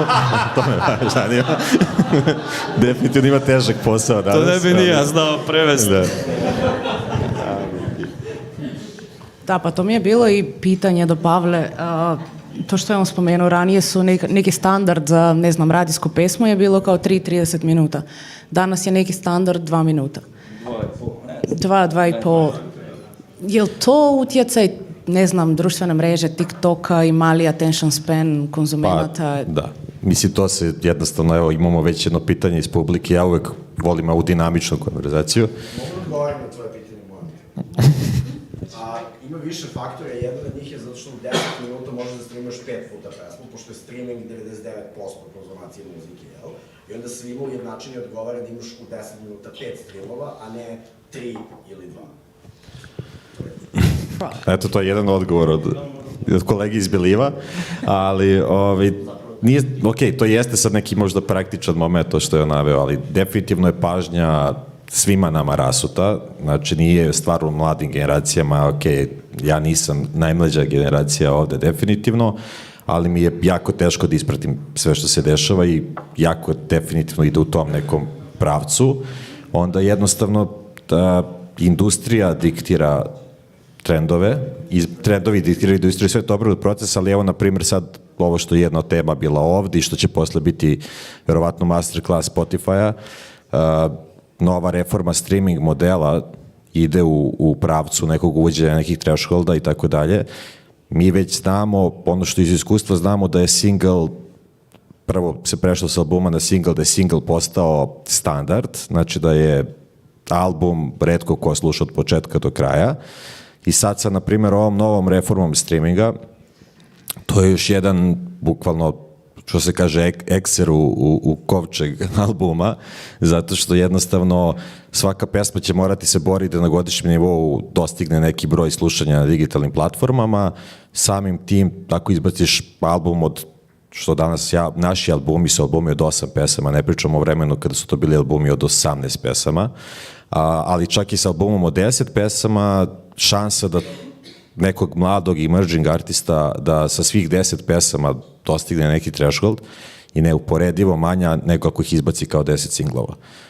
Sada, to sa sobom nosi, ako izbacuješ single, moraš da praviš spot, sve ima svoju neku, ali okej, onda tu dolazi baš ta razvoj tehnologije i kako utiče na to. Ja mislim se danas, ja imam i neki inženjerski background, ali mislim da se danas tehnologija razvija brže nego ikad, to je definitivno, i da je najnezahvalnije ikada prognozirati budućnost, ali je s druge strane bukvalno sve više alata koji mogu možda da pomognu toj strategiji. Mi, na primjer, našim artistima već neki od njih koriste AI toolove da generišu svoje kavere za singlove.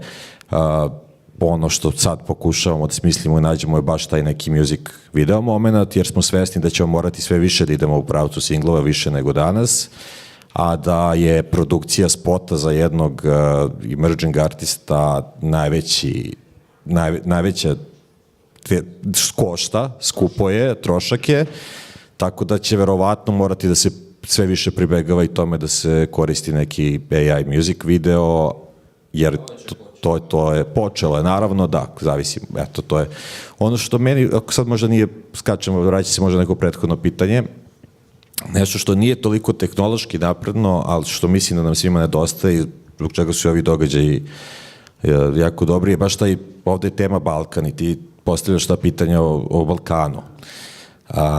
Iz prakse, ja mislim da saradnja između balkanskih država po pitanju izdavaštva nije na dovoljno velikom nivou. Meni je, na primjer, kada nekog izvođača dovedem na neki nivo u Srbiji, teško mi je da napravim i dalje prvi korak van Srbije i onda je tu baš i postoje neke prakse gde se rade te saradnje, ali ja mislim da bi trebalo ići više u pravcu, to je malo teško možda nekad i birokratski podeliti ko zastupa koja prava, gde, ko će digitalno objaviti album i takve stvari, ali u pravcu neke kolaboracije izdavača između zemalja. Znači da mi krećemo s tim da jednostavno, ok, ja kao Glitch Records u Srbiji, ja imam osobu za PR i imam pristup medijima kojima imam, koji su otvoreni za to. Ali ja kad dođem da moj band prvi put nastupi u Zagrebu, ja krećem od nule. I to je da sam imao možda nekog od početka s kime sarađujem na tom nivou, da smo mi možda zajedno izdali album, podelili po teritorijama, to sad sve treba, mnogo je birokratije u ovom poslu, ali generalno i da smo krenuli paralelno to da gradimo, to bi vjerojatno za mene bio mnogo veći trenutno benefit nego toga što trenutno tehnologija donosi. S obzirom na to što si rekao da je izbacivanje pesama bolje ili praktičnije nego izbacivati cijeli album i od 18-10 pesama odjednom, kako onda graditi i onu karijeru na digital platformama i na social platformama i kako onda live karijeru, zato što ne nastupa artist live sa 2 pesme, autorske. Kako onda graditi paralelno te 2 strane? Pa ovako, za social platforme, znači to jednostavno svako ko se danas želi da se bavi na bilo koji način muzikom mora da od prvog dana prihvati da mora da se bavi time i da je to zapravo podjednako važno kao i pesma koju napravi. Naravno da tu može se zaposli tim ljudi koji će se na neki način baviti time, ali bez tog nekog ličnog pečata i ličnog kontakta, jer jednostavno fanovi očekuju od tebe da te vide i ne znam kako, šta god, jedeš svoje omiljeno jelo u restoranu na kraju krajeva, znači bez toga to nije to. Znači to je jednostavno neki exposure koji je danas za artist mora da bude totalno onako spreman. A sad to pitanje kako se to preliva na live industriju je u suštini zanimljivo, jer nekad su se obijali birtije, kao što kolega kaže, pa da slušate 20 ljudi, pa je to bitno, pa skupljaš novu publiku.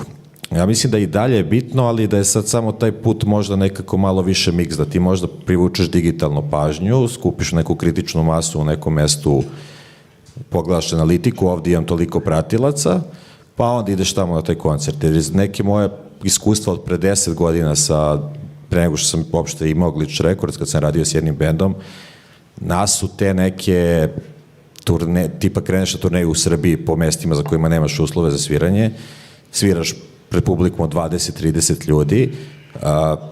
Iz moje perspektive sada to je taj bend više istrošilo nego što mu je dalo. Iz konteksta, jer to je jedna velika energija, pitanje da li si u minusu ili si na nuli, koliko god da si ti u glavi na mestu, to ne možete ne demorališe. Tako da. A za ovo drugo, što se tiče trajanja nastupa, imaš par singlova, na primjer to naši artisti jako često imaju album od 30 minuta, što nije dovoljno za solo nastup, pa tu baš dolazi, ja mislim, do izražaja prednost biti deo nečega, jer, na primjer, u Glitchu su dosta izvođači povezani između sebe, nastupaju zajedno i tako dalje. Mislim da je to jedna od tih možda glavnih zapravo i prednosti labela u tom kontekstu. Antonino, dao si nam primjer kako treba da izgleda, kako pored tebe treba da... To je moje mišljenje sad. Ćemo kako će biti u praksi. Kaži nam neki dobar primjer ili neka zvezda, artist na kome treba obratiti pažnju i fokusirati se, bez obzira da li radiš zajedno ili ne. Mislim da sam dovoljno reklamirao svoju firmu i neke svoje pothvate, tako da ne znam, ne znam jesmo pričali jesi rekla o izazovima, šta bi bilo izazovi u izazovi budućnost. Da. Pa meni su izazovi to kad recimo mi od izvođača dobiješ selfie kao da bude cover albuma ili singla, evo. To bi ja rekao da je izazov i da ti od toga napraviš Stvar je u tome što jako tehnologija napreduje i hvatamo, mislim mi stvarno pokušavamo biti up to date što god više možemo, ali neki izvođači stvarno malo kaskaju i još dan danas su malo u stilu kao aha, imam pjesmu, imam spot i to je to. Znači, nama treba i popratnih sadržaja dosta, mi imamo alate i mogućnosti gdje možemo još dodatno ispromovirati stvar, što govorim, sve vezano uz taj content i sve mogućnosti šta društvene mreže nude, ali izvođači, slobodno nemojte se libiti snimiti neki behind the scene spota, studiju, nešto zanimljivo, nešto fora, nešto uvijek nešto da nije samo sve official, mora biti taj malo personalizirani sadržaj gdje ćemo se mi uhvatiti, odnosno kao fanovi ti i ja, on nam je full zanimljiv, on nam je simpatičan, zabavan i još ima dobru pjesmu i dobro pjeva. Nije samo dobra pjesma i dobro pjeva. Bar meni, osobno, to je glavna stvar s kojom se treba raditi, ali sve ostalo drugo je jako bitno da se cijeli jer ajmo reći, nije pjesma i promocija pjesme gotova u tjedan dana ili to treba razvući, ako je pogotovo neka kvaliteta, što duže. Znači, mjesec dana, 2, 3, pa ako treba i godinu dana, će ona biti hićina, da se radi na nju, ali treba imati mesa, što bi se reklo, jel? Tako da, evo.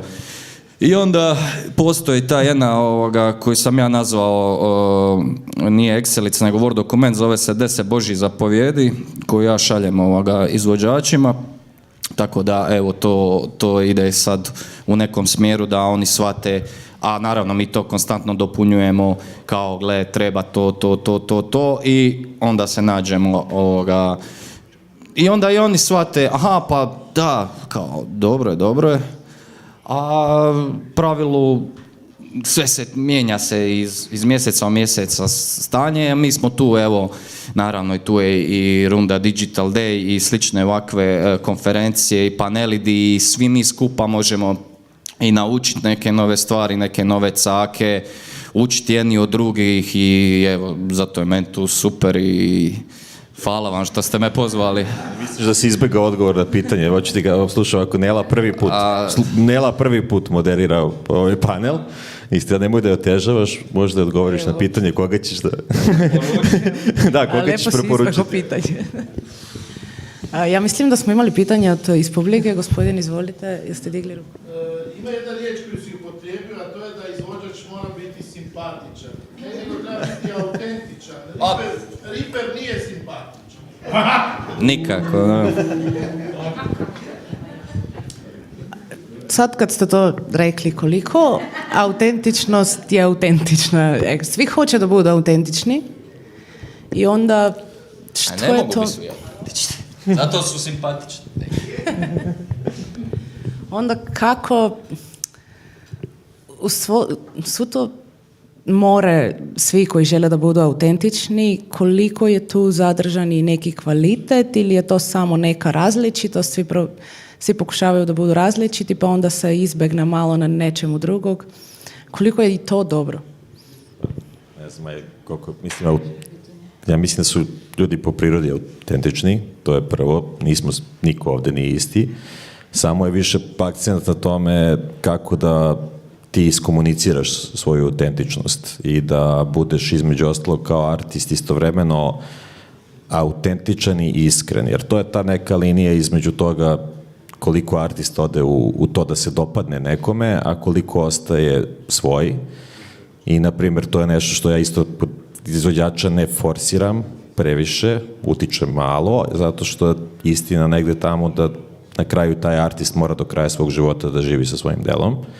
Ja sam mu ipak poslovni saradnik, možda će izdavati za 3 godine za nekog drugog i ne želim da ga gurnem preko te granice gde će jednostavno izgoreti u toj priči ako ne može da živi i spava s tim što radi i je uradio, ali mislim da je akcent pronaći, to je na primjer kad radimo sa PR-om, nama je akcent da pronađemo ono što je specifično i zanimljivo u vezi tog autora i da to pokušamo da stavimo u prvi plan, jer je to zapravo nešto što će taj izvođač najbolje umeti da iznese.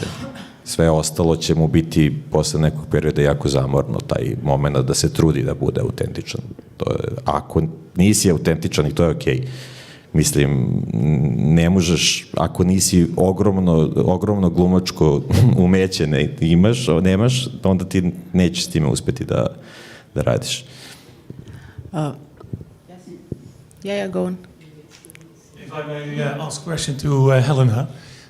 We heard from Antonio that he prefers to sign two singles first and then he sees if the artist is nice or not or whatever and if he can work with the artist. Very black and white, but that's how you said it. Is that the same policy at Intec Music? No,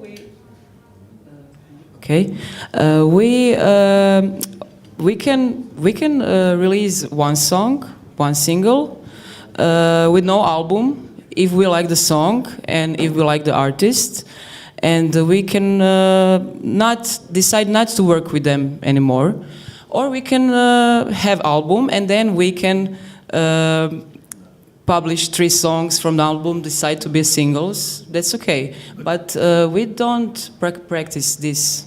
No. But will you, when you release a single, you sign an artist, then always with an option for 1, 2 singles and an album? Or is it just single-based? It's single-based, but we like the artist. We help artists to develop his artistic, to develop his strategy, how to say, and to influence his production to be better. And we try to influence him to do some more, to make an album. So sometimes artists don't know what to do, so we try to... If I may ask another question, because the reason the panel is called The Next Generation of A&R. For us, or for me when I did A&R, it was always with the look of a long-term view, where you hope that not only a single, but you sign an artist and you go and, as you said, develop an artist together and then build it up, even if the first single will flop. Yes, maybe today, bilo bi mi lakše da govorim na hrvatskom. Maybe today we think that, možda danas mnogi misle da je, imam hit, imam izdavačku kuću, objavim hit, pjesma je ono čudo, ali mislim da je strategija u budućnosti, ali i danas, da je najvažnije razvijati artista i ulagati u dugoročnu karijeru. Zapravo tome težim cijelo vrijeme i mislim da je to bolji put, jer može se dogoditi da je pjesma doslovno na TikToku viralna i da ima odlične rezultate i da se vrti na radiju, ali to je one time hit i što kasnije. Zapravo mi kao izdavači od toga zapravo nemamo ništa. Zato, mislim, imamo, a jednokratno, ok, ali mi želimo graditi i ulagati u dugoročne karijere. Zapravo je to neka filozofija mojeg rada i ono što... Da, ali nekad nema potrebe potpisivati nešto dugoročno, znači nije nama je u planu raditi sa izvođačem što duže ako smo kliknuli, ali ako nismo kliknuli, ako posao ne funkcionira, nema smisla ga vezivati nekim dugoročnim ugovorom ako kemije nema i tako da uvijek imamo taj nekakav probni, ajmo reći da je to nekakav probni period da vidimo kako šljakamo i to, ali 90% slučajeva čak ostanemo pri tim izvođačima ako je suradnja ili ako oni ne odu negdje drugdje, tako da nije nužno da mi nakon 3 nekog odbacujemo ili nešto. Ako zapravo zajedno rastete ili ako izvođač, zapravo uopće se možda nekad ni ne tiče vezivanjem ugovorom, nego zapravo sudjeluješ na neki način u izgradnji glazbenika, iz vlastitog iskustva sudjelujem nekad i na snimkama i zapravo je to izgradnja jednog odnosa, ajmo reći i prijateljskog, ne naravno samo prijateljskog, ali kao što je Pavle rekao, ja mislim da ima slični slučaj u svojoj izdavačkoj kući, da je tu puno suradnji i sve isprepleteno i zapravo se zajedno raste i zajedno se ulaže u, ajmo reći, još bolju, kvalitetniju glazbu i da imamo, hvala Bogu, više, još više, a ne samo jednokratnih hitova. Okay. Imamo još par pitanja s publike, tako da ja bi sad ovdje završila naš deo i prepustila vas da pitate. Jedno pitanje za svo troje. Znači, govorimo o novom i debitanskom izvođaču. Koja je optimalna, konkretna brojka singlova po vama, svaki ponaosob, koliko bi trebalo se izdat singlova godišnje za novog izvođača? 1, 2, 3, 4. Jer sam osobno mišljenja da se rijetko premalo... će ti ko doći sa 10 gotovih pjesama pa da ti sad biraš koji su singlovi. Ne, ali dobro, svejedno, recimo imaš 10 pjesama, ali koliko bi gotovih, koliko bi ti pustio prije izlaska albuma singlova godišnje? Prije izlaska albuma? Prije, recimo. A to ti isto ovisi kakve su pjesme, znaš, i kakva je mjuza. Evo, jednostavan odgovor, znači, ja bi išao sa dva singla, single, treći singl koji je prateći uz album, znači praktično noseći single albuma i četvrti singl kao follow-up pesme s albuma za koja nije bila izdata kao single. Znači ako imamo 10 pesama, single... To je praksa i kod velikih izvođača, poznatih. Pa da, ali sa razlogom je praksa kod velikih izvođača, nije to slučajno praksa kod velikih izvođača, ali ono što je dodatno u toj priči, ako gledamo vreme, zavisi opet što je rekao, on zavisi od tipa izvođača. Imamo izvođača koji ima baš album kao koncept, tu je to sasvim dovoljno. Ako imamo izvođača koji ima 10 pesama koji su single materijali svaki za sebe, u idealnom svetu bi izbacio 10 singlova. Ali idealni svet znači 10 puta po 3, 4, 5 hiljada evra za spot. U nekim našim okvirima, u nekim većim okvirima i mnogo više. Mene zanima za svo četvoro pitanje kao predsednike i predsednice ENR sve i tebe takođe da, zato što i ti takođe učestvuješ u tome. Ko je neki izvođač za koga očekujete bilo da je deo vašeg kataloga ili ne, za koga očekujete da će da bude baš huge sledeće godine, 2024. Iz našeg regiona? Znam, veliko je pitanje. Sorry. Ja sam spreman došao, pa ću da prepustim njima. Evo ovako, jako smo na independent konferenciji, reći ću jedno major izdanje koje ja verujem iz Srbije da će, to je Luka Rajić, zato što on ima jako specifičan vokal, izraz i mislim da njegovo vreme dolazi, a iskoristit ću i zloupotrebit ću ovo pravo da budem i shameless self-promotion moment.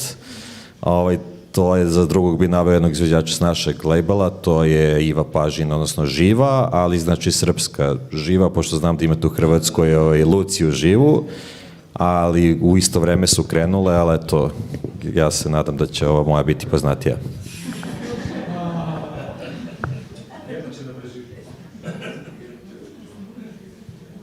Šta kao, baš sa našeg kataloga ili općenito? Općenito. Pa meni se sad sviđa ovaj band iz Jeboton kolektiva, zove se Kiklop, oni su ti neki elektro duo, na tragu malo Butch Cassidy-a, ali više LCD sound system i taj Gir Muse, ali indie elektro, meni su oni cool, evo. Ne znam koga da izdvojim. Slažem se s tobom za Luka Rajić, onda od hrvatskih bi izdvojila Antun Idem, od Makedonije bi izdvojila Dino Ješari i to bi bilo negde to ovaj region. Mogu ja samo još jedno pitanje, pa onda, kad smo kod toga, da vidimo da već Makedonci idu u Srbiju, u Hrvatsku, Hrvati dolaze kod nas i onda punu arene na svoj domaći jezik. Kako vi vidite tu budućnost, hoćemo li ikad napuniti, ne znam, London, neku salu ili Amsterdama na svoj maternji jezik?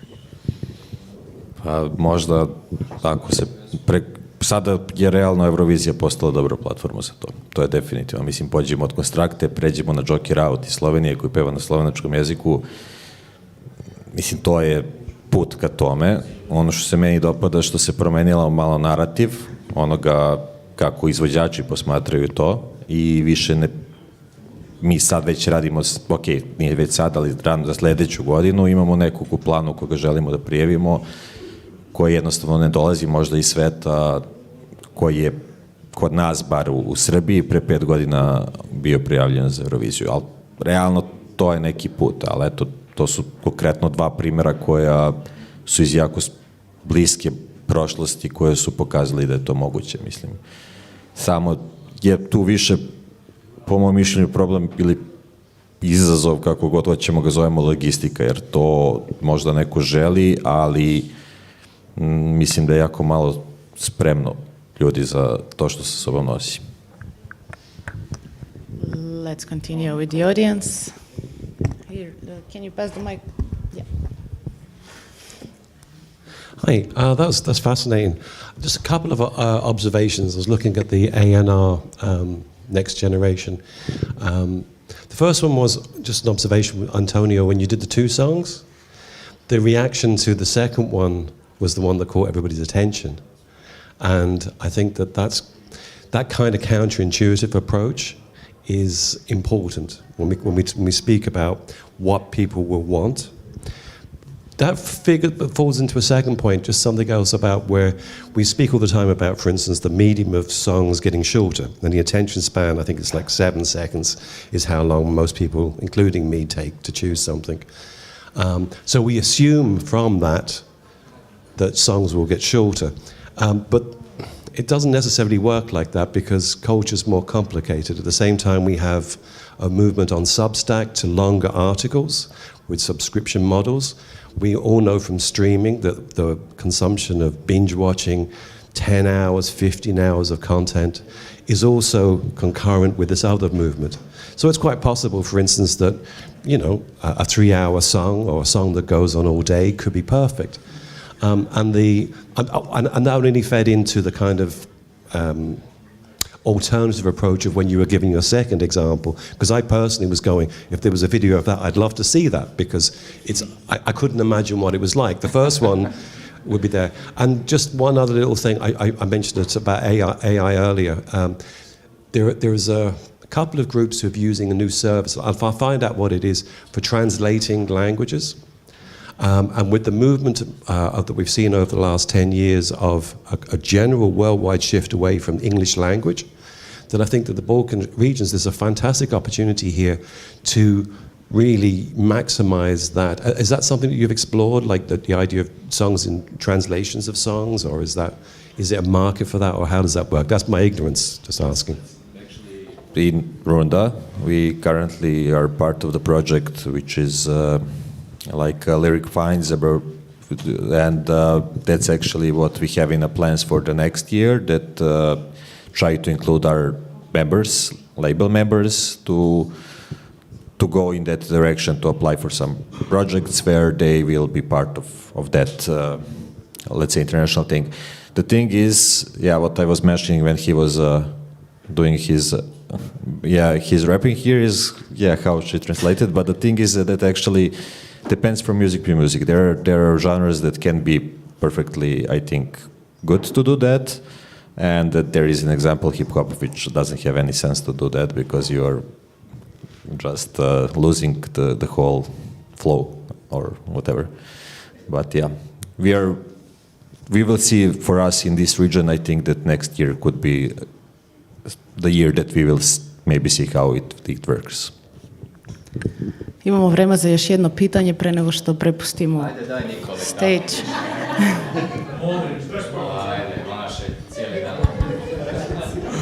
Pozdrav svima. Ja neću imati samo promociju kao Antonino. Znači, idemo ovako. Što se tiče ENR-a, ENR u Hrvatskoj je nešto sasvim drugo od ENR-a u svijetu. Odnosno, recimo to tako da je ENR u Hrvatskoj, klasični ENR ne postoji, jer radio sam u mass labelu i mnogi iz mass labela, iz indie labela sigurno znaju da je kod nas ENR i urednik, i psiholog, i ekonom, i marketing stručnjak i sve, i ne znam, postoje situacije gdje vas izvođač zove u ponoć da je popio tabletu za smirenje i da ne zna bi li nastavio karijeru ili ne.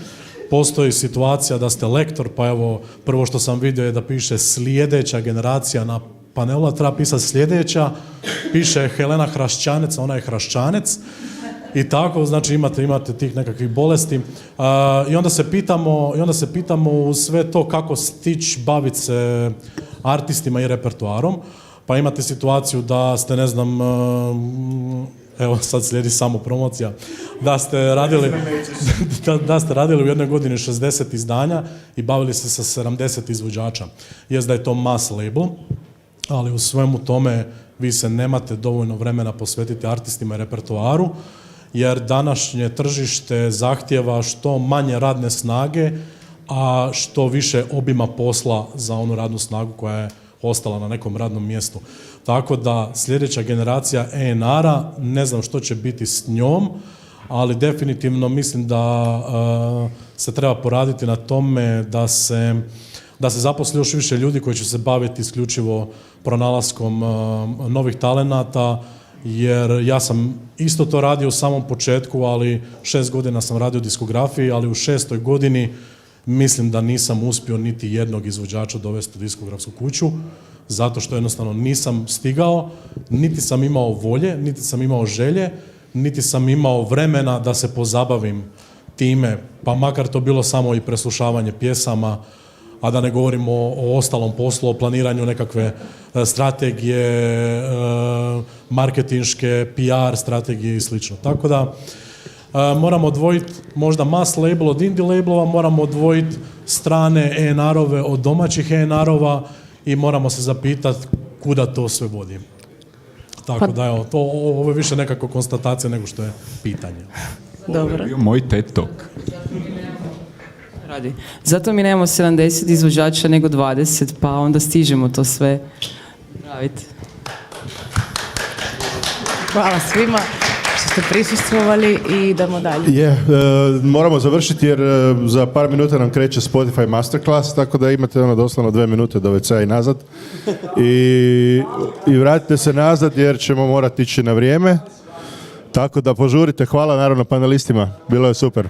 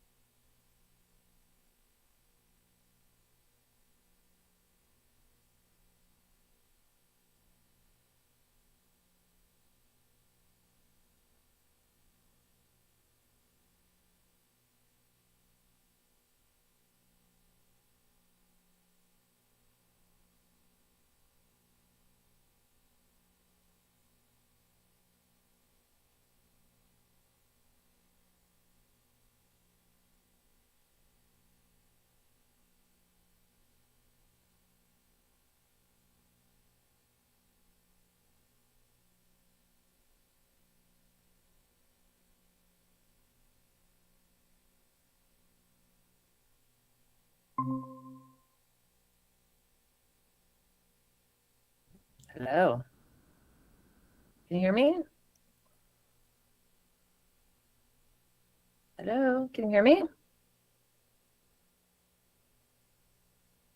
I do not hear you. I see you moving your hands in front of a camera, but I don't see you and I don't hear you. I'm coming from the back of the room. Maybe you're not talking.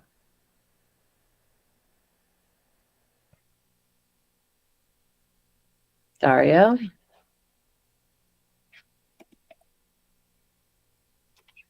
Hello?